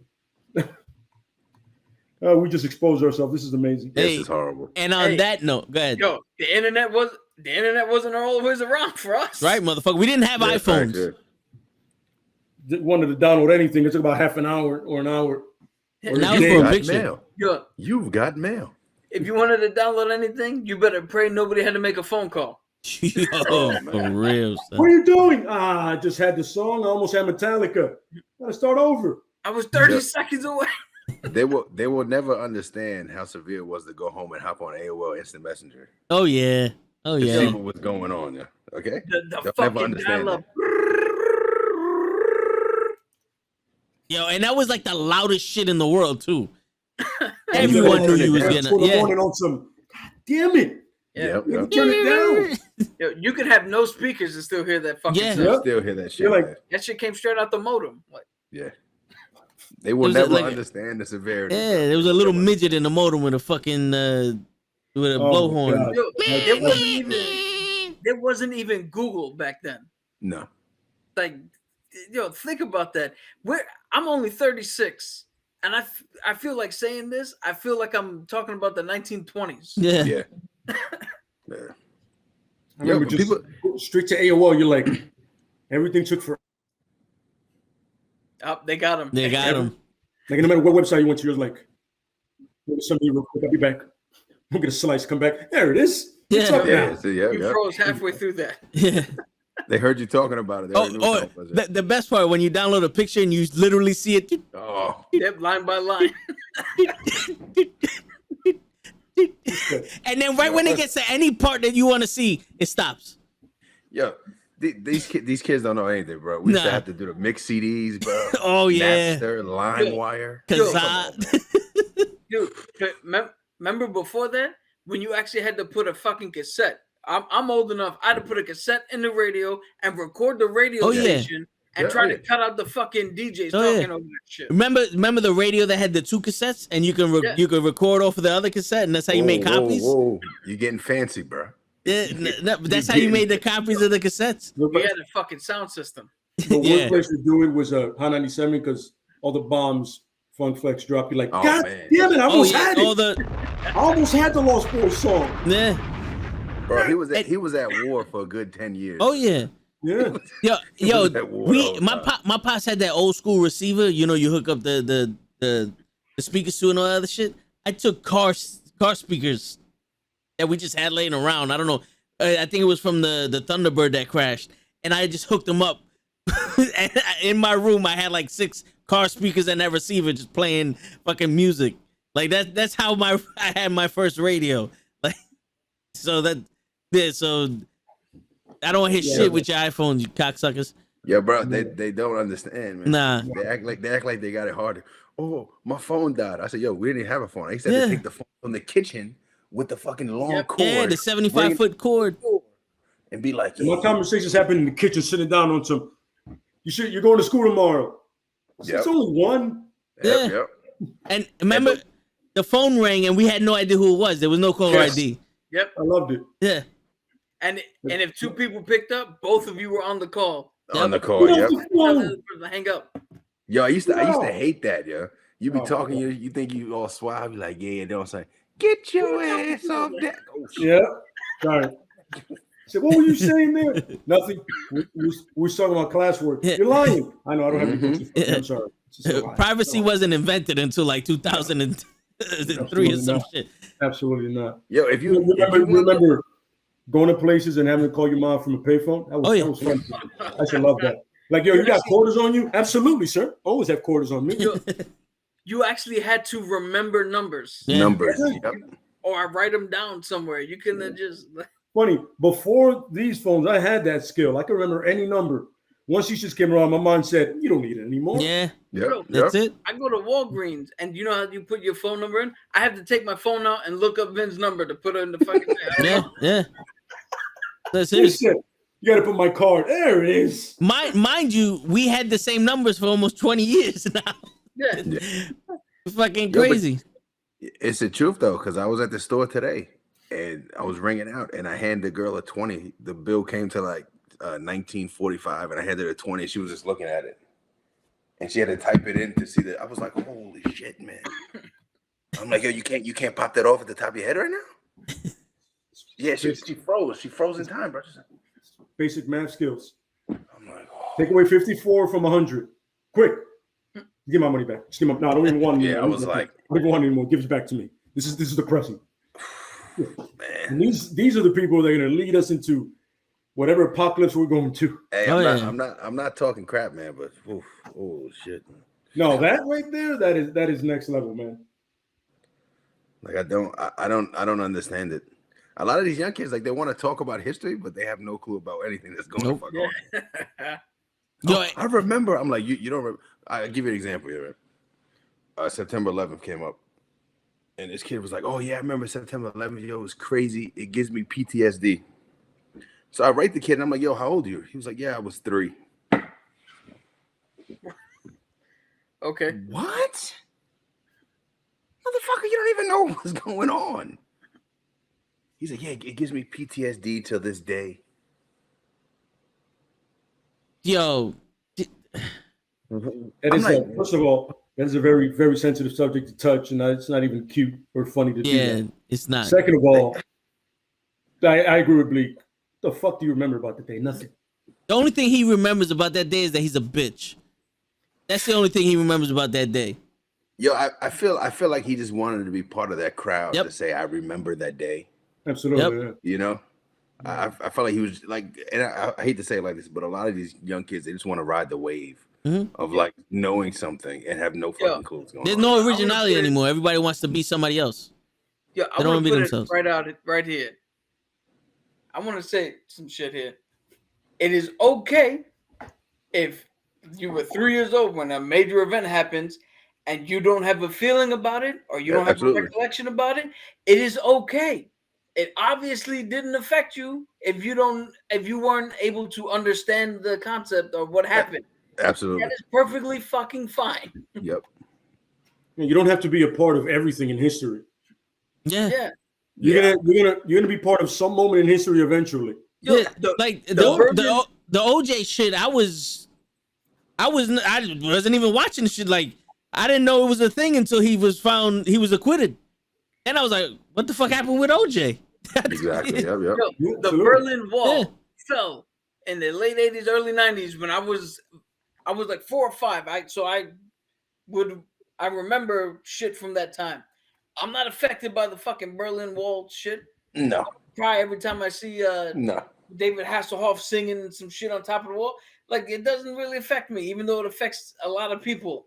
Exactly. I wasn't mature enough to understand what was going on at the time. They gotta ride the wave. Yeah. They gotta ride the wave. Yeah, man. You can't be a part of everything, man.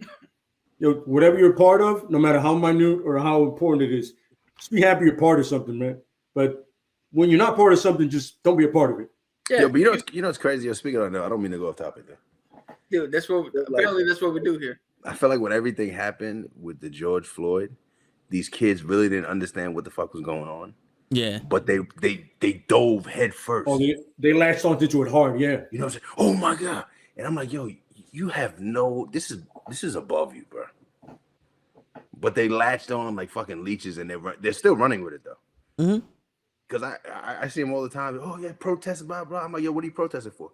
You don't protest for? I'm like, oh, okay. So what are you doing about it then? Don't just sit here. I mean, you're just sitting here with a fucking sign. What are you doing about it? Yeah. That's why a lot of people got mad when Junior died. You know what the kid? What I forgot his name. Yeah, the kid that got killed in the bodega and all that. Yeah. When he died, I was like, all right. So we got to deal with this shit for 2 weeks, and then you're gonna go about your business and forget all about him. And they get mad at me. I'm like, well, every other fucking thing happened. It lasted 2 weeks, and you forgot about it. Nothing changed. You stood outside, you bitched about it for 2 weeks, and now we're back in the same shit. Nothing changed. No. Agreed. Yeah. People get upset for the moment, and then go, well, that's enough of that. Yeah. I can't continuously do this. Yeah, that's pretty much what it is. Yeah. It's like, yo, I'm upset for right now, but A week is long enough. That's good enough. Yep. I represented for a week. I can go away now. I want equality for this week. After this week, Mike. Yeah, after this week, I got vacation. To the cause. Yeah. Now they believe in self-help and self-health and all that other shit. I don't want no drama. No, sir, you asked for it. You're protesting. You asked for the drama. Yeah. You know, you're trying to be bigger than yourself. This is what it takes. As the kids say now, you wanted to smoke, there it is. There it is. Yeah. You wanted to smoke, it's coming to you now. Handle it, son. So here's the thing is, old school, if you're going to be about it, be about it. If not, don't ever start it. Don't ever start it. Just, you're not, like that saying, you're not built for that. A lot of these people are not built for this. They're not for that at all. Everyone got the balls to say something, but nobody got the balls to do something. That's the thing. Absolutely correct. Yeah. Yo, I listen to the BS all the time with these kids.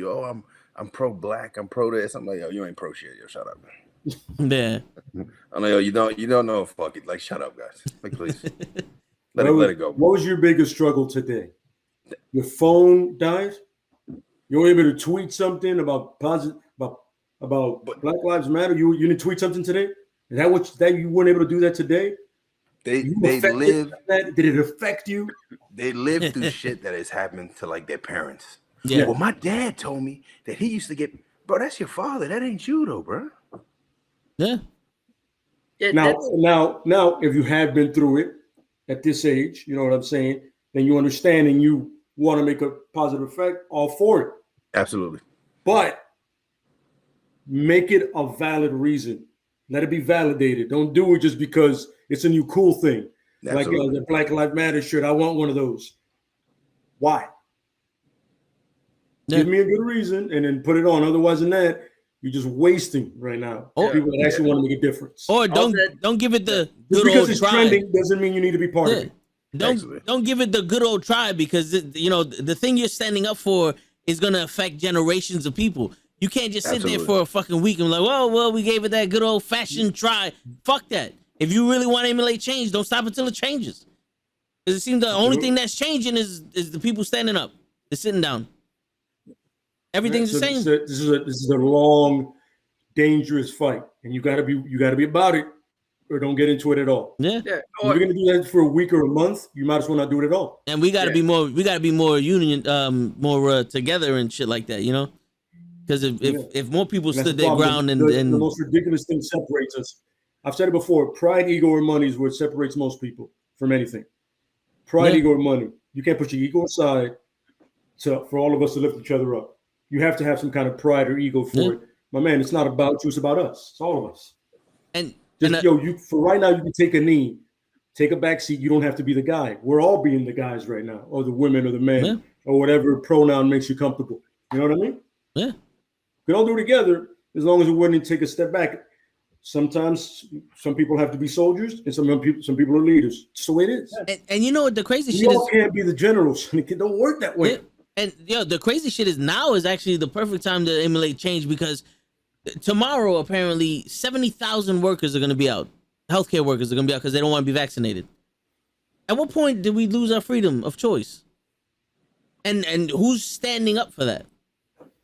They're just gonna. Well, that's why I'm saying like 2 weeks. The government's like, no, motherfucker, you're fired.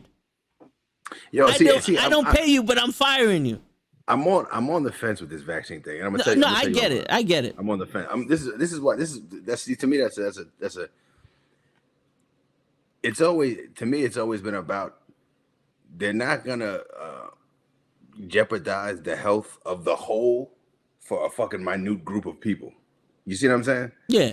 But that's basically what it is, though. You don't want to jeopardize the fucking herd for this fucking like group of 10 people. You know, but the problem is everybody has a voice, which is I'm not knocking it. Yeah. Nowadays nobody wants to see the greater good. That's what I like to say. Yeah. Put your shit to the side. Just look at the fucking the greater good at the end of the day.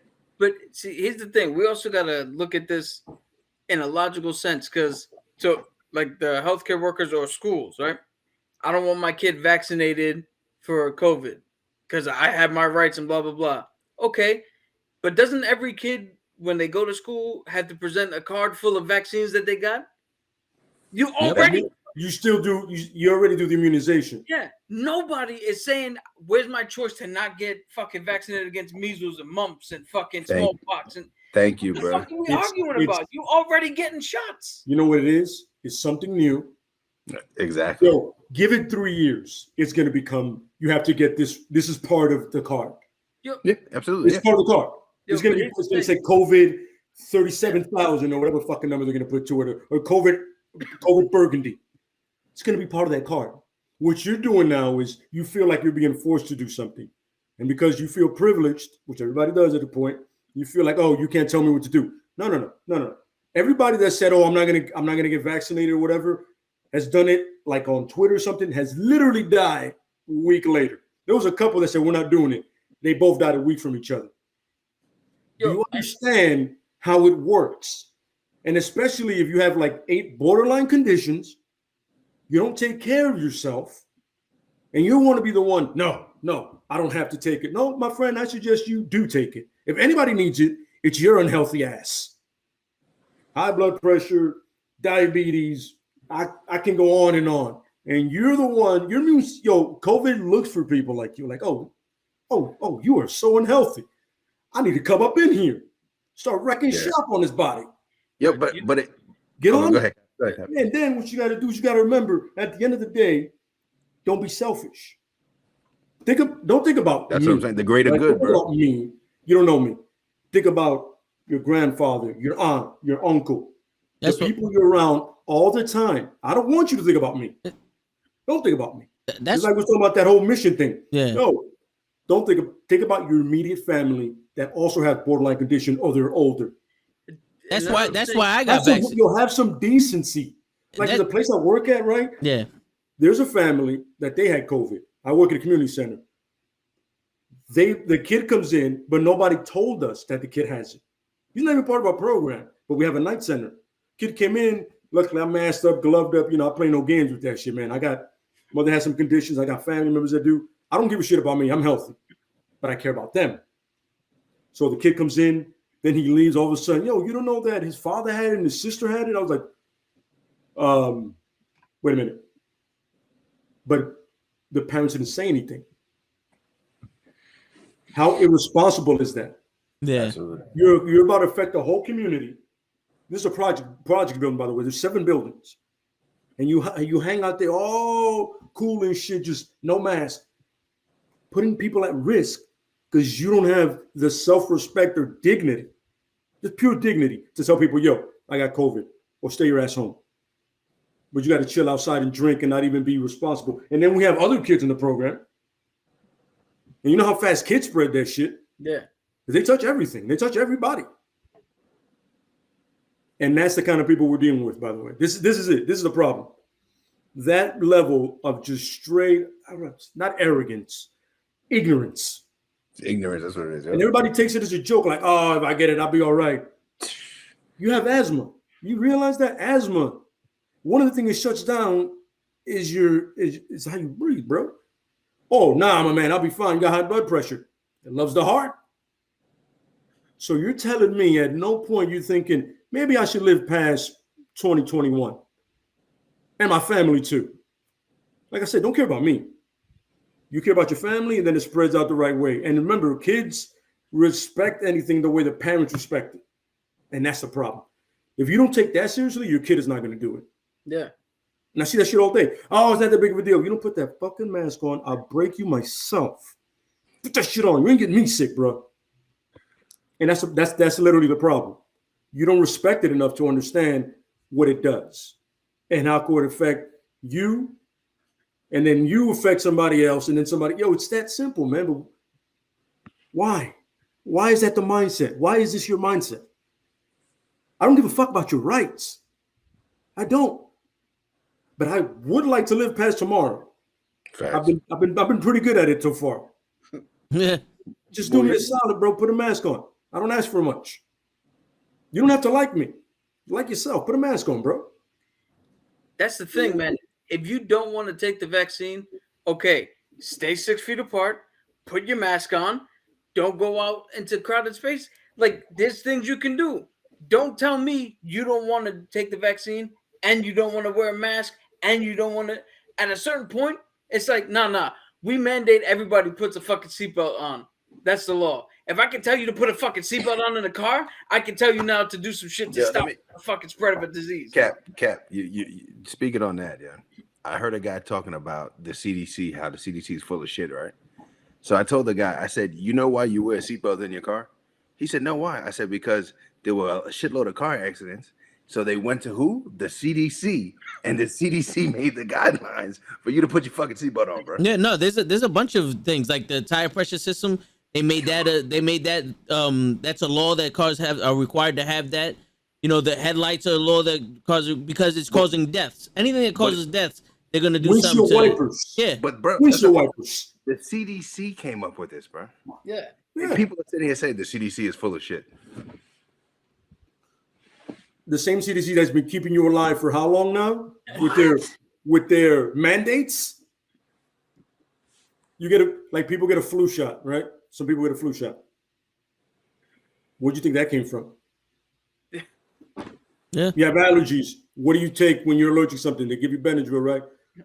Throwing it out there. Or the pen when you're overdosing. But what is the first thing they tell you? I don't know what's in it. And you know what I tell them? You don't know what's in your fucking food, but you eat it. Yeah.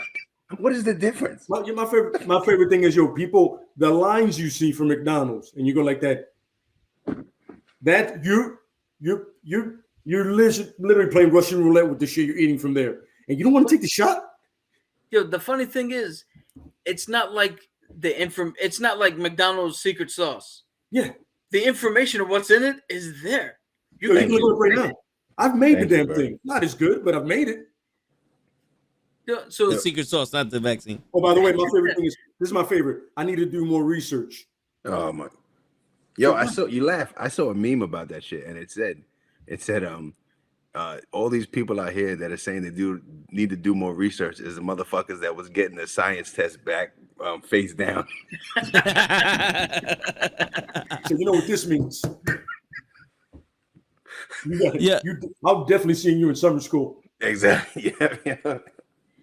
Yeah, but I love that part. I got to do more research. You know what the crazy shit is? It's like you act like what happened last year didn't happen. Like me, I don't get the flu shot, right? And when COVID first happened, I was like, if there's a vaccine, I don't plan on getting it because I don't get sick or whatever the case may be. Then you see everybody's dying from the shit, right? Yeah. So I'm sitting there and I'm like, all right, this shit is serious. And then Cap got it, and I saw firsthand how he was. And how I had to take care of him. And I was like, nah, I can't afford my pops to get this shit. And then I spoke with Cap and I was like, yo, should I get the vaccine or not? And he goes, no, I think you should get it. And I was like, you know what? For my pops, I'm going to get it.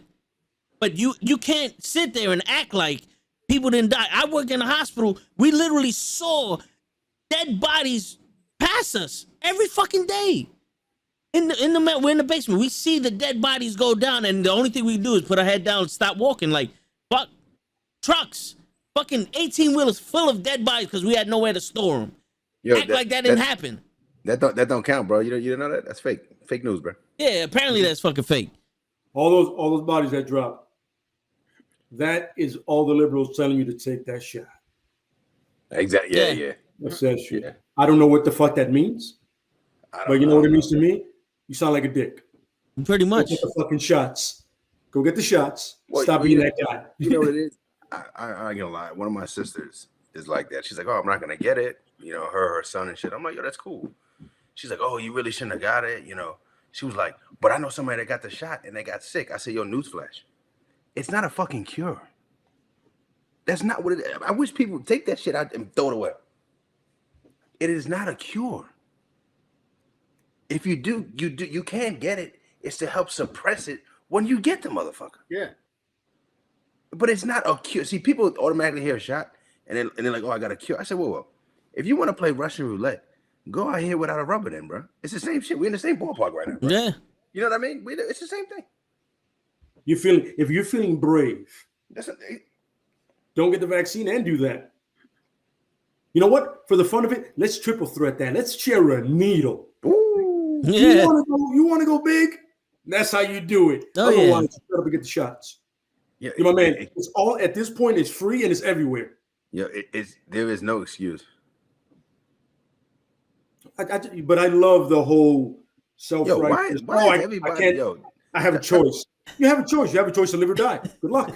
Yo, I just want to put this out here. I do not fucking look like Irv Gotti. If one more person in the chat look like Irv. You said that. Ricky said you look like Irv Gotti. He said it earlier, and I was like, I'm not going to say anything. Yo, I don't look nothing like fucking Irv Gotti, bro. I don't know who that is. That's the whiteness showing. Yo, I look nothing like my man. You know, let's put that into that box again with everything else we put. Throw that shit away. Just leave that. That was ballsy call, son. You have no idea what you're doing. I'm gonna look that dude up, Leaks. We're gonna take your phone out right now and Google it. Yeah, my phone is dead. My phone died. Nothing like it. The irony. Oh, your phone is. You gotta love the irony. Hold on, I'm gonna Google him. Yeah. Well, yeah, bro. It's a bunch of dumbass people. Oh, it's Murder Inc. He was with Ja Rule. What is the? Oh yeah. Do you see the skin complexion? That helped me tremendously by saying Murder Inc. It's funny, yo. That's the same exact picture I got. It's the only picture we got of him. Yeah. Yeah, bro. No. Yo, time out. I look nothing like Leonardo DiCaprio, but you say I do. You look like that motherfucker. Yo, first off, you do look like Leonardo DiCaprio. So I don't know who the fuck you lying to. Pull up a fucking picture of Leo and see if you see this dude right here. This is not Bleak, yo. Bleak is not this dude. This is Irv Gotti. This is Bleak. That's the end of it. Yo, don't let the camera fool you. Bleak's darker than that. Thank you. This is fucking light. Yeah. Lighting and makeup, huh? and I'm mixed. So let's go ahead and put that out there. All right. What? He looks more like Carol Burnett than he does Irv Gotti. Exactly. Yeah. On to the next now. It's fucking fuck me up now. All right, yeah. Listen to Mr. Gotti. On to the next. This fucking guy. you know you're not gonna hear the end of that one now. Oh yeah, that's all right. I got something for his ass. That was a part of our truth, man. you fucking injured it. You injured it close. Bleak is on ones and a whole bunch of shit's about to get broken. That's it. One podcast. Yo, you can. That's the thing about family, man. You can threaten so much shit when it's family. I got some middle names registered here on some like, hey man, hey, I know the name, and then they do the same to me, and I go, touche,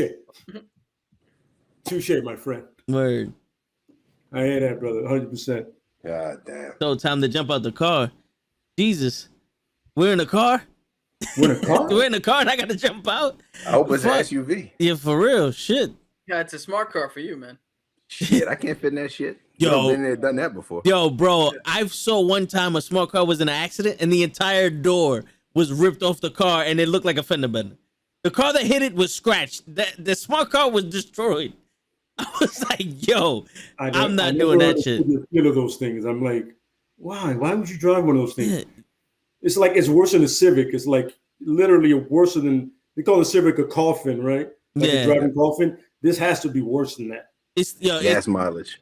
Any head-on collision, you're dead. You're better off just running around in a bubble. You would love to, when you hit another car, you would love to live. Yo, fuck it, just a little bit at that point. Yeah.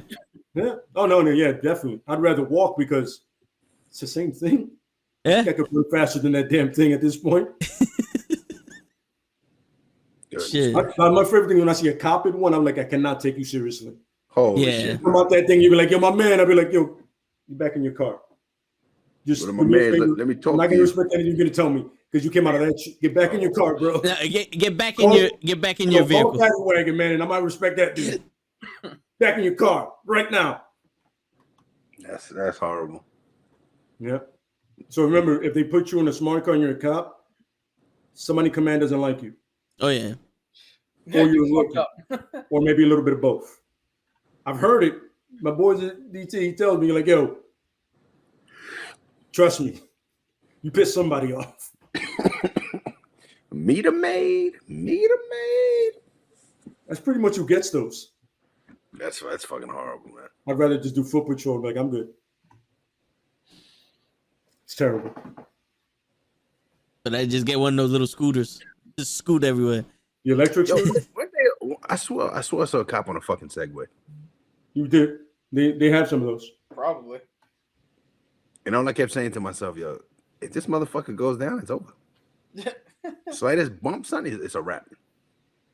It's funny because when they had those I'm not gonna call it a hoverboard, whatever the fuck those things were, because it doesn't hover, it has wheels. Yeah. And I remember I was like, yo, I just want to see somebody just good and then eat the pavement 2 weeks later, son.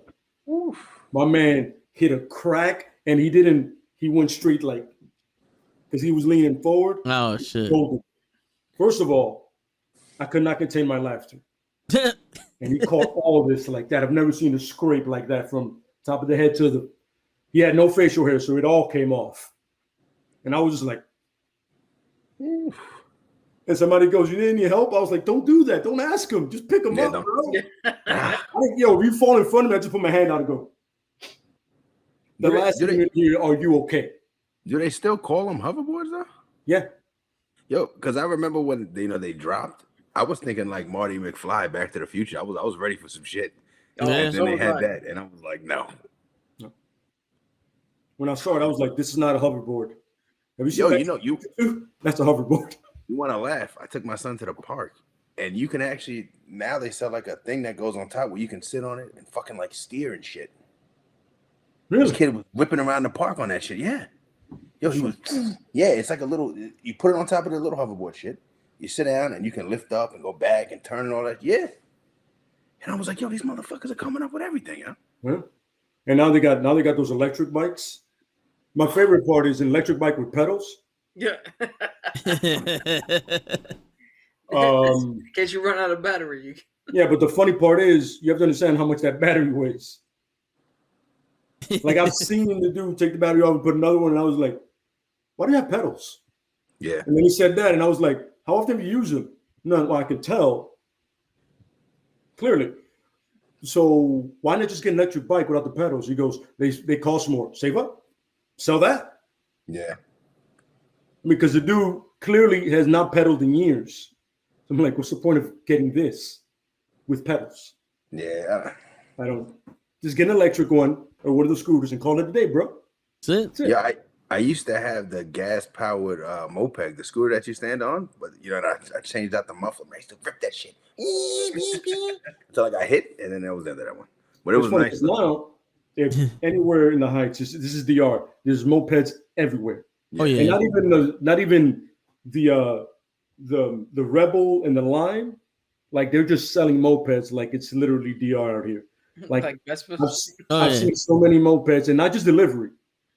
There's a bunch of dirtbag assholes, and I'm like, oh my god, if I hear another one, and if I had one of those Invasion USA rocket launchers, awesome, going in, just make a potato cannon. It's completely legal. Oh, and then you can always say you weren't trying to hit him to harm him. He looked hungry, so you were giving him food. Absolutely. Yeah, that's a good move. I got to think about that because at this point, I don't go to DR to avoid this. Now it's here. Avoid the moped. It followed me here.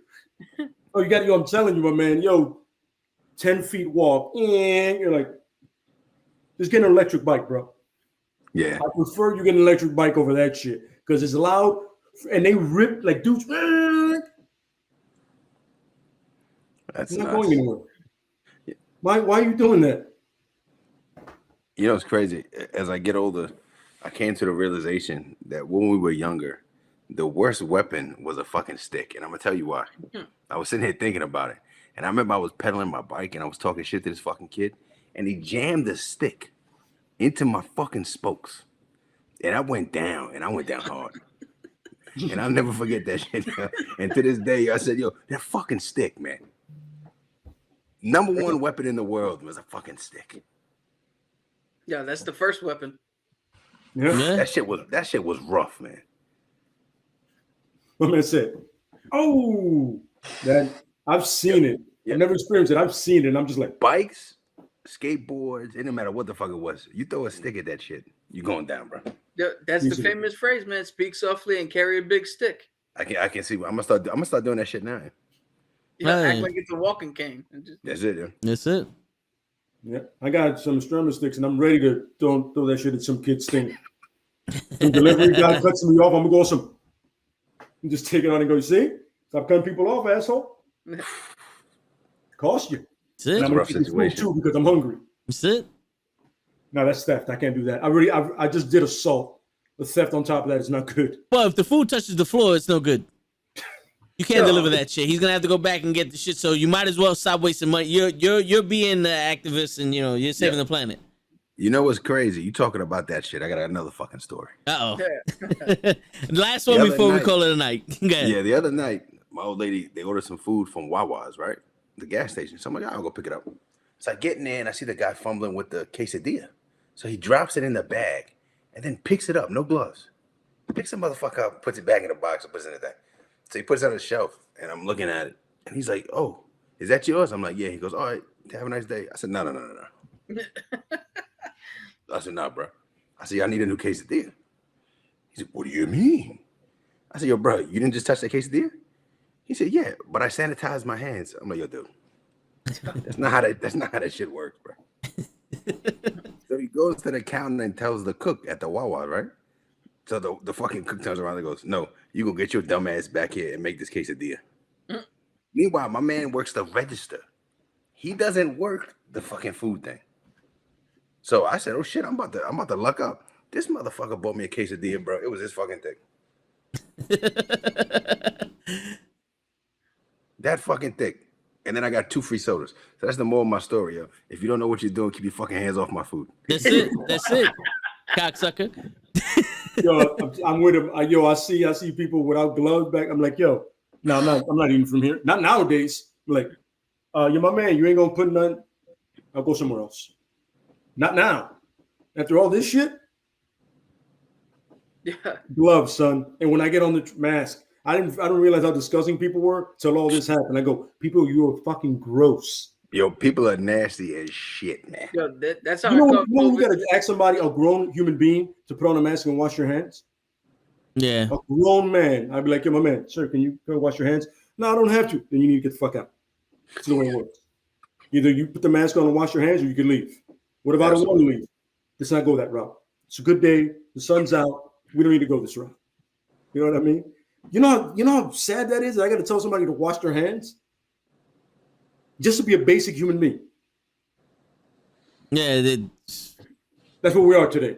Yo, that's how I caught COVID. I work at a nursing home. Never caught it. Went to jury duty on the fucking train. Sick. Yeah. Yep. It's always some shit you don't do normally.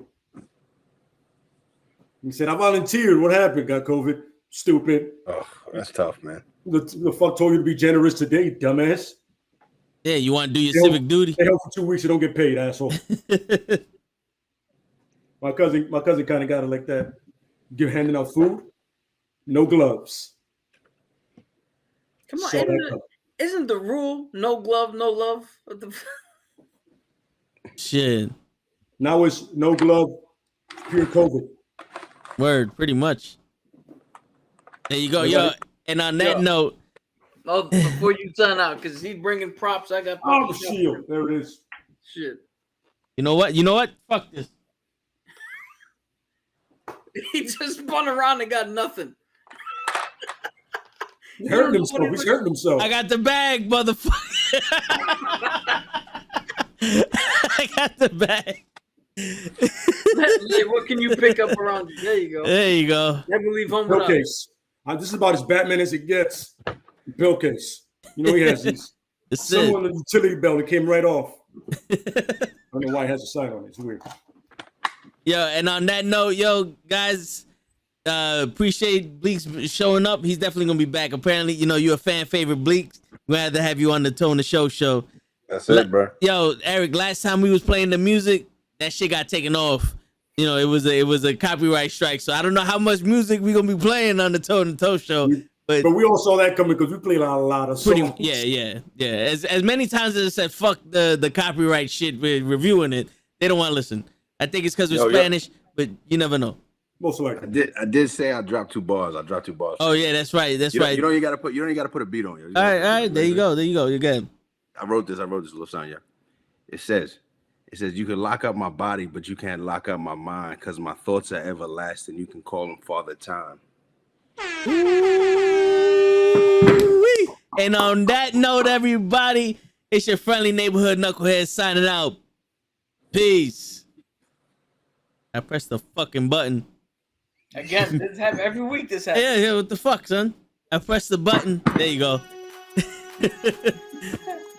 God damn. You know, this button got to start fucking working, or someone have to fuck this button up.